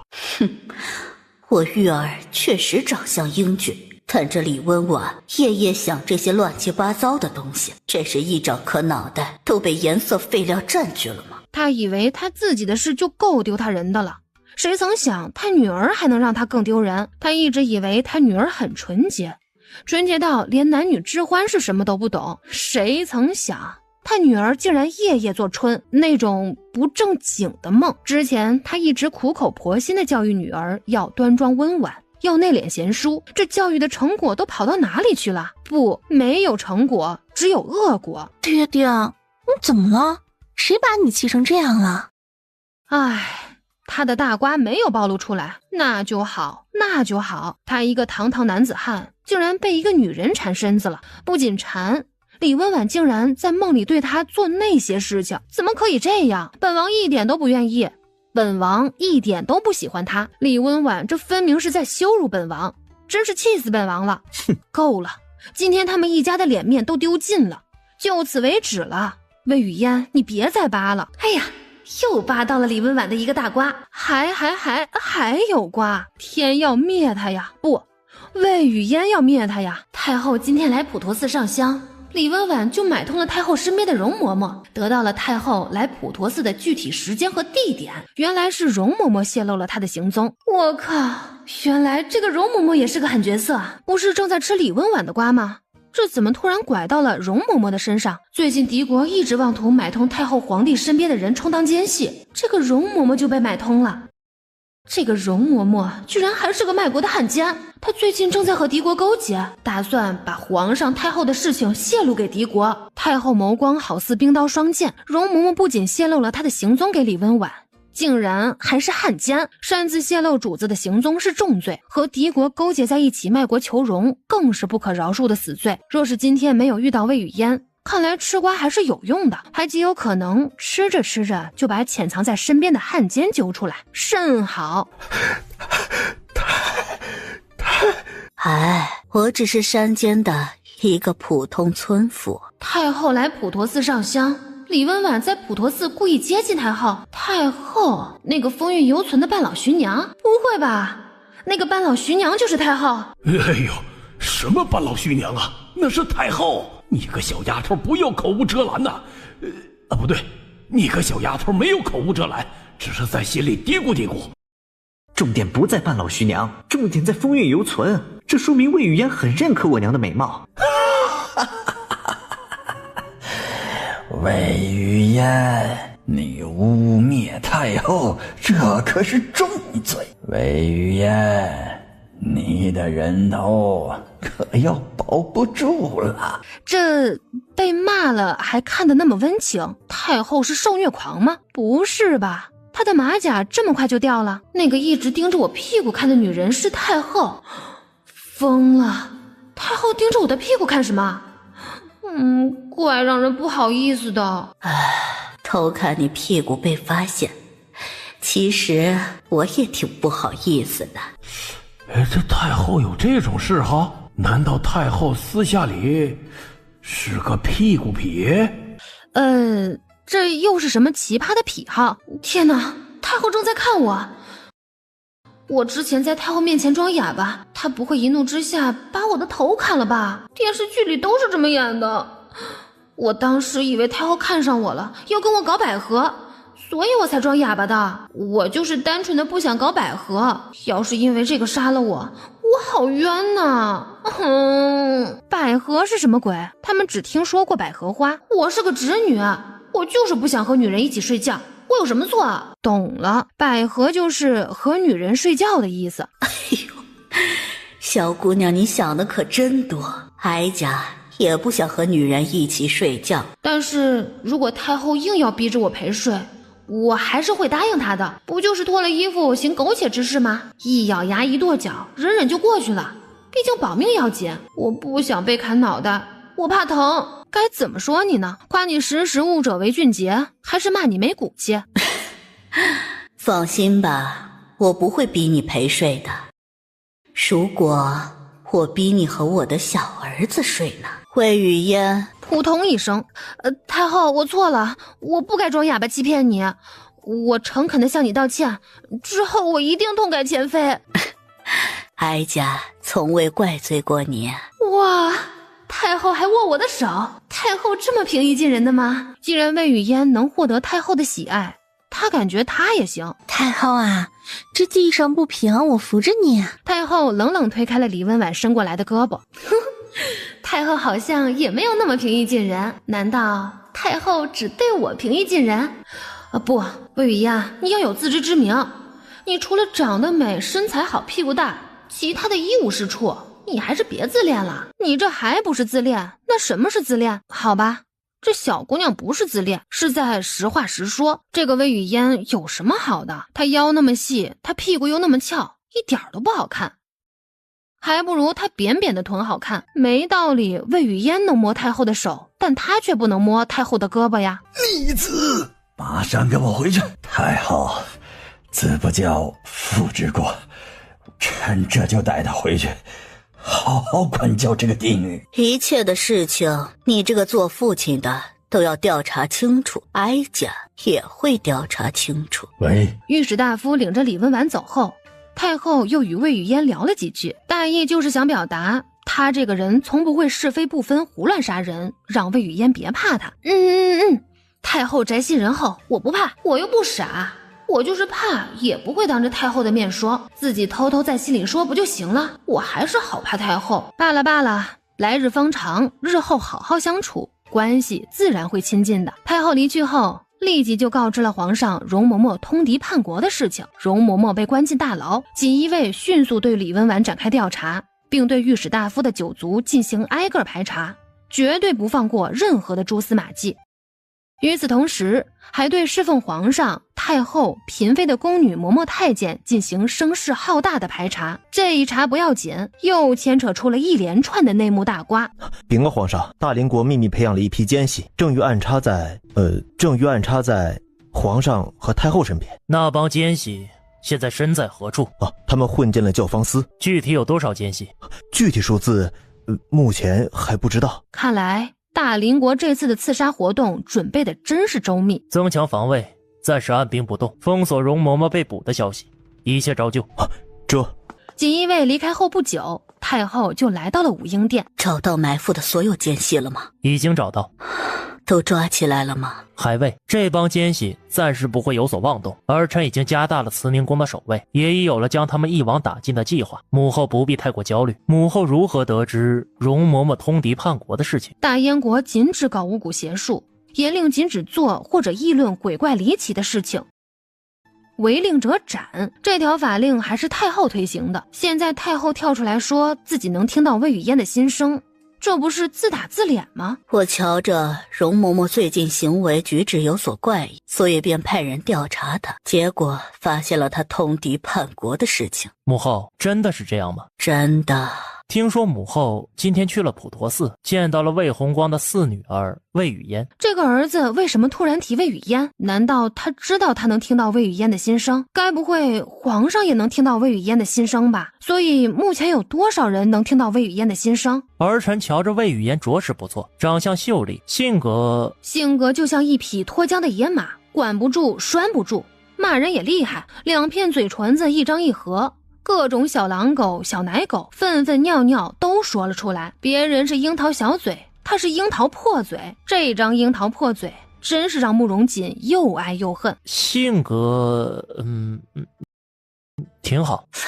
皇上之前和魏雨嫣接触过，见过4次。4次？这么多次？皇帝一个连后宫都不去的人，竟然私下见了一个女孩子这么多次，为什么他生的2个孩子都不近女色呀？这是什么清心寡欲的毛病？皇上为什么那么勤快的见魏雨嫣？为了女色？一定不是。破案了，皇上一定也能听到魏雨嫣的心声。太后探究的看向慕容锦，慕容锦也正望着他，母子2人对视一望，什么都明白了。慕容锦随即召唤了锦衣卫，让锦衣卫去调查他一直缠绕在他心中的疑虑，目前有多少人能听到魏雨嫣的心声？救命救命救命救命啊！天天一惊一乍的，这谁受得了啊？谁来救救老夫啊？老夫差点被亲闺女给吓死。什么事让他这么慌乱？该不会又有新的情况发生了吧？刚才只顾着害怕太后了，忘了把容嬷嬷通敌叛国的事情告诉太后，这可如何是好啊？哎，原来是这事儿啊！太后已经知道这件事了。容嬷嬷如果通敌叛国成功，太后和皇上被刺杀成功的话，大燕国就要亡了。大燕国要是亡了，我就成了大燕国的罪人。我靠，这罪名好大呀！不行，我必须把容嬷嬷通敌叛国的事情告诉太后。可是我怎么告诉太后呢？如果我说我的消息通过一个叫系统的金手指获得的，太后一定不会信我的。不仅太后不信，我爹也不会信我。不，只要你说出来，我们就信。这可咋办呢？我该怎么告诉太后容嬷嬷通敌叛国？急死我了！哎，你别急了行不行啊？你说出来行不行？你给我们一个信你的机会行不行啊？我该怎么把容嬷嬷通敌叛国的事情告诉太后啊？愁死我了！本来能吃4碗饭的，愁得我现在只能吃下3碗了。都这么急了还能吃下3碗饭，胃口真好。要不他想个办法，把太后已经知道容嬷嬷通敌叛国的事情告诉魏雨嫣。哼，我想到方法了。办法？该不会是什么幺蛾子吧？魏雨嫣就是不往下说了。她吃完饭就跑回房间，说今天太累了，想早点休息。这小姑娘葫芦里卖的什么药？扁着肚子回到房间，魏红光辗转反侧，这就是吃瓜吃到一半的感受吗？寝食难安，浑身都不得劲儿。西院，魏雨嫣正在假装睡觉，房门突然被推开，柳慧文坐在床头，静静地看着魏雨嫣。睡得真香啊！我睡了，我装的，娘亲被我骗住了。原来在装睡，能把娘亲骗住，看来我演得很好啊。演的是挺好的，但架不住你有一张爱叨叨的嘴。柳慧文又看了魏雨嫣一会儿，然后走出房门，回到自己的屋子。她刚走进屋子，正要去关门，一双结实有力的手掌从门缝伸进了屋子里。老爷。我那个屋太冷，我自己一个人没法睡啊。这个糟老头子想和他睡觉，估摸着这糟老头子还想让他给他暖被窝，他想的可真美，咋不美死他呢？老爷，我这屋更冷，你还是回去睡吧。明日我就让管家给西院加1倍的炭量，加最好的那种银炭给你用。多谢老爷，今晚我这屋仍旧冷得紧，妾身怕冻着老爷。老爷还是回吧。魏红光转头走出房门，柳慧文唇边翘起，这个老东西终于走了。过一会儿，就在柳慧文准备脱衣服睡觉的时候，魏红光又走了进来。我把我那屋的火炉给你用，把我的银炭也给你用，这样你这屋就不冷了。对，还有一样东西我忘拿了，我这2床被子也给你用，都是新的，我从来没用过。看来这个糟老头子今晚铁了心的想和他睡觉。老爷，这房子不隔音，一切动静都会被隔壁的女儿听到，若是女儿问起来，我就说你对我用强。这便是说他宁死不从，不愿意和他一起睡觉。俗话说两口子吵架，床头吵床尾和，如果不好好的道歉，他不会原谅他。慧文，之前我不好好听你的解释，是我的错，让你受了这么多苦，我向你道歉，是我对不住你。慧文。哟，这个糟老头竟然真的给他道歉了，着实没想到。为了爬床，这个糟老头真的很努力。柳慧文低低的嗯了一声，这是原谅还是不原谅？爹娘，开门！不是，闺女，你能再没有眼力劲儿一点吗？啊，我爬你娘的床容易吗？我啊，刚挨着床边就被你搅零散了。砰砰砰，房门被拍得咣当响。发生什么事了？爹爹，我刚才做了一个梦，一个关系到江山社稷和天下苍生的梦。什么梦？爹，我刚才梦到观音菩萨了。闺女，你今天唱的是哪一出啊？都准备唱到观音菩萨头上了啊？真的吗？观音菩萨刚才给我托梦了，说太后身边的容嬷嬷通国叛敌，要我一定要转告给太后。爹爹，你作为朝廷官员，一定要将这件事情告诉皇上和太后。此等关乎到国之根本的事情，我一定会如实的禀告皇上和太后。爹爹竟然这么轻易就相信了他的话，他还以为爹爹一定会怀疑他、质疑他，说他脑子发抽和胡言乱语。结果呢，他一说他爹就信了，一个真敢说，一个真敢信。不管怎么样，我已经把容嬷嬷通敌叛国的消息传递出去了，我可真是个小天才。魏红光应付完魏雨嫣，准备接着爬媳妇儿的床，毕竟刚才只摸到了床边子，没摸到媳妇儿。等他双手去敲门的时候，神情猛然一滞，不知道什么时候柳慧文把房门从里面反锁了。今夜注定无眠，今夜注定爬不上媳妇儿的床，好不容易有机会过一次夫妻生活，全让魏雨嫣给搅和黄了。这个糟心孩子，最近皇上日日把他留下，忙得他连媳妇儿都顾不上了，跟皇上待在一起的时间比跟媳妇儿都多，这还让不让他过夫妻生活了？尔之嫡女现今如何？禀告陛下，臣昨夜已经严苛审讯过嫡女，她从不知容嬷嬷通敌叛国的事情，也不曾与大邻国有过接触，望陛下明鉴。丞相看着魏红光，又看看御史大夫，敏锐地觉得他错过了什么。难道御史大夫的大瓜被魏雨嫣爆出来了？砰！靠！磕这么狠，以后要是他再爆出什么瓜，岂不是要磕得更狠才行？磕个头都这么卷，这还让不让人活了？看来御史大夫的瓜很大嘛，稍后他便差人打听打听，看看乐呵。你确定李文婉没有私下与大林国的奸细有所联系？在事发之前及时止损，朕可保你御史大夫一家安然无恙。若是李文婉与大林国奸细有所联系，一旦酿成大错，诛九族。卫青，你的四女儿近况如何？听听这称呼喊得多亲热，还卫青。皇上喊他们的时候，都是直接喊丞相和御史大夫，连个姓都不喊，更别提亲了。亲什么亲？皇上现在只跟魏红光亲。臣女最近一直在忙碌制作竹筒手枪的事情。有的大臣的女儿为了给国家研制武器而殚精竭虑，而有的大臣的女儿却很有可能通敌叛国。同为臣子，真是天壤之别。臣教子无方，臣有罪，臣有罪，望陛下严惩。对不住了，老兄，这真的不能怪你，实在是因为我的四女儿太优秀了。摆驾去魏府。魏府？哎，小姐，这是什么？这个叫手枪，能一枪把人崩死的武器。那如果你手抖把子弹射到我的脑袋上，我会被打死吗？当然能把你打死啊！我不想死，我不想偷听小苹果了。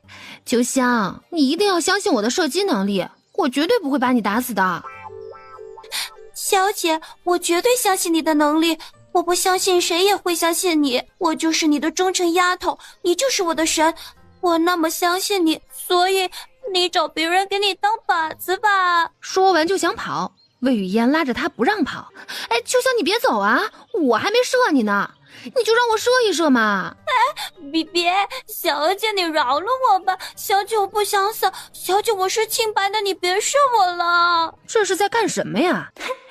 找到新目标了，今天我就射你吧。怎么着，魏雨嫣还想把他给吃了？这不知天高地厚的小丫头啊，这想把皇帝生吞活剥的目光简直是无法无天呐！爹求求你了，少做点妖行不行啊？兄台，帮我点忙行不行？什么忙？给我当靶子，我要射你。好大的狗胆！哼，魏雨嫣，休要胡闹！哎，我爹爹这个人就是胆小，不就是让九品小芝麻官给我当靶子吗？有什么好怕的？我爹动不动一副快吓尿了的表情，真没出息。话说我老爹是不是年纪大了，前列腺有问题啊？动不动就憋不住尿，这是病，得治。男人的前列腺是能随便说的吗？你爹没病都要被你气出前列腺炎了。看好了再射，如果朕哪个朕？难不成还能是皇上的那个朕？糟糕，皇上的马甲要掉。如果朕有词说不会射伤人，结果又把我射伤，魏雨嫣，我不会饶了你的。哦，原来是振振有词啊！你这傻丫头，就这么以为吧？知道了，不会饶了我。这个冰山面瘫脸，难道还想杀了我？冰山面瘫脸，魏雨嫣，你又在骂朕。这个外号真的很符合皇上。来吧，坚持住，别被吓到尿裤子。你才尿裤子，你全家都尿裤子。我宁愿我全家尿裤子，也不愿意皇上尿裤子呀！魏雨嫣扣动扳机，尖锐被削得如同钢针的木质子弹嗖的一下从枪膛里飞出，速度之快让人的眼睛都反应不过来。砰的一声，他脑袋上的小苹果被子弹射成稀巴烂。哈，我成功了！脑袋有没有被子弹的威力震伤？男女授受不亲啊！哟呵，古人就是讲究，还男女授受不亲，说的跟我要非礼他似的。男女就是授受不亲呐，朕又没有说错。我们该出发去御史大夫的府邸了，丞相和御史大夫都在等我们呢。这个我们包括我吗？应该不包括吧，我去御史大夫家又没有事情做。等一等，我可以试一试吗？可以。你去给我当靶子。 No。 什么？你刚才在说什么？我在拒绝你，我不愿意给你当靶子。这个小女子懂不懂什么叫礼尚往来啊？你从来没玩过手枪，我贸然给你当靶子，你不一枪崩死我才怪。于是把目光看向了魏红光，你们的命是命，我的命就不是命了吗？就你们高贵，你们还是人吗？皇上和魏雨嫣自然不会拿魏红光当靶子，之前扎的稻草人就派上了用场，枪口瞄准稻草人身上的白纸，全神贯注，切记手抖，射中最中间的红色靶心是10环，代表你的射击技术最厉害，射得越偏离靶心，说明你越菜。放心，我绝对能射中10环。自信是好事，但先看看再说吧。看这货这么自信的样子，说不定他还真是个射击天才呢。区区一个小女子都能射中10环，他作为95之尊的圣上，难道还比不过一个小女子？说吧，让我好好瞧一瞧，作为一个男人，你的射击能力有多强？不对劲呢，怎么觉得哪里不对劲呢？你手抖什么抖？你射击啊？你手抖成这样还怎么射击啊？我一个女孩子都射完了，你会不会射呀？不对劲，还是不对劲，是魏雨嫣你不对劲，还是我们不对劲？这两个人怎么了？我有说错什么话吗？没有啊，我说的话没毛病啊。心脏看什么都脏，我纯洁看什么都纯洁。这小姑娘是不是在骂他们？哎呀，赶紧的，别浪费我的大好青春，别浪费我的时间。你还射不射了？心脏的人看什么都脏，反正朕很纯洁。重新瞄准红色靶心，嗖的一声，子弹穿膛而过，砰的一声响起。你射中了几环？吾一定射中了10环。哇塞，第一次拿枪射击就能射中10环，他一定是个天才射击手啊！魏雨嫣连忙跑到稻草人的旁边查看，他左看右看，仔细检查红色的靶心。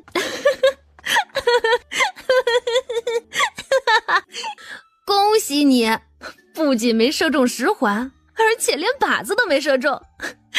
那么大个稻草人，胸膛和你一样宽，结果你连他的身子都没射中。你个菜鸡！世风日下，人心不古。一个小女子竟然当着皇帝的面骂她是菜鸡，这皇上能忍？能啊！虽然这个小女子嘴贱无敌，但她真的能帮皇上办事。有朋自远方来，不亦乐乎。对待朋友要友善啊！赶紧把你的小嘴巴闭上。姑奶奶，你能不能有点眼力劲儿？你再笑下去，皇上都要被你气吐血了。对不起，我不该笑话你的。无妨，是吾技不如人，你想笑便笑。哼，这家伙收得起放得下，是个男人。可不是嘛，这可是我们国家的皇上。容我练习5日，我一定能打中靶心。这把枪可否卖给我？多少钱都行，价格随便你开。你想要的话拿走便是。你是我的朋友，我免费送你。朋友？他从来没有过朋友。回去好好练练，我等着你来挑战我。我不只会挑战你，还会打败你。行，我等着你。这个手枪你先练着，以后我再做一个好东西给你玩。什么好东西？炸弹。炸弹比你们这里的矛啊剑呀厉害100倍。一把剑一次只能杀一个人，一颗炸弹扔出去能炸死一群人。你真的能做出来这种武器？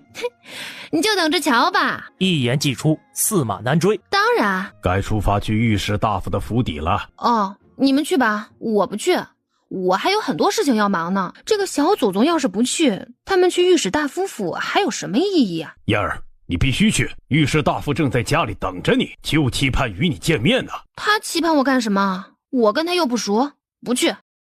这次御史大夫邀我们前去，是要请我们吃饭。听闻御史大夫家的厨子手艺甚绝，做出的贵妃鸡、樱桃肉、荷包里脊、西湖醋鱼，连皇上吃了都说好。那还等什么？我们赶紧去啊！学到了，学到了。下次我也用这招。御史大夫府，李文婉哭得双眼红肿，脑袋懵懵。他至今都不明白，他贿赂买通容嬷嬷的事情是被谁揭发出去的。这件事天知地知，他和容嬷嬷知，两个当事人肯定不会把这件事说出去。那是谁说出去的？土地公公和老天爷吗？那不是瞎扯淡吗？李文婉想破了脑袋也想不明白。你究竟有没有和大林国的奸细有所联系？没有。好了好了，你还是别问了。等魏雨嫣来了，就什么都知道了。你们两个走快点儿，贵妃鸡和西湖醋鱼凉了就不好吃了，咱们得趁热乎吃。燕儿啊，君子不食嗟来之食，治世不饮盗泉之水，无功不受禄，无德不受宠。听闻御史大夫家中正遭遇急事，我们还是先帮他解决了难题再吃饭的好。吃个饭还要先帮别人处理家事，古人屁事真多。御史大夫和丞相看到三人的那一刻，蓦然从椅子上站起来，满脸笑容地迎了上去。两个大官看到我一介草民，还亲自过来迎接，真是官大品高，心系百姓，位尊情浓，体谅民众啊！御史大夫和丞相脚步一顿，御史大夫和丞相朝着慕容锦望去，慕容锦对着两人微一点头。魏小姐，请。丞相和御史大夫也请。你究竟有没有和大林国的奸细有所联系？从未。魏雨嫣此时正在御史大夫家的瓜田里到处的乱刨，来都来了，随便刨一刨，看看有没有瓜吃，反正闲着也是闲着。哎呀，原来李温婉从来没和大林国的奸细联系过，我还以为有联系呢。吾的酒足饱住了，今天这茬这么快就结束了？这么快，都还没有吃到瓜呢。就在众人准备起身离去的时候，一个年轻男人走了进来，脸上皆是义愤填膺。这个男人是谁啊？知道姓名我才好扒他的瓜呀。滚出去！我不走，死也不走。哟呵，送上门的大瓜。他有预感，他今天又要丢大人了。年轻男人初生牛犊不怕虎，他认为他无所畏惧。他走到李温婉的身旁，扶着李温婉的肩膀，疼爱地将她从蒲垫上扶起来。难道是李温婉的情郎，想来个英雄救美？爹爹，你为什么要这般搓磨婉儿？她是我的妹妹，你有什么事情冲我这个嫡子来？哼，原来这个年轻男人是御史大夫的嫡子，身份确定，开吧开吧。来吧来吧，让暴风雨来得更猛烈些吧。他今天倒要瞧一瞧，这暴风雨能不能把他给淋死。他就不信他嫡子的瓜能比他更丢人，这个嫡子的瓜比他爹的瓜还劲爆。庶子，你究竟干了什么丢人现眼的事儿？哎，吃瓜喽吃瓜喽吃瓜喽吃瓜喽。看来不止朕的大臣会玩，大臣的家人私底下也很会玩啊。婉儿是我亲眼看着长大的妹妹，她温婉善良，淑德有道，端庄高贵。就算她做了什么不好的事情，她也是一时糊涂。父亲，你怎么忍心让她跪一夜的祠堂，还当着众人的面像审犯人一样审问她？爹爹，她还是个孩子啊，那更不能放过她了。这里没你的事情，带着李文婉滚出祠堂！爹爹，我行得端坐得正，我不走。好一个行得端坐得正，说得好。不是说这二货的瓜比他爹爹还劲爆吗？瓜呢？瓜呢？不愧是刚刚趴狗身上喝过狗奶的嘴巴，真会信口雌黄。啥玩意儿？趴狗身上喝狗奶？听说过喝羊奶喝牛奶的，从来没听说过喝狗奶的。你喝就喝，挤在碗里喝不行吗？为什么还趴在狗身上喝呀？这是什么拉耳朵的嗜好？为什么要喝狗奶呀？牛和羊满足不了你吗？李修凯有一个弟弟，长得高大威武，力量惊人，深得御史大夫的疼爱。他这个弟弟喜欢喝牛的奶，李修凯就想着他一定不能输，他必须喝一种更凶狠的动物的奶。于是他便去喝狗奶。古人有吾与城北徐公孰美，现在有我和我弟谁喝的奶更猛，连喝个奶都这么卷，好好笑啊！喝狗奶和变高大威武有什么关系啊？喝狗奶的确跟变得高大威猛是没什么关系，但架不住李修凯认为有关系啊。他认为他喝了狗奶之后会变得像狗一样凶猛无比，一定能赢过喝牛奶的弟弟。李修凯刚开始喝狗奶的时候觉得又臭又骚，后来越喝越上瘾，越喝越想喝，天天喝顿顿喝，一天不喝浑身难受啊！这玩意儿也能上瘾？而且李修凯还很挑的，家养的狗已经满足不了他了，他最喜欢喝流浪狗的奶。这口味也太重了吧，这又是什么变态癖好？这也太毒了吧！我一个刚及笄的小姑娘为什么要听这些？我要哕了。御史大夫再看向李修凯的那张嘴都觉得脏。什么？李修凯不仅喜欢喝狗奶，还喜欢半夜学狗叫。操！好好的人你不做，你半夜去学狗叫，你丢不丢人？你丢不丢狗？这御史大夫一家真是绝了。爹爹喜欢穿大红色肚兜扮妓女，娘亲喜欢穿官服扮男人，儿子喜欢和狗奶学狗叫，他们这一家子还能不能好好做人了？啥？御史大夫喜欢穿大红肚兜扮妓女？和御史大夫的大瓜一比，丞相顿时觉得他的寡妇癖没有那么丢人了。果然，人的幸福感都是对比出来的。我们一起学狗叫，汪汪汪汪汪汪汪汪，在你面前撒个娇，哎呦汪汪汪汪汪。这怎么突然就汪起来了，还唱嗨了？哎，李修凯的瓜还跟丞相有关系呢。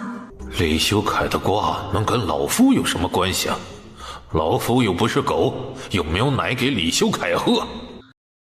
李修凯今天美滋滋的喝过狗奶后，用那张沾着狗毛的嘴去亲了一个美妇人的嘴。啊，我的娘啊，好重口啊！那个美妇人该不会是丞相的夫人吧？他来之前刚刚亲过夫人的嘴，若是李修凯那张沾着狗毛的嘴亲过他夫人，那他岂不是和李修凯来了一个间接接吻？丞相光想着就觉得恶心的胃绞痛，今天他死也要死个明白，那个美妇人是谁，到底是不是他夫人？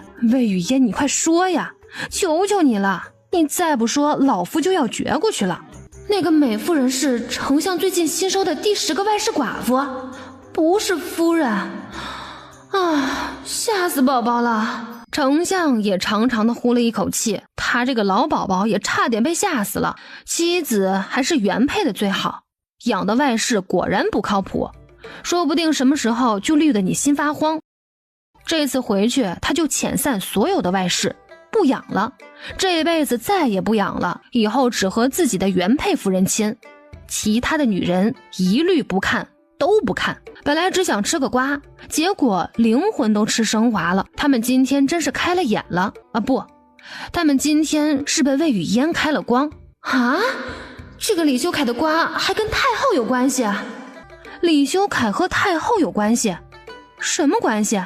慕容锦原本松散的神情立即紧绷，她原本只想吃她大臣家人的瓜，谁知道吃着吃着吃到了他娘头上了。太后的瓜呀，魏雨嫣敢说，群臣就敢吃。众人想起前朝太后豢养面首的事情，不是吧？太后都能做李修凯他娘了，道德在哪里？底线在哪里？魏雨嫣，你的嘴又在哪里？搞快点，搞快点！快说，太后和李修凯是什么关系？一听到魏雨嫣要爆当朝太后的瓜，御史大夫垂死病中惊坐起，小丑不是他自己。有太后和他一起丢人现眼，顿时感觉心里好受多了。御史大夫望着魏雨嫣的目光灼灼明亮，期盼着魏雨嫣立即就把太后的大料爆出来，给他们全家当枪。太后常说救人一命胜过7级浮屠，正好御史大夫全家都需要人拯救，这么大个善事，太后来挡枪多合适啊！皇上冷冷地朝他看去，御史大夫秒切换神情，又做出一副生无可恋、双眼无光的样子，表情切换的无比丝滑，堪称大师级演技。丞相惯会察言观色，敏锐地注意到这一切，赶紧低下头，掩盖住眼里吃太后大瓜的兴奋。魏红光则是全程没抬起头，因为他害怕呀。魏红光那个不值钱的膀胱又感觉到一股尿意袭来，真担心一个憋不住就淅淅沥沥的尿出来，他迟早会被魏雨嫣吓成尿失禁的。虽然他作为95之尊，但他真的也害怕魏雨嫣爆出他娘见不得人的私事儿。要是爆出来他娘也喜欢喝狗奶咋办？慕容锦呼吸都不畅快了。哎呀，太后也很喜欢狗奶啊，该不会他娘真的也喜欢喝狗奶吧？若是太后也喜欢喝狗奶，那她的嫡子喝狗奶就没什么丢人的了，就被太后洗白白了。毕竟谁要说喝狗奶丢人，就是在说太后丢人，那可是杀头的死罪。太后如何喜欢狗奶？哪种喜欢？喜欢喝？等着吃瓜。太后喜欢用狗奶做面膜敷脸啊？狗奶还能做面膜？有用吗？好用吗？会让皮肤变得更白更嫩吗？太后为她全家挡枪的希望又破灭了。这下她完全不用装，就又生无可恋，双眼无光。狗奶敷脸真的能让皮肤变得更白更嫩吗？要是真的有用，他们回家就告诉夫人，让他们夫人天天用狗奶敷脸。皇上也想到了这个事情，狗奶做面膜有没有用？如果有用，以后全国的女人都狗奶敷脸；如果没用，他回去就劝说太后停用此方。苍天呐，大地呀，求求了，别再让他丢人了！嘿，霸道了，霸道了！狗奶敷脸这件事还有历史依据呢。难道狗奶敷脸真的有用？难道狗奶敷脸真的有用？古书记载，曾有一位妃子凭借着一身细嫩光滑的皮肉深得皇帝的宠爱，帝王迷恋那位妃子雪白的冰肌玉骨，夜夜留宿在那位妃子宫里跌鸾倒凤，不知今夕何夕。那位妃子就喜欢日日狗奶敷脸，狗奶有助于美白的事情就是这么传出来的。一白遮百丑，谁不想有一身又白又细嫩的皮肤呢？为了追求雪白的皮肤，是什么古怪的方法，很多女人都愿意试一试。就比如太后，听说了狗奶有助于美白后，就偷偷摸摸让工人养狗，偷偷挤狗奶，偷偷用狗奶敷脸。狗奶又腥又膻，太后每次闻到就想吐，但硬是忍着恶心用狗奶敷脸，因为她坚信她一定会变白。哇，太后老人家为了美白真的好拼呐！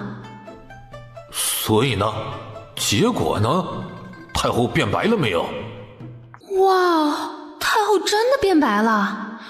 狗奶作为一种天然的乳制品，富含维生素、蛋白质、矿物质，对于皮肤具有滋润和保湿作用。狗奶中的蛋白质和维生素 A 可以促进胶原蛋白产生，减少皱纹。狗奶中的透明质酸可以修复肌肤，消除痘印和色斑。狗奶中的脂肪酸可以缓解皮肤敏感，缓解皮肤炎症和红肿。哇塞，原来狗奶有这么多好处啊！原来狗奶做面膜有一定科学道理呀！丞相和魏红光想，一会儿回家就把这个好消息告诉自己媳妇儿，慕容锦跃跃欲试，以后全国推广此方。啊，狗乳汁还是一种中药材，具有明目和生发的功效。活到老学到老，又学到新知识了。我家后院养了20只正在哺乳期的雌狗，最近呢，这些狗老是乱吠，扰我清静。我正准备把这些狗啊都送出去。你们谁想要养狗的，牵走便是。父亲，我不允许你把这些狗送给别人。御史大夫真想跳起来扇他一巴掌。那20只狗是我一手养大的，我与那群狗感情至深，我一直把那些狗当成家人，在我心里，那些狗就是我的挚爱亲朋，我岂能容许他们被随意送走？我哥哥真的是太有情有义了，我哥哥真的是太重感情了，好感动啊！哟，说的那么好听，其实嘞，不就是担心那些狗被送走之后没有狗奶喝？哎呀，一不小心说出口了。什么？喝狗奶？谁啊？他哥？我堂堂御史大夫的嫡子，岂会做出趴狗身上喝狗奶的丑事？就你会装！切！砰的一声，御史大夫猛然一拍桌子，把李秀凯和李文婉给我拉出去，关进柴房反省。我没做错任何事，父亲为何要惩罚我？是啊，没有做错任何事，就是喝完狗奶不擦嘴，然后用那张沾着狗毛的嘴去亲丞相养的寡妇万氏的嘴。义子，你的李莲池都被狗吃了吗？可不是吗？被狗吃了，狗产的奶又被李修凯喝了。御史大夫又想起李修凯趴狗身上喝狗奶的事情，啪的一声，又一巴掌打在了李修凯的左脸上。呵呵，这2巴掌打得还挺对称的，两边脸都肿成旺仔大馒头了。小姑娘，你别再说了，积点口德吧。今天但凡你少说一句，人家都不会挨打。怪我喽，自作孽不可活，自己作的。李修凯被门卫拉下去的时候，嘴里大声嚷嚷着：父亲你偏心，你无缘无故的惩罚我，却不惩罚二弟李修魔，大事不好啊！御史大夫还有个儿子叫李修魔呀。来都来了，顺道扒一扒这个李修魔的瓜。魏雨嫣，你大爷的，你欺人太甚！你不仅扒老夫的裤衩子，你还扒我2个儿子的裤衩子。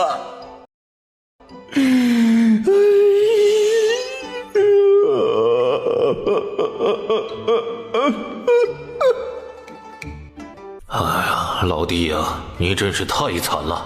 加油，挺住，别撅过去，老哥还等着吃你儿子李修魔的瓜嘞。哎呦，还好还好，只要魏雨嫣别再深挖太后皇上的瓜就行了。啥？李修魔这个人这么干净吗？干净？什么意思？说，快说！哇塞，李修魔这个人真是自律啊！早上闻鸡起舞，晚上凿壁偷光，不是在学四书五经，就是在苦练刀剑武术，整个人真是发愤图强极了。这家伙不光学习自律，就连私生活都非常克制。他大哥都纳了4个小妾了，他从始至终只有1个妻子，而且1个月里他只去妻子那里过4次夜，剩下的夜里全在书房学习。哇塞，年纪轻轻的血气这么旺盛他都憋得住，是个狠人。这么能忍，这么自律，这个李修魔一看就是个能成大器的人呐。这生无可恋的日子突然就变得有盼头了呀！原来我的这个二儿子这么优秀啊！这个李修魔这么干净的吗？怎么没乐子看呢？还好御史大夫这个儿子很争气，要不然御史大夫被气死了，夜夜在他床头飘可咋办？影响他和夫人过夫妻生活。看来真有人禁得住疤呀，和朕一样。怎么，老夫的这个二儿子不是那种爱玩的人，让你失望了是吗？仰头大笑出门去，吾儿岂不是蓬蒿人？真的有这么干净的男人吗？不会是系统骗我的吧？宿主，我没你那么无聊，我的所有信息都绝对保真。哦，我扒到了关于李修魔的一个瓜。不，嫣儿，你手下留情。李修魔的这个瓜好好笑啊！搞笑瓜？因为李修魔和他妻子同房的次数太少，他妻子对此很不满意。欲求不满？倒也不是他妻子需求太旺盛，好吧，也有那么一点点。但最主要的是，他妻子想尽快给李修魔生个孩子，但因为同房次数太少了，一直怀不上。哎呀，好惨呐！因为丈夫老是不碰她，这位小娇妻便怀疑丈夫不爱她，所以才对她提不起兴趣。最近这位小娇妻又开始怀疑是因为自己不够有魅力，所以才不能赢得丈夫的爱。这个爱胡思乱想的小可怜，真相告诉你，其实你丈夫很爱你，要不然他也不会宁愿没孩子也不纳小妾了。因为没能给李修魔生个一儿半女，这位小娇妻被那个喝狗奶的李修凯的老婆嘲笑是个不会下蛋的母鸡。哼，靠，过分了吧？这么嘲笑人，真是卑鄙又恶劣，无耻！没想到这个嫡子的夫人竟然这般嘲笑妯娌，回去必定要好好教训一番。因为一直怀不上孩子的事情，这位小娇妻今晚准备给李修魔炖牛鞭汤喝。哇哦，牛鞭汤哎，很助兴的哦！小娇妻加油，点燃李修魔！小娇妻还特意买了一件镂空透明的小肚兜，准备等李修魔喝完牛鞭汤就穿给他看，诱惑他。我靠，自己不上不是男人，上啊！李修魔要是能忍住，我瞧不起他。哦，这一对小夫妻好有趣啊，甜甜的恋爱，满满的狗粮。哎呀，吃饱了。这个二儿子真是太克己努力了，都把自己房间妻子忽略了。唉，老羡慕了，羡慕的酸溜溜的。还好这个李修凯金巴，御史大夫的这个儿子真争气呀！嫡不嫡的不重要，庶不庶的也不重要，重要的是人品。以后李修魔就是他唯一的宝。至于那个和丞相的寡妇外室搞不正当关系的嫡子，从此就是一根草。之前觉得魏雨嫣是个扫把星，现在觉得魏雨嫣是个宝贝蛋儿。御史大夫豪气地宴请魏雨嫣等人，桌子上摆满了修真美味，能把各类美食都吃了个遍，这一趟真是不虚此行。吃得饱饱的，魏雨嫣同魏红光打道回府。两个人刚一踏进府门，迎面一个高俊挺拔的男人朝着两人走过来。那个男人的目光紧紧地盯着魏雨嫣。这个男人又是谁啊？这真的是魏雨嫣吗？他的变化可真大呀。这个男人长得和魏白莲那个白莲花很像。年轻男人正要开口说话，后面一个女人朝他跑过来。鬼啊！阿飘从电视机里跑出来了。没有，你爹不怕鬼，你爹怕你。哎，你比鬼吓人多了你。大哥，猜到了，这个男人还真是魏白莲的哥哥。有哥了不起啊？切，我也有哥。魏白莲来到魏燕之的身边，抬头望着魏燕之，还没开始说话就红了眼圈，紧接着大颗大颗的泪珠从他的眼睛里流出来，顺着他的脸颊往下流。哇，说哭就哭，还能把眼泪逼成一大颗才落下来，比琼瑶剧里的女主还会哭，这演技厉害呀！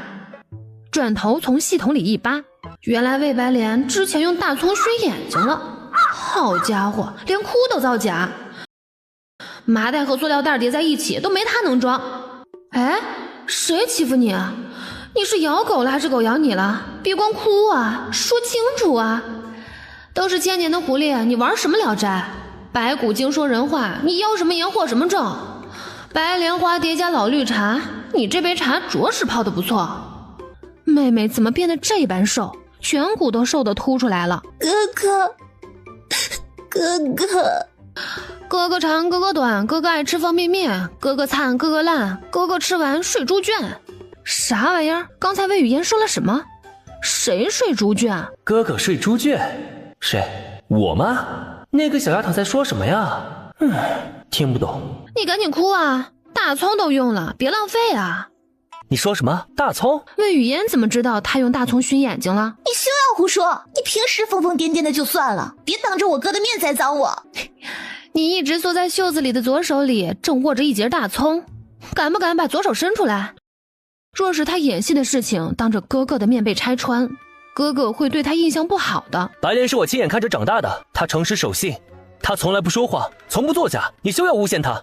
是不是作假？你把手伸出来就一清二楚了，这多么简单的事情。白莲，把左手伸出来给他看，哥哥相信你是清白的。哥哥，你不要这样，魏雨嫣诬陷我的事情就是一件小事，在香肚里能撑船，咱们还是别跟他斤斤计较了。白莲，你别怕，有哥哥在，哥哥不会让你被任何人欺负，哥哥绝不允许别人诬陷你的清白。乖，把你的左手伸出来给他看。我不。不什么不啊？魏雨嫣伸手握住魏白莲的手腕，猛地一用力，亮个相吧，大葱！魏白莲左手骤疼，连忙猛甩胳膊去躲避魏雨嫣，一截大葱从他左手里跌落下来，真的有大葱。白莲，你哭不出来可以不哭，为什么要拿大葱熏眼睛啊？这是弄虚作假，你何必这样？他不哭惨一点，怎么表现对你感情至深？其实你离开家的这些日子，他从来没想过你。这次魏延之回来，便是奔着把他娘从柴房里捞出来的目标回来的，只是没想到一回到家，魏延之就被魏白莲的一番骚操作骚到了。他冰清玉洁的妹妹原来会撒谎，这真的给魏延之当头一棒。哥哥，快救救我们的娘亲，她还被关在柴房里。爹爹，娘她想救你娘？别说门了，窗都没有，让我来瞧瞧这个魏延之身上有没有大瓜。他现在也体会到了御史大夫的感受，他儿子的大裤衩要被人扒下来了。希望魏延之能够像御史大夫的二儿子李修魔一样，品行端正，作风优良，私生活干净，经得住扒。魏雨嫣正扒着扒着，一不小心咔嚓闯进了魏红光的私生活记录。我去，我看到我爹的私生活记录了。什么？不要看，不要看，快走啊！爹爹求你了！哎呀，亲爹祭天，法力无边，这个必须得看。完犊子了！你不是要扒魏浅之的瓜吗？你赶紧去扒呀！只要别扒老夫的就行，求求了！儿子祭天，法力无边。他正看着他爹的私生活记录，忽然有人拍了拍他的肩膀，他头也不抬。谁啊？魏雨嫣，是我啊，魏雨嫣。你在干什么呢？哎，正忙着呢，别捣乱，乖。哦，我正忙着看我爹的私生活呢，这热闹必须得看。本来这里只有他能听到魏雨嫣的心声，魏红光想着魏雨嫣898吧，只要不外传就好了。但现在14王爷慕容玉突然来了，这一下子他又要丢脸丢到皇亲国戚面前了。慕容玉，你是属川天侯的吗？哪里热闹你往哪里窜。哼，我看完我爹的私生活记录了。你还有脸说出来？赶紧说啊，说仔细点，我也想听。我爹昨晚去爬我娘的床了，这个臭不要脸的。这叫臭不要脸吗？你个小丫头，会不会说话？这叫夫妻间正常的夫妻生活，哪对夫妻晚上不睡在一起啊？大惊小怪的小丫头片子。哎呀，想不到古板正经的魏郎中还会爬床，刺激。接下来呢，做了啥？我爹昨晚去爬我娘的床之前，还特意往身上涂了香薰，茉莉香味的，我娘最喜欢的香味。这种事儿你就别说了。爬床之前还涂香薰，还是老男人会玩。学到了，学到了，以后我也试试。我爹厚着脸皮，又是送火炉，又是送银炭，又是送被子，殷勤极了，就盼着能钻进我娘的被窝。结果，只摸到了床边子，不仅没爬床成功，还被我娘关在了冰冷的大风里。我爹好惨呐！你爹都这么惨了，你还笑得那么开心？你还有没有良心了？看来事前涂香薰一点用都没有。我爹对爬床失败这事儿一直耿耿于怀，他计划着今晚他还要去敲我娘的门。哎呀，我爹勇气可嘉，爬床真有毅力。这件事儿我还没做呢，你就知道了？你这什么系统啊？太逆天了吧！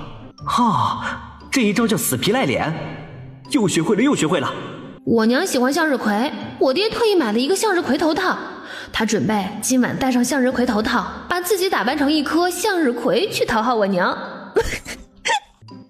我靠，我爹这个老六，这是什么哄媳妇的奇葩行为啊！66666，我爹都人到中年了，还把自己打扮成一朵花去讨好我娘。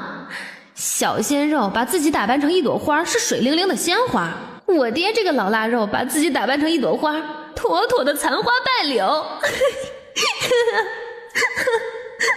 什么叫老腊肉？什么叫残花败柳？中年男人就不能把自己打扮成一朵花了吗？中年男人就不能梅开二度了吗？中年男人就不配和媳妇儿玩点新鲜的吗？